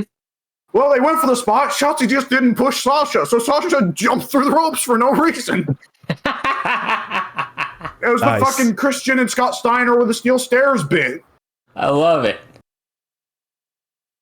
Oh, fuck. It was a fucking... I won't say it was a fucking train wreck, because Sasha was able to do enough spots where Shotzi didn't really have to do anything to hide it. But, yeah, it was probably the worst match of the night. I don't doubt it. One thing that cracked me up, because it's just bad booking again. Sasha Banks is supposed to be a face, right? Yes. Okay, so near the end of the match, Sasha goes to shake Shotzi's hand, and Shotzi's obviously supposed to be a heel. She's working heel, she's acting like a heel, she looks like a heel, so on and so forth.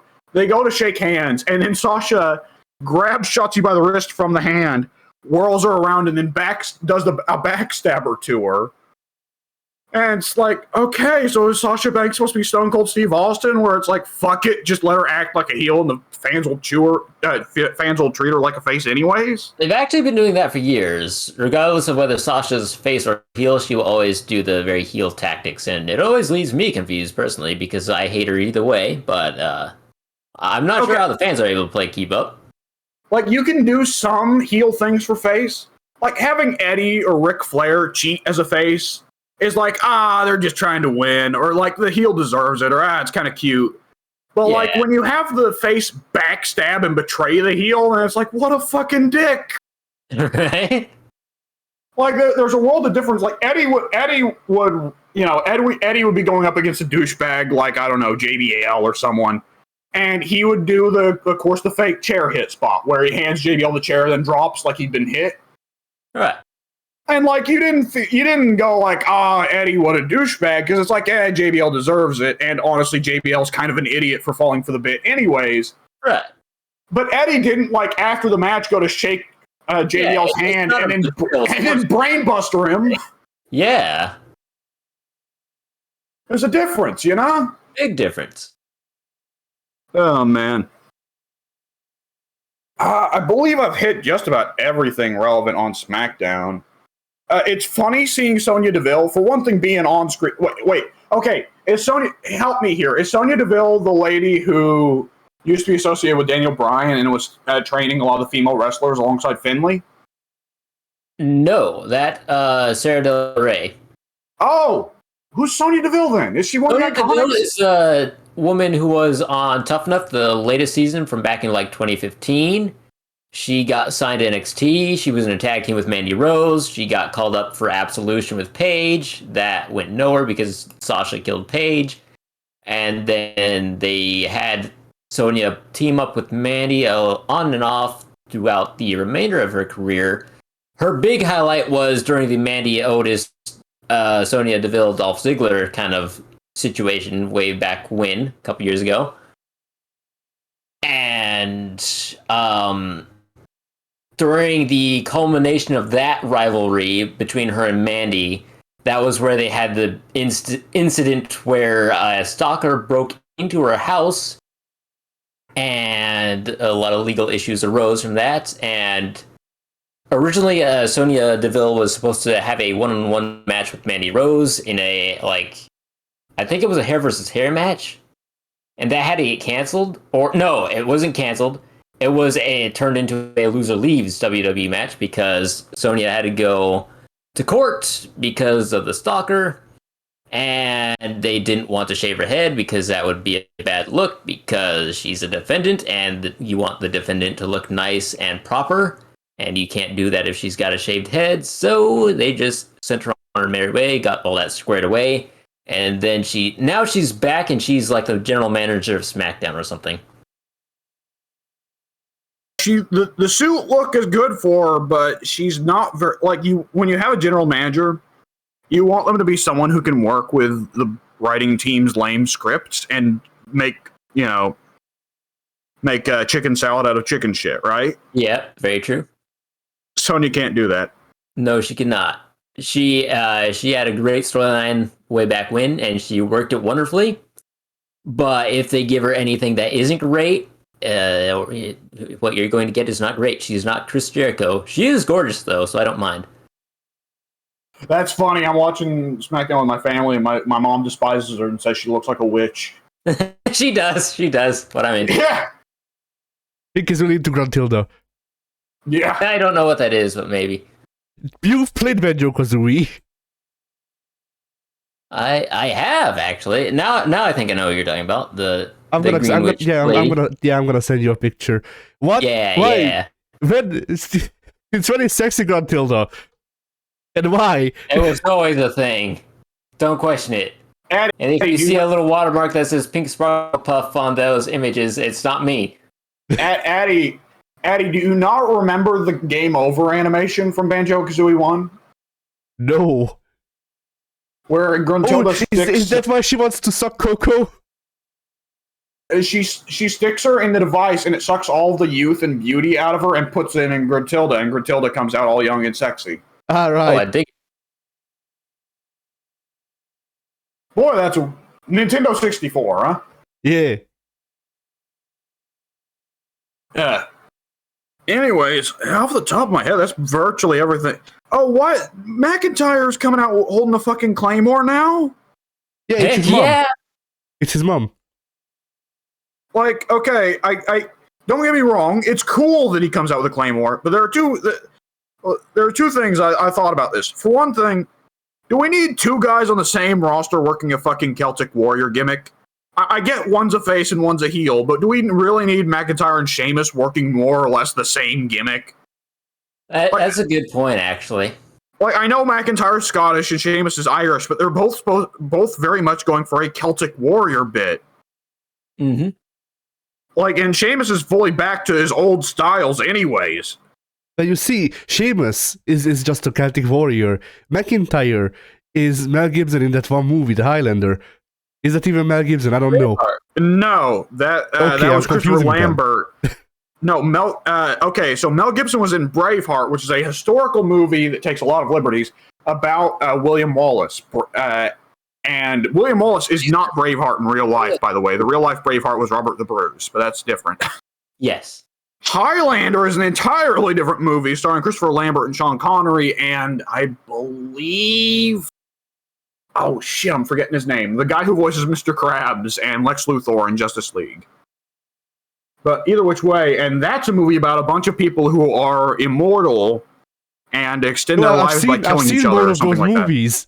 I just don't remember their names. Okay, that one's Highlander. That's the one where Sean Connery plays a Spaniard and doesn't bother at all. Hello, I'm Enrique Iglesias. He just starts singing the hottest Ow, fuck! Nice. He just starts singing the hottest songs of 2008. Alright, so W got eaten. But fire alarm. Yeah. A smoke alarm. Understandable. We all have those days. So yeah. What were you even talking about? Braveheart, Claymores, Drew McIntyre. Drew McIntyre's mom, who's also his sword. Is she? Yeah. That's why she's called Amanda or whatever. Alright, it's passed. What? Yeah, the Drew McIntyre's sword is named after his mother. So I've seen a lot of people joke about how the sword is his mom. Ah. In Bionic Commando, the arm is his wife. Yeah. So Drew McIntyre's sword is his mom. It's fine. That's his gimmick. Anyways, the other thing I have with that is, okay, having the wrestler come out with an entrance prop is cool, and an entrance prop that can be used as a weapon is cool. Here's the thing: when you do that, you should double up. You should double up on booking and have it be a weapon that can be used in Extreme Rules matches, or a weapon that can be used to cheat if they turn heel. Right? Yeah. Drew McIntyre is not going to stab anyone with a fucking Claymore. Probably not. That sets up the second attitude era. He stabs Vince and then drinks his blood. Like, a Claymore ain't even really a stabbing weapon. It's really, I was about to say, he's not stabbing anybody. He's hacking them in half. I'm forgetting. I'm forgetting. Does his Claymore have a pommel? What's a pommel? The circle bit on the end of a sword's hilt. Oh, yes, it does. Okay, he can use the pommel as a weapon. He can unscrew the pommel and then throw it at people. That is true, but I'm going to go ahead and say there are some situations in wrestling where they have to draw the line and say somebody would call the police. Yeah. And maybe I can barely deal with it. Hunter. I was about to mention that. The Sledgehammer was pushing it already, but Claymores. if a motherfucker comes at another guy wielding a claymore, that is a like undeniably lethal weapon. Like you full on, like when you see that, you imagine like the neither of you guys watch Game of Thrones, but when in season 2 of Game of Thrones, there's a scene where the castle is under siege, and the Hound goes out to fight the guy sieging the castle. And the first thing he does is, because the Hound is like 7 foot tall, built like a tank, he just goes with a big sword and just cuts a guy cleanly in half through the waist. And I just think of that. Like, Yep. Yeah, that's Drew McIntyre's new finisher. yeah. It's a finisher, all right. Ain't nobody shooting at that. That's a new system shock WWE's sick DDT or of having to whatever. release people. They're just sick of having to release people, so they're going to have Drew kill them instead. Yeah. I mean, what was Drew's finisher? The system shock DDT or whatever? Yeah, it's that. That's the new version 2. Well, conveniently, the finish he's been using for a while now is just a one-legged drop kick that he calls the Claymore, so... Yeah. Oh, that Which sucks as a finish. He makes it look good. Like, I like a simple finish whenever it's high impact, and Drew makes it look good. It makes it look like he's genuinely hitting them. Yeah, I think a lot of people crap all over the Claymore a bit too much. I think it's a good finish. I have a soft spot for those types of finishes, and I think it works well for him. I think, like you said, he makes it look very, very nice. Plus, it's something he can hit out of nowhere, which is very important for a finisher. That's what I was about to say. It's like the super kick or the RKO. He can just get it out of anywhere. And it doesn't look awkward if he hits it like during a promo or anything. Like, imagine Mr. Perfect hitting a perfect plex during a contract signing. Yeah. It's a great move in a wrestling match, but for that promo there, it's kind of like, all right, he hit the perfect plex, and now he's got the leg still hooked, and somebody get in there and count to 3 so he can be done with this promo. It's kind of awkward. Well, the thing, you gotta pick a finish appropriate to the wrestler and their gimmick. Mr. Perfect is not the kind of character who should be going, fuck it, I'm just gonna beat the crap out of him. Very true, very true. You know, like I think I'm just soured on Impact finishes just because of fucking Daniel Bryan and like all of the 50 other people that they hired after he started using the Busaikuni that also do pretty much the Busaikuni, like different variants of it. I think it is devalued, the Claymore kick, because there are so many guys that do running elbows and knees nowadays that it all kind of blends together because they've all watched the same YouTube videos at this point. They're all doing the same stuff. So to have a guy go out there and have a running single leg dropkick as his finish, it kind of leaves a sense of anti-climax to it. But again, that's because everyone's running around like hyperkinetic durables, as Wild used to say, and throwing knees at each other, throwing European uppercuts at each other, throwing elbows at each other, etc. Yeah, it's just that everybody else in the just on a global scale really has devalued the impact of running maneuvers. I mean, imagine Tess comes in today, hits that sweet ass big boot. You think that's going to put anyone away now? Because everybody does a big boot. Yeah, it's not even just running maneuvers. It's any impact finish. Like, I love the super kick. The super kick has no value. It has been by the Young Bucks. Yeah, I was about to say, like the super kick has been devalued entirely just by the Young Bucks alone, and then there's also everyone else who's copying them. Every other cruiserweight, every other wrestler down in NXT, everybody wants to do the super kick. Rikishi. I understand it's one of the coolest moves ever, but yeah, Rikishi, you're for Hall of Fame, please. It's a great move. I understand why everybody wants to do the super kick.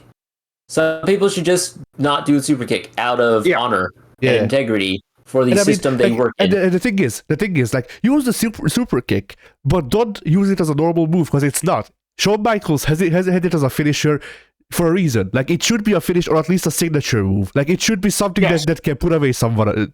It's a guy.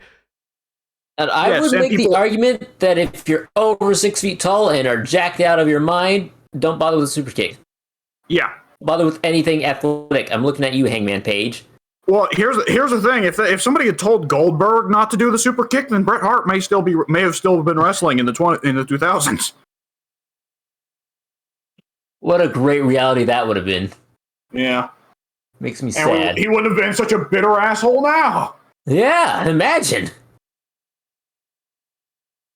Oh, man. Man, I bet you Bret Hart now has a burning hatred for the super kick. Nah, he loves the Young Bucks. I know this. I don't know how, but I do. The two wrestlers. Well, if Hogan started doing the super kick, then all three of the wrestlers that ruined Bret's life would be doing the super kick. Yeah. That's why you're wrong, brother. When Hogan came up with the super kick, it was his move originally. Oh, I forgot. I forgot, right. But, He was doing that in his spare time between his meetings of doing the bass for Metallica and doing in the coke. early days. He didn't do coke, brother. I didn't do coke, brother. I'll admit I did a little bit of the steroids, a little bit, but none of the coke, brother. Gotta stay clean, brother. One love. One love, brother. But yeah, like it's kind of funny thinking about how, like, you know, like back when I gave out. Man, fuck me. Yeah. We do need to start a wrestling podcast someday, don't we? Maybe We absolutely do, because we've been going on with SmackDown for how long? 2 hours. 2 hours about. Yeah. 2 hours now, yeah. But you know, it's funny to think about how when I gave a shit about wrestling, I only like the high flyers. Yet my favorite moves are the super kick, which is kind of similar to, like, you know, it's used by high flyers sometimes, but not really. It's mostly like a Shawn Michaels thing to me. And also the Boston Crab, which is that's a very basic submission, but that's kind of why I like Jericho. it. Jericho I always did guess. crab. True. The crab's simple, but like the crab is one of those beautiful, simple moves to me. You know. Yeah. Yeah, the Boston Crab. One of those things I will say. Go ahead. The women's wrestlers are now devaluing when men do sharpshooters or Boston Crabs, because like the women wrestlers are so much more flexible. They kind of make the dudes look lame when they do the Boston Crab. Yeah. Like when Natty locks in the sharpshooter on half the female wrestlers, she looks like she's going to snap them in half. Well, Yep. yeah. I remember we were like freaking basically, okay, long story short, basically I made a guy tap off with the Boston Crab. It was cool. The guy was an O-ring for a while. Like, you know my one local friend, we would play wrestle. And he was like, lock me in a submission hold. You can do freaking you can do holds that strong. So I talked to the Boston Crab, and then he tapped immediately because we were fucking stupid and didn't do kayfabe. Yeah. Don't try this at home, kids. Yeah. Anyway. What else was? I don't know if there was anything else on the show to particularly remark about. I do like a lot of the new guys that I'm seeing. Like, it's sad that they booted Hunter to the curb and now said no more wrestlers. Now we're just hiring football players for some reason. Because Hunter knew how to pick them. He did. He had an eye for talent, that is for sure. And I don't know if it was Vince or Steph that was like, all right, enough of that shit. It's really great for my parents. I think I might have mentioned this on a prior podcast, but my parents were big Colts fans back in the day. Indianapolis Colts, a football team, an American football team, for those who aren't aware. And they got very sick of a guy named Pat McAfee, who I forget if he was a commentator or a football player, maybe both at various points. And for them, it's kind of like being followed by a demon, because now he's commentator on SmackDown with Michael Cole. And I gotta say, it's like someone bottled up all of Michael Cole's worst traits and then injected the bottle with some steroids. Nice. And it just grew into an entire human being. It's incredible. It truly is. Like, seriously, the guy doesn't know what the fuck he's talking about. Of course he doesn't. He overhypes everything. He shouts too much. And he makes himself the center of his own fucking commentary. Yeah. I'm by no means am I anywhere near being a fan of Pat McAfee. I despise him from day one. I despise him now. Like 6 years ago, Michael Cole was one of the reasons I stopped watching, because he was doing all that shit. And by now, Michael Cole not only looks tame, you can see in Michael Cole's eyes Michael Cole hates having to sit next to that guy. And I don't blame him one bit. Really, what? Okay, y'all are gonna y'all are gonna disagree, but I honestly, if they want to make a commentary team aimed at me, they need to do Michael Cole, Taz, and Booker T, the three of them, because I just want Taz and Booker T to be running freaking laps on Michael Cole. Like I want both of them to just be insulting Michael Cole constantly while Michael Cole tries to do commentary. That would be very entertaining. The thing I'll say is, like, the trouble there would be Michael is mostly like, Michael's not a great, not even really a good commentator, but he's not actively stupid. No, I like Michael Cole. That's the thing. Like, I actually enjoy his commentary, kind of. I'm not talking about insulting. I'm talking about intelligence levels here. Booker is a smart guy, but Booker plays stupid on commentary, which comes off very strangely. Taz is just genuinely an idiot. So that'd just be a bizarre setup, you know? Yeah. Taz has no idea what he's even doing here. Like, the real team on commentary would be fucking raising Dusty from the grave and have Dusty and Taz on the commentary. See who goes apeshit first. Oh, lordy. I got a bicycle! How Who brought a bicycle in the arena? Dusty sucked. Yeah.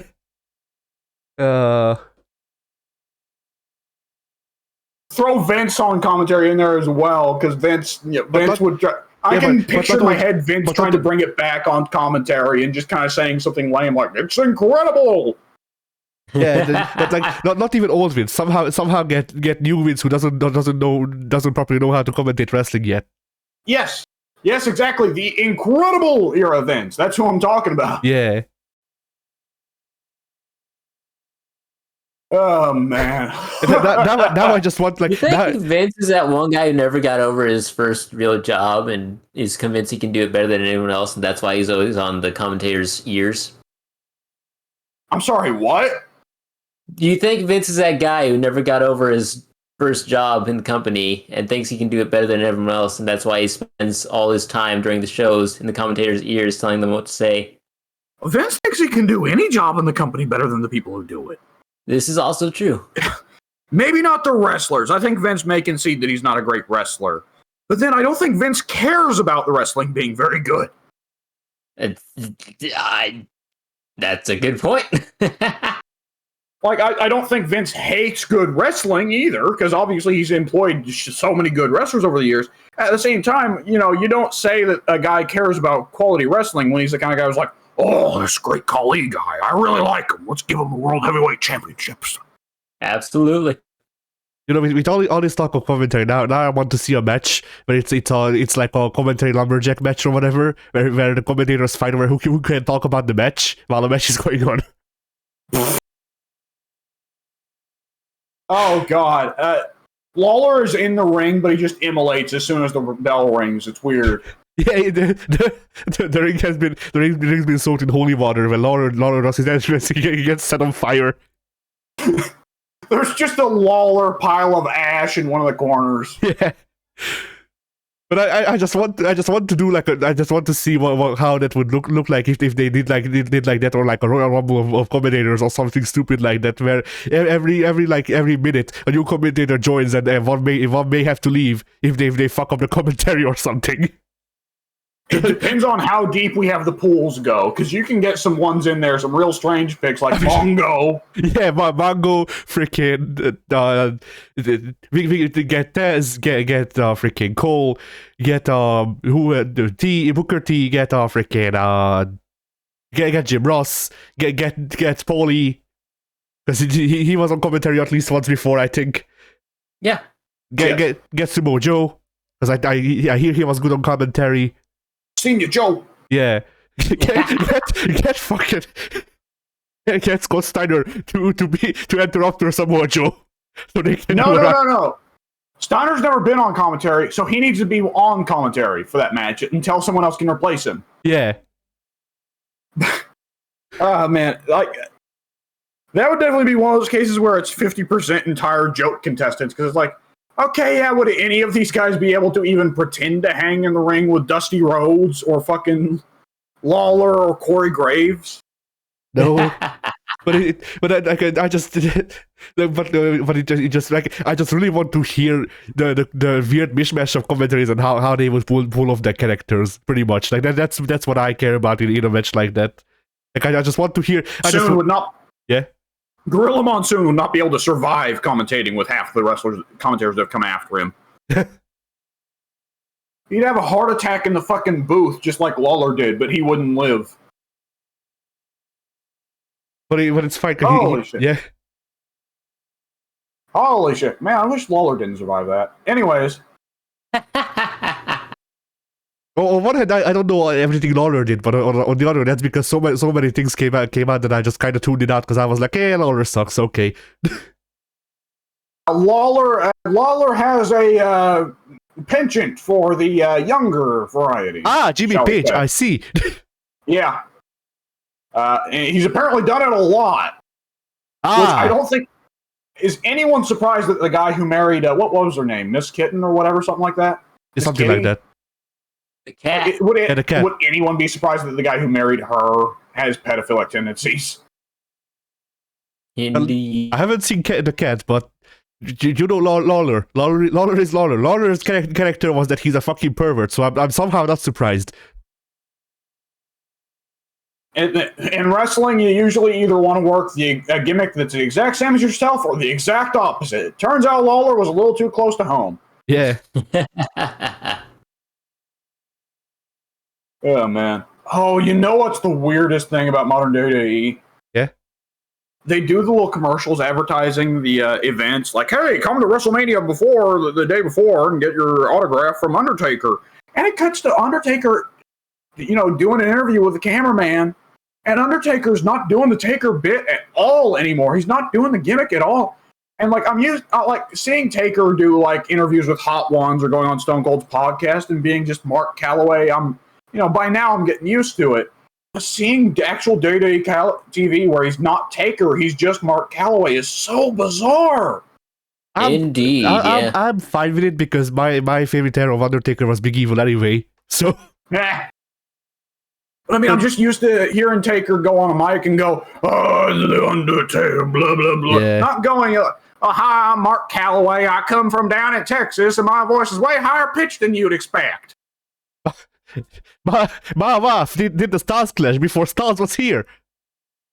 My wife Stars Clash. My wife was going to be the bassist for Metallica, but she was too busy wrestling. Oh man, what was the one lie Hogan did where he said he was going to found Pride MMA in '95? And Pride MMA was founded in 90. Something like that. All I know about Pride MMA is that it has bad connections from what I understand, but I don't know. I never watched it, so hey. Oh man, the thing that makes the most sense is the thing that most sense I've heard is when Jim Cornette was asked about Hogan's lies. Cornette said his theory is Hogan hears other people's stories and then just passes them off as his own. And sometimes he'll even hear stories off TV or the radio and pass them off as his own. That would make a lot of sense, wouldn't it? Yeah. Mm-hmm. There was this one time that why is he southern? He's not that southern. There was this one time, brother, that I fought a Titan from another planet, and he could kill people with a flick of his finger. With just one snap, people would disappear. But I body slapped him, brother. Dude, Jack. And millions and millions of Hulkamaniacs cried out while I saved them from eternal damnation in hell, brother. Well, let me tell you, brother, during the mid-'90s, brother, I found my wife with another man, brother, and I stabbed her to death, brother. And I hid away the glove I was wearing at the time, brother, and I got my Bronco and I ran from the cops, brother. You sure, Hogan? I know it, brother. So what about later got me for tax evasion, though, brother. So what about Hogan knows best? What about your wife there? Holograms. One love, brother. Yeah. one that cracked me up was hearing Cornette get pissed because Hogan at one point claimed to have been the first guy to body slam Andre. And of course, Cornette, being turbo nerd that he is, just blew a fucking gasket. Cause like, well, let me tell you, Hogan, you something. Jimmy Baskerville's body slammed Andre in '79 or something. You know, fucking Hogan, fuck this fucker. Andre had been body slammed 27 times before this. You nerd. Oh man, we all know that there is no wrestling history outside of WWE and WCW during the Monday Night Wars. That's it. Yeah. Absolutely. And the only thing WCW did during the Monday Nights War was fuck up. Yep. Very true. And talk about Foley's ass going in seats and Kevin Nash pushing over Hogan with a finger. Absolutely. And, Wait, Nothing else happened. and New Japan Pro Wrestling is just a DLC or like a freaking not rendered freaking part of the map that people get called out to when they have to leave.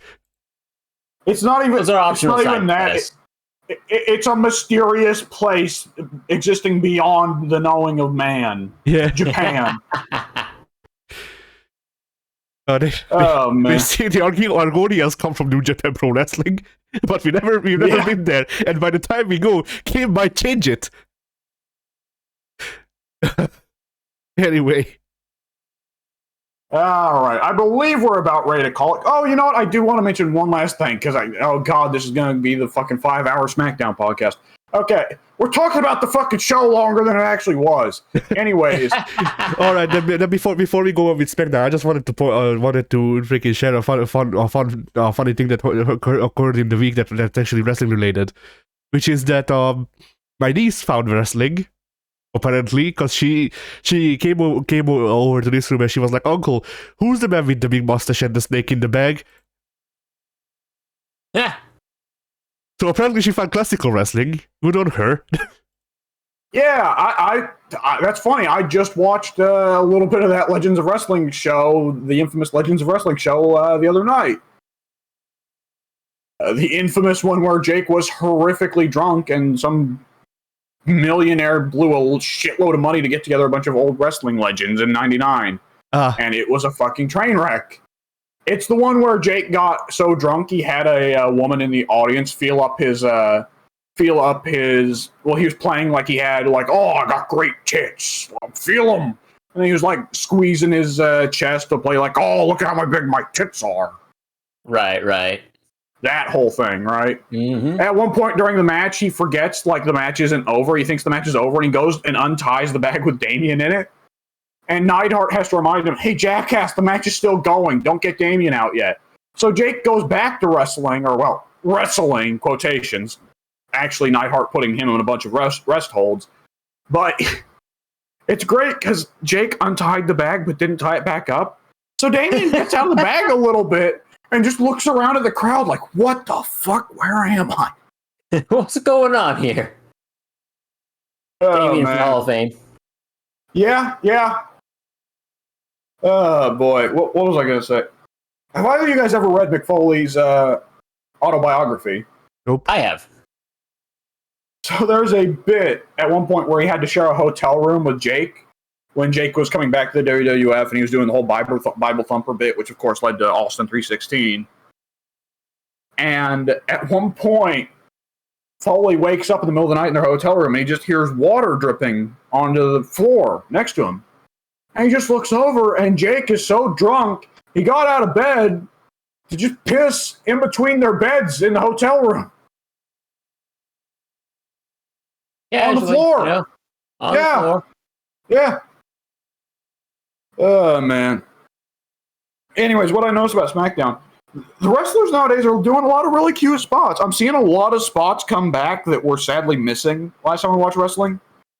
Like, for instance, one off the top of my head. Well, for one thing, the Usos were hiding under the ring during a Roman match, which I thought was a funny little old wrestling bit. Yeah. But, which begs the question, how did nobody notice them getting under there? But whatever. Off the top of my head, during the women's tag team match last week, Natalya did a bit where she put Aaliyah in the sharpshooter and grabbed onto the ropes when the ref wasn't looking for extra tension. Yes! That's a heel bit they don't do enough Absolutely. I'm glad to see Natalia busted out. One that I was very happy to see. They're doing Shinsuke Nakamura and Rick Boogs versus Los Lotharios. Right, and right. I gotta say, I probably wouldn't like Los Lotharios if they're going up against anyone except Shinsuke, but by comparison to Shinsuke, they just have to look good. So Los Lotharios' bit is they're kind of like male strippers, and they come out wearing pants, but it's actually like the pull-off pants that strippers have, right? Yeah. Eddie? Yeah. So at the start of the match... I like how I'm the sex pest freaking consultant. No, I'm saying that to you because... That's the thing. Not even just for y'all. My family treats me like that too. No, I wasn't saying it because I thought you'd be the expert. Anything to do with... because you're the one who wouldn't get it because you don't. Yeah, because I know Pink already knows who Los Lotharios are. Hispanic. I've watched Angel Garza flip his pants off for like 5 years now. Like, these guys' gimmicks is that they are Hispanic and sexy. What part of that does not scream Pink would already know these guys, Eddie? True. But either which way, the guy rips his pants off at the start of the match and throws it at Shinsuke at the start of the match while he runs up and then drop kicks him through the fucking pants as Shinsuke tries to catch it. And that was a great bit. That was a great heel bit to do. It reminds me of... neither of you guys have ever started Metal Gear Solid 2, right? Correct. Nope. I don't think I had the option to ever start it, so no. There's a very, very cool part at the start of Metal Gear Solid 2 where Revolver Ocelot comes in from the shadows to a bunch of military officers wearing a trench coat. He talks for a little bit, and then he suddenly throws the trench coat through the air, blocking the sight of him from the colonels, whips out his pistol, and shoots all of, like, hip fires through the coat at all of them, and it's fucking sick. I think it's an underrated bit to do, not even in wrestling, but just in any action-based medium. Throw the clothing item at the opponent to confuse them and then hit them. That is always a good bit, if you ask me. Yeah.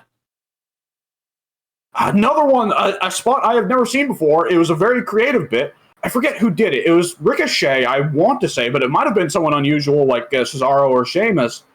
Did a, well, I guess I would say 619, but I probably should say Tiger Feint Kick, shouldn't I? Yeah, I suppose, if we want to get technical with it. They were brawling outside the ring. Actually, it might have been Sasha. Either which way, whoever they were brawling outside the ring, and they did a Tiger Feint Kick off the ring apron rather than out of the ropes. They'd been thrown to the ring apron and did a Tiger Feint Kick from it. It was awesome looking. Because, of course, the guy pursued immediately after to chase them into the ring. Oh, you know, it was also a really good bit that I was happy to see. I think it was during the Sasha Shotzi match, so I was actually kind of surprised that Shotzi actually did a bit that wasn't stupid. But they were brawling outside the ring, and the ref's count was getting too high. So Shotzi actually rolled back into the ring and then rolled back out to reset the count. Nice. Fucking WWE games techniques. Yeah. So when do they get desynced?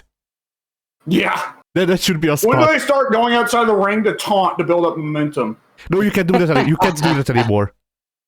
I know. It's such an old archaic By the way, games thing. It's so funny. Can we discuss how shitty the new control scheme and the new camera look in 2K22? I haven't been paying attention. Like, I'm glad that Universe Mode and GM Mode are coexisting, but other than that, I haven't been paying attention because Universe Mode is not just Universe Mode. It's just that in name. It's actually Season Mode. Awesome. Huh? From the looks of things, you choose one character to follow a Universe Mode, and then you simulate that. So it's still kind of like it's still kind of Universe, but not really. It's check them out Season Mode. Yeah. Okay. I know that part of the thing with the WWE games is that they're loaded and loaded and loaded with content. But at a certain point, when do you say this is single player bloat? Because we've got right Showcase, and My Player, and Universe/Season Mode, and GM Mode? Really? Well, honestly, only nerds play the My Player stuff, so it's only 3 modes. Showcase, which you won't play again after you're done with it, and if you play it at all, that leaves just the Universe and GM. Yeah, well, I mean, I use Unlocker. How many other people use Unlocker? I've never Most touched people- a showcase in since 15. Yeah.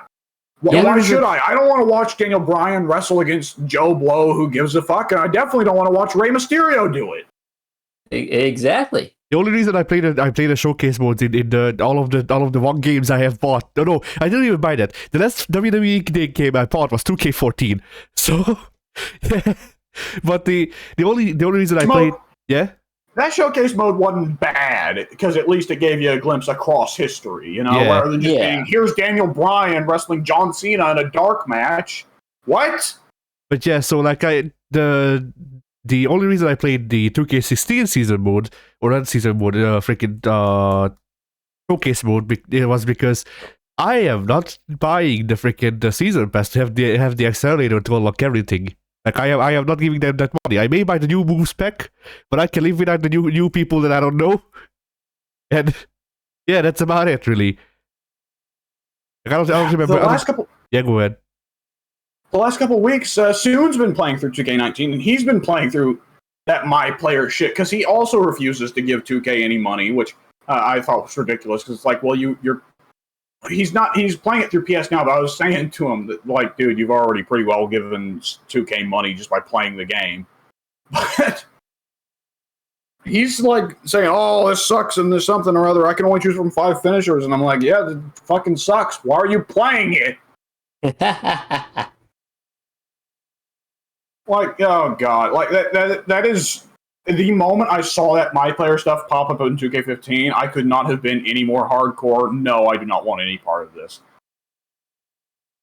Yeah. And now there's 2 modes because there's also My Faction, which is freaking FIFA Ultimate Team, pretty much from what I understand.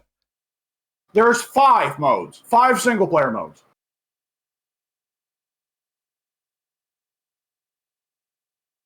Five single player modes. Are you fucking serious? But I mean, two like freaking three of them are. Yeah. I don't ordinarily say this kind of thing, but cut 2 of these fucking modes and put that budget somewhere else. Indeed. Yeah. I mean, you can cut My Player, My Faction. What I was going to say is that like 2/3 of those modes, if not more, like okay, Showcase I can understand for a story mode thing. Universe is your main mode, so keep that one. GM mode can be cool, I suppose, especially if they were to make it also function a bit like freaking like Story Creator from the old games. Like that, then it would actually be interesting if you could just make storylines and then put them online.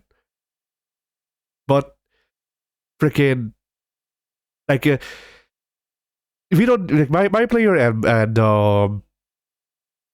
I'm already forgetting My Faction's name because it's just so boring. But freaking, but My Player and My Faction are not necessary. Like they're only there to sell like virtual currency, and that's about it. Which I mean, yes, that's what 2K does. I know, but at the same time, like it's wasted effort in development that could go towards making the consoles not suck ass, maybe, or like the thing. Yeah. From 2K's perspective, anything that is not going towards making this games as a service is wasted. I mean, 2K as a company they just want is wasted. everything to be turned. They want everything to be turned into FIFA. Blatantly. I mean, the game could potentially turn out to be good. I don't think it will because Visual Concepts doesn't know what the fuck they're doing, and Ukes has gone off to work for.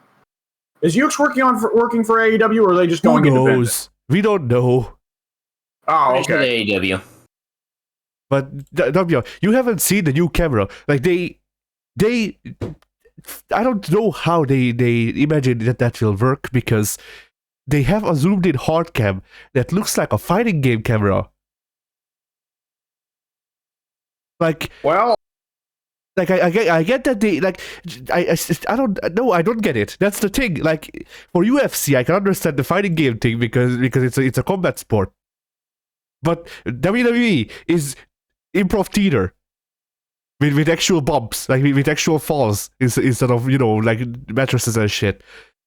Yes, WWE is not a combat saying sport. That would make It's a good thing Muda isn't around because he'd get so fucking mad if he heard you say that, but more or less, yes. So it just bothers me that the camera is zoomed in because it makes like it's not more cinematic. It does not have the actual like it actively makes the gameplay harder from the looks of from what little of it they've shown. Like obviously, there's every chance that I will get proven wrong and it actually does work properly. But considering how their ringside cameras have been buggy just overall since forever. And then now you also can't see the ringside because it's zoomed into what's into the ring. I just don't know how functional this will be, if at all. Let me see if I can find a picture for you.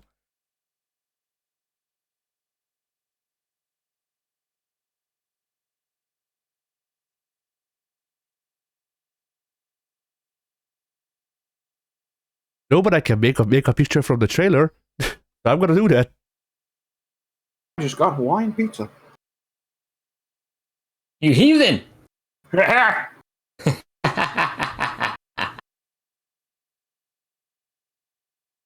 was going to say something kind of The bad. Italians will never recover. Yeah.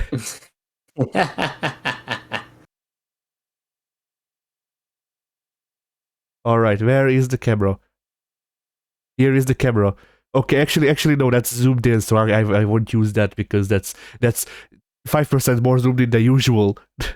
This is how the actual camera is. All right, let's take a picture. Oh god, Soon's running through Dark Souls and he's just got the Capra Demon. Mike is playing Oh, boy. Dead by Daylight. I'm probably going to join him after this. Well, after I eat it first, of course, because I've not eaten in a while. Who's playing Dead by Daylight? Mike. I probably should join him as well. I got school to do, but fuck it. I can probably join as well. All right. I don't have anything better to do. Oh, sweet. I All like right. it. There you go. That is the game's camera from now on during gameplay.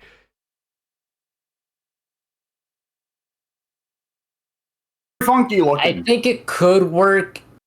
I'm not a fan of it, but I don't want to just straight off the bat be like, no, this is terrible. It's not going to work. It looks awful. It needs to go. I mean, it does look awful. I can see it potentially working, but it does look awful, and it doesn't give me a lot of confidence.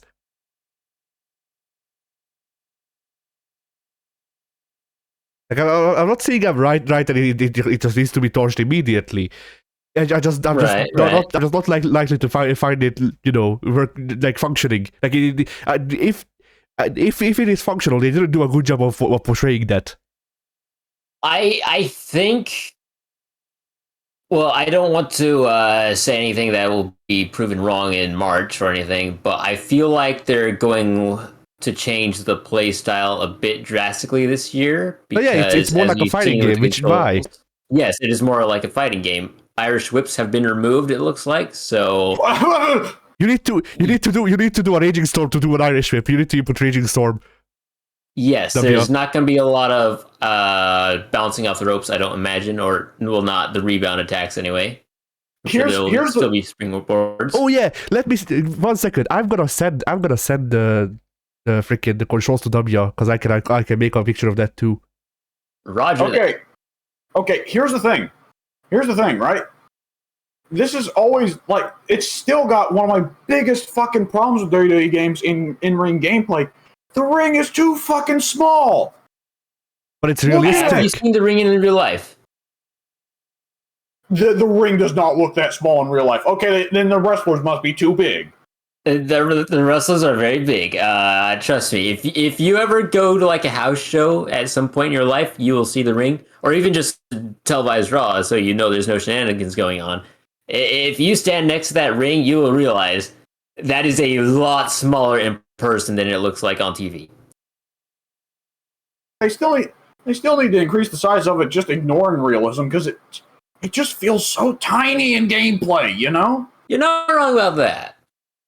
All right. Especially since you can't coordinate with your opponent. Hey, we're gonna hit the finish in the center of the ring. Instead, you're kind of often hitting That's the controls, finish W. on the sides of the ring, and then you'll oftentimes get your pin interrupted by a rope break, which is completely unintentional. There's a Becky Lynch's Disarmor number 2 in 2K20, I want to say, or it might be in 2K19 as well. I don't remember. But it goes. Oh, it has to be earlier games because it's taken like directly from her NXT Takeover match with Sasha. But she does like a guillotine roll up into the Disarmor, and that has her go from basically rolling from one side of the ring to the other, and it always ends up in a rope break automatically because the ring is so small. Yeah. It sucks.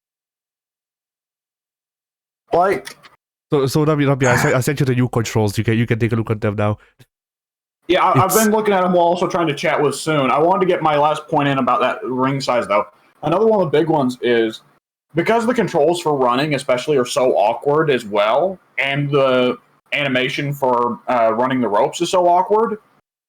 Like, there's a lot of times in wrestling where a guy will Irish whip the opponent, and then he himself will start running the ropes, and then they collide in the middle. Mm-hmm. You try to do that in the games now. That doesn't fucking work because running is so slow and running the ropes manually is so slow that by the time you get to the center of the ring, the other guy's fucking colliding into you. Mm-hmm. Oh God. I want to look at those controls, but now Soon's asking me what I think Elden Ring will be like. Bet you it'll be a lot like Elden Ring. Yeah, it probably will be. If I were a betting man, that's what I bet on. I don't know it. Okay. I don't know it. It may also be a bit like the ring as well. Okay, let's see. You think? Oh, right. Okay, so the right stick does a lot of things again. I'm not necessarily opposed to that, but it's not as clean and cut as face buttons. I mean, it doesn't do Right. it doesn't do a lot of things. It makes it so you can turn people on the ground, and that's pretty much it. This is true. It looks like it does a lot of things. As really, in reality, all it does is do the pin. The odds of you repositioning your opponent are not great. That's true, especially because repositioning can be reversed for some fucking reason. Indeed. It's stupid. All right. I have heard about the. And then R2 has circular submission, but that's blocked out by YouTube's UI in the picture. R2 and L2 are submission. R2 has circle. R submission. Yeah, okay, I see that. Yeah. Okay, so there's now just a dedicated submission button. Okay, well, that's kind of fine because finding regular submissions in the game already was kind of obtuse. That I'm fine with. The dodge reversal dichotomy does not work. It is just going to confuse the shit out of people. Yep. And the fact that dodging is not actual dodging. Like, if dodging made you do a quick step or a dodge roll, that'd be cool. I'd like that. But it's not, right? It's just bobbing and weaving, which people in wrestling don't do. Yeah. Yep. Also, you can hold triangle to block, which, again, you very rarely ever see people in wrestling block. Yeah. People tend to just take punches and in reverse. Yep. I'm glad that crowd taunt and opponent taunt, wake up taunt is still sticking around. I always liked that system. I thought that was a good change in 19. Or was it 18 that changed that? 18. It might have even been 17. Oh, all right. Let's see. Pickup object is now separate from getting in and out of the ring, right? Yes. Thank fucking God. Absolutely. Let's see. Putting dodge and getting in and out of the ring on the same button, though, is a stupid idea, because what if you start getting hit when you're near the ropes? You're just going to leave the ring. You'll look stupid. Very true. I did see, by the way, last night on SmackDown, a very funny spot where I forget if it was during the Sasha and Shotzi match.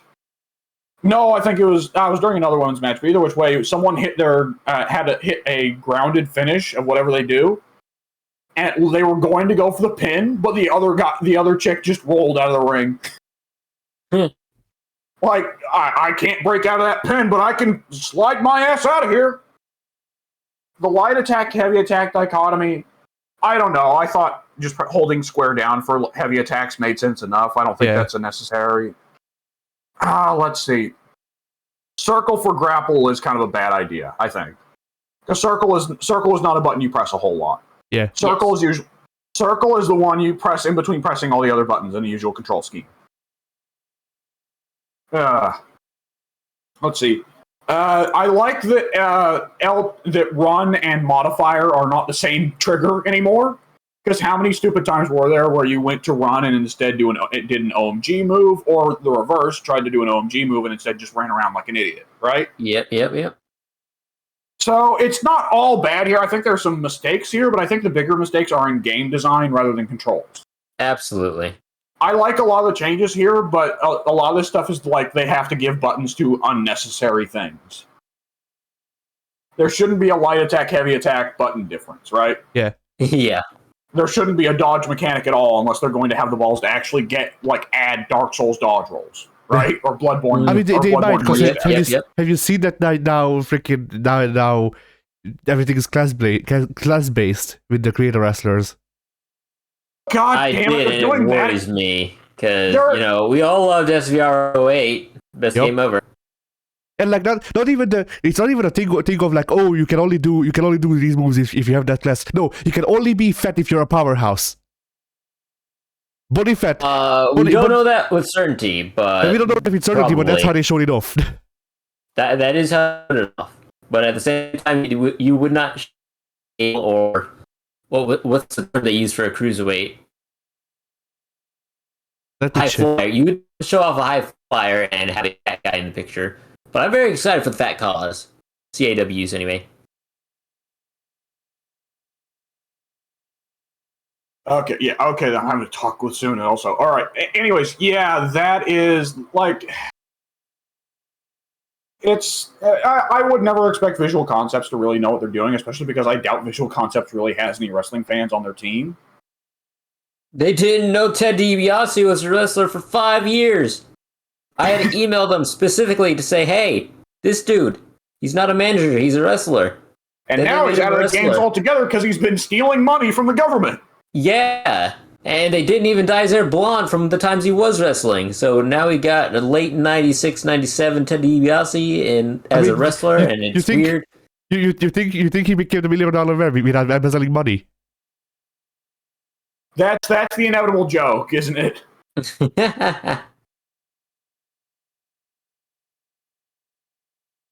All right, I say we go ahead and wrap it up for a little bit so I can eat my pizza, and then I'll be back later for DVD if anyone's still around. All right. I need to eat as well, so I will jump out the call, and the I will podcast is talk not to over you yet. Probably later.